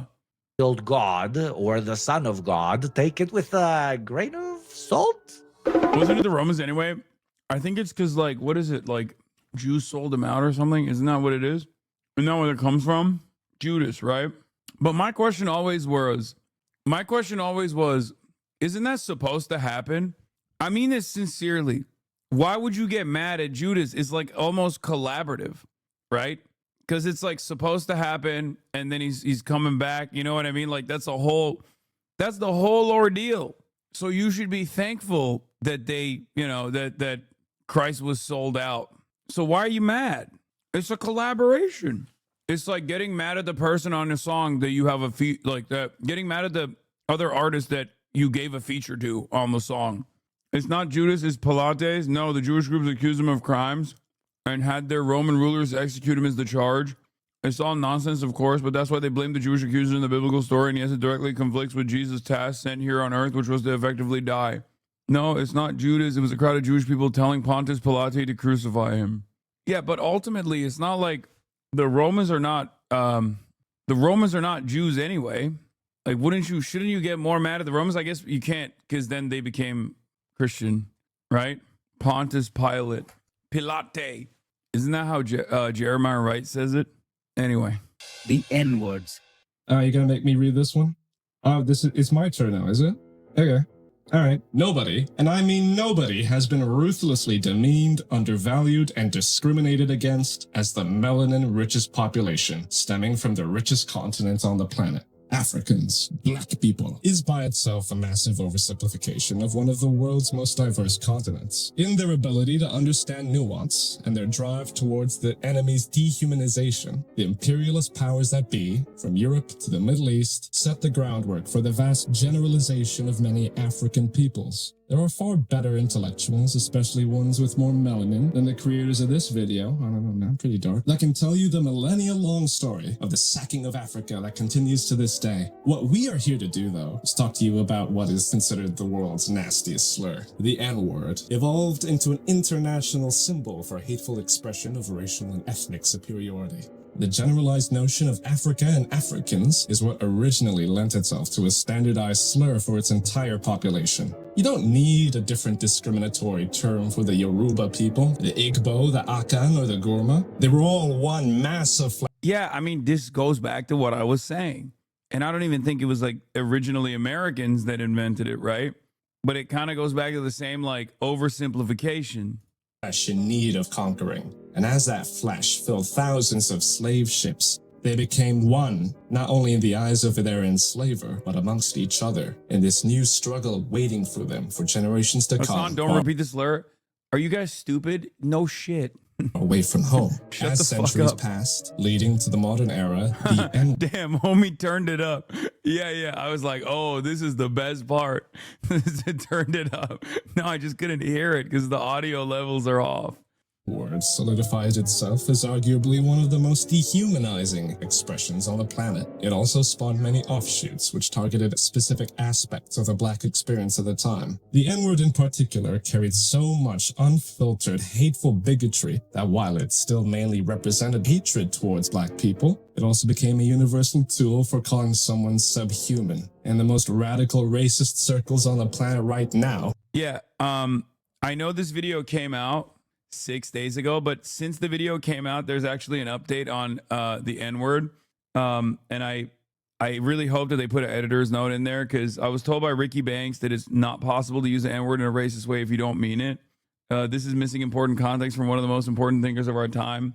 Yeah, and also that like as a white guy, sometimes you see the N-word in like a vulnerable moment as an expression, and that actually you're kind of at fault for getting mad about it. So I'm just saying, like, I really hope that they put some kind of editor's note in here because that is an important update. I now have to delete the video. Didn't ask enough white guys what they think about the N-word. Okay, not any kind of white guy, just one white guy.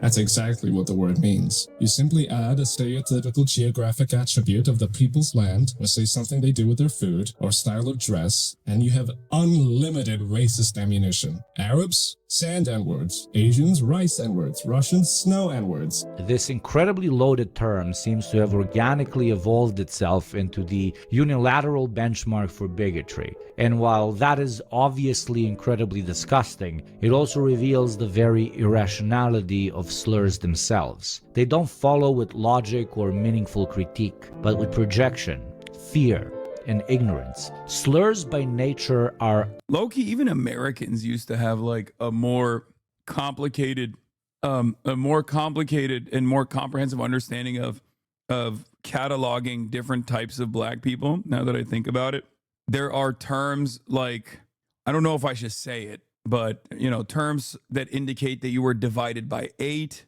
to demonstrate like your level of blackness. Right, because it stems from the one drop rule. Like it starts with octo, let's just say. Lazy. They reduce the complex, the nuanced, the ancient, and the rich into something a frightened mind can process and control. And yet, by using the N-word as a template for degrading others globally, what's been exposed is not just the depths of anti-blackness, but how found. Nice bathroom. Stop being a bitch. Listen, that was still used in Virginia state records until like 2017, for the record. Like when they were putting down like what kind of black you are when writing in the rule book writing in the official like marriage licenses is still used by my friend's grandma. Yeah. Foundational that anti-blackness is to systems of global oppression. It's no coincidence that a term born out of colonial violence and slavery now serves as a shorthand for dehumanization in general. It speaks to how blackness was and still is constructed as the bottom layer of an insane racial hierarchy, a reference point for inferiority. And so, to insult someone anywhere in the world is to compare them to that position, to black people. That's not just hatred. That's systemic. Conclusion. But here's the paradox. In all its violence, has also revealed the truth of solidarity. Because if they can twist it to insult the poor white, the Southeast Asian farmer, the Middle Eastern refugee, then what they're really showing is that the tools of bigotry are so adaptable, it's only a matter of time before they are twisted and pointed at you. When something means everything, it means nothing. So let the slurs rot under the weight of their own emptiness. Let them be reminders, not of who we are, but of how terrifying the oppressor is. Of course, Yugobnik's final point is we should just say all the slurs. Typical Balkan boy. Just kidding. That's not what he's saying. Our takeaway is we should say all the slurs. Why can't white people say it? Oh, isn't Serbia the least anti-black country on the planet or something? Because they're too busy slurring Albanians. What was that? That was like a meme. They looked at like who the least anti-black countries are. Out of all the white nations, the least anti-black nation, I think, in the European continent was like Serbia or something. I don't think that was real though. Of people they cannot understand. Slurbia. What the fuck? Cannot categorize. Definitely cannot erase. How would a race of people have ever developed naturally on a planet where their own skin can't protect them properly from their own sun's radiation? So how do we account for the fact that white-skinned people are here on a planet where they should not exist? And once again, it all leads us back to the Anunnaki. What the fuck was that? That was a great video. Serb makes a whole video on how slurs equals bad chat. Man, this taught me Serbs are really racist, bro. Ha ha ha. Never change, guys. I don't know, man. It kind of felt like in the end there you were saying we should dilute the power that slurs have by reclaiming them and saying it specifically right after the N-word too.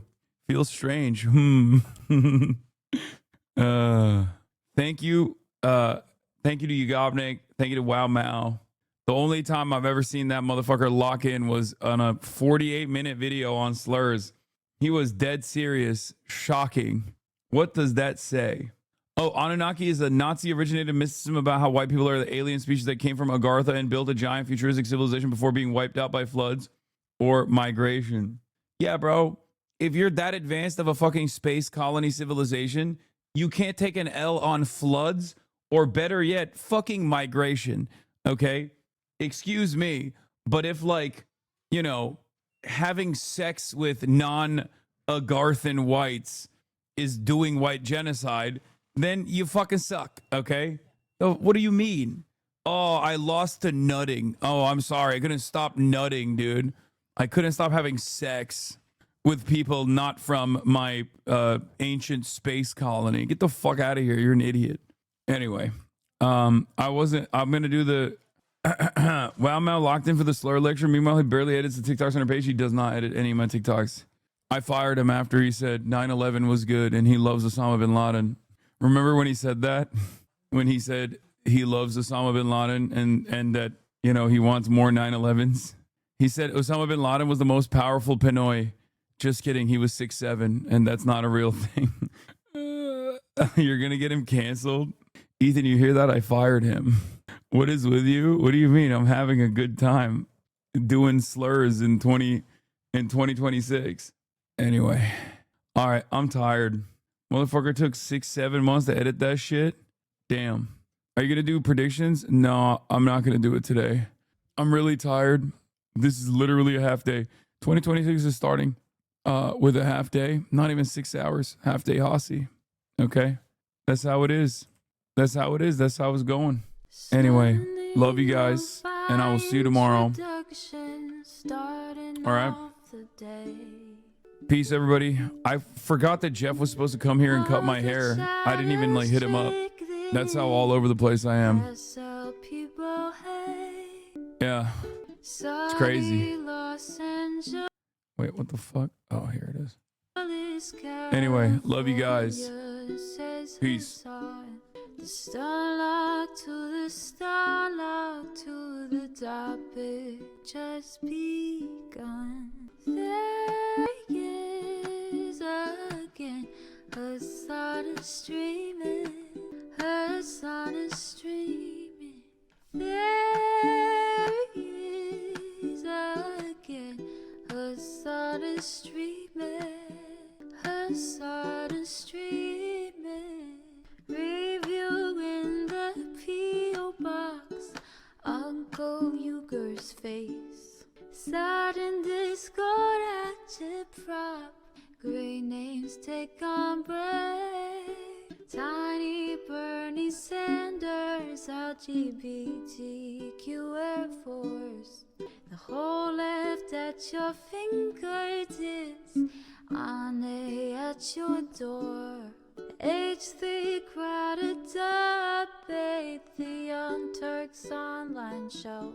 3 full fucking years of this, plenty more to go. 90-day fiance talks of champagne bourgeoisie. A Trump rally live reaction, a mass riot at DC. There he is again. Her sun is streaming. Her sun is streaming. There he is again. Her sun is streaming. Her sun is streaming.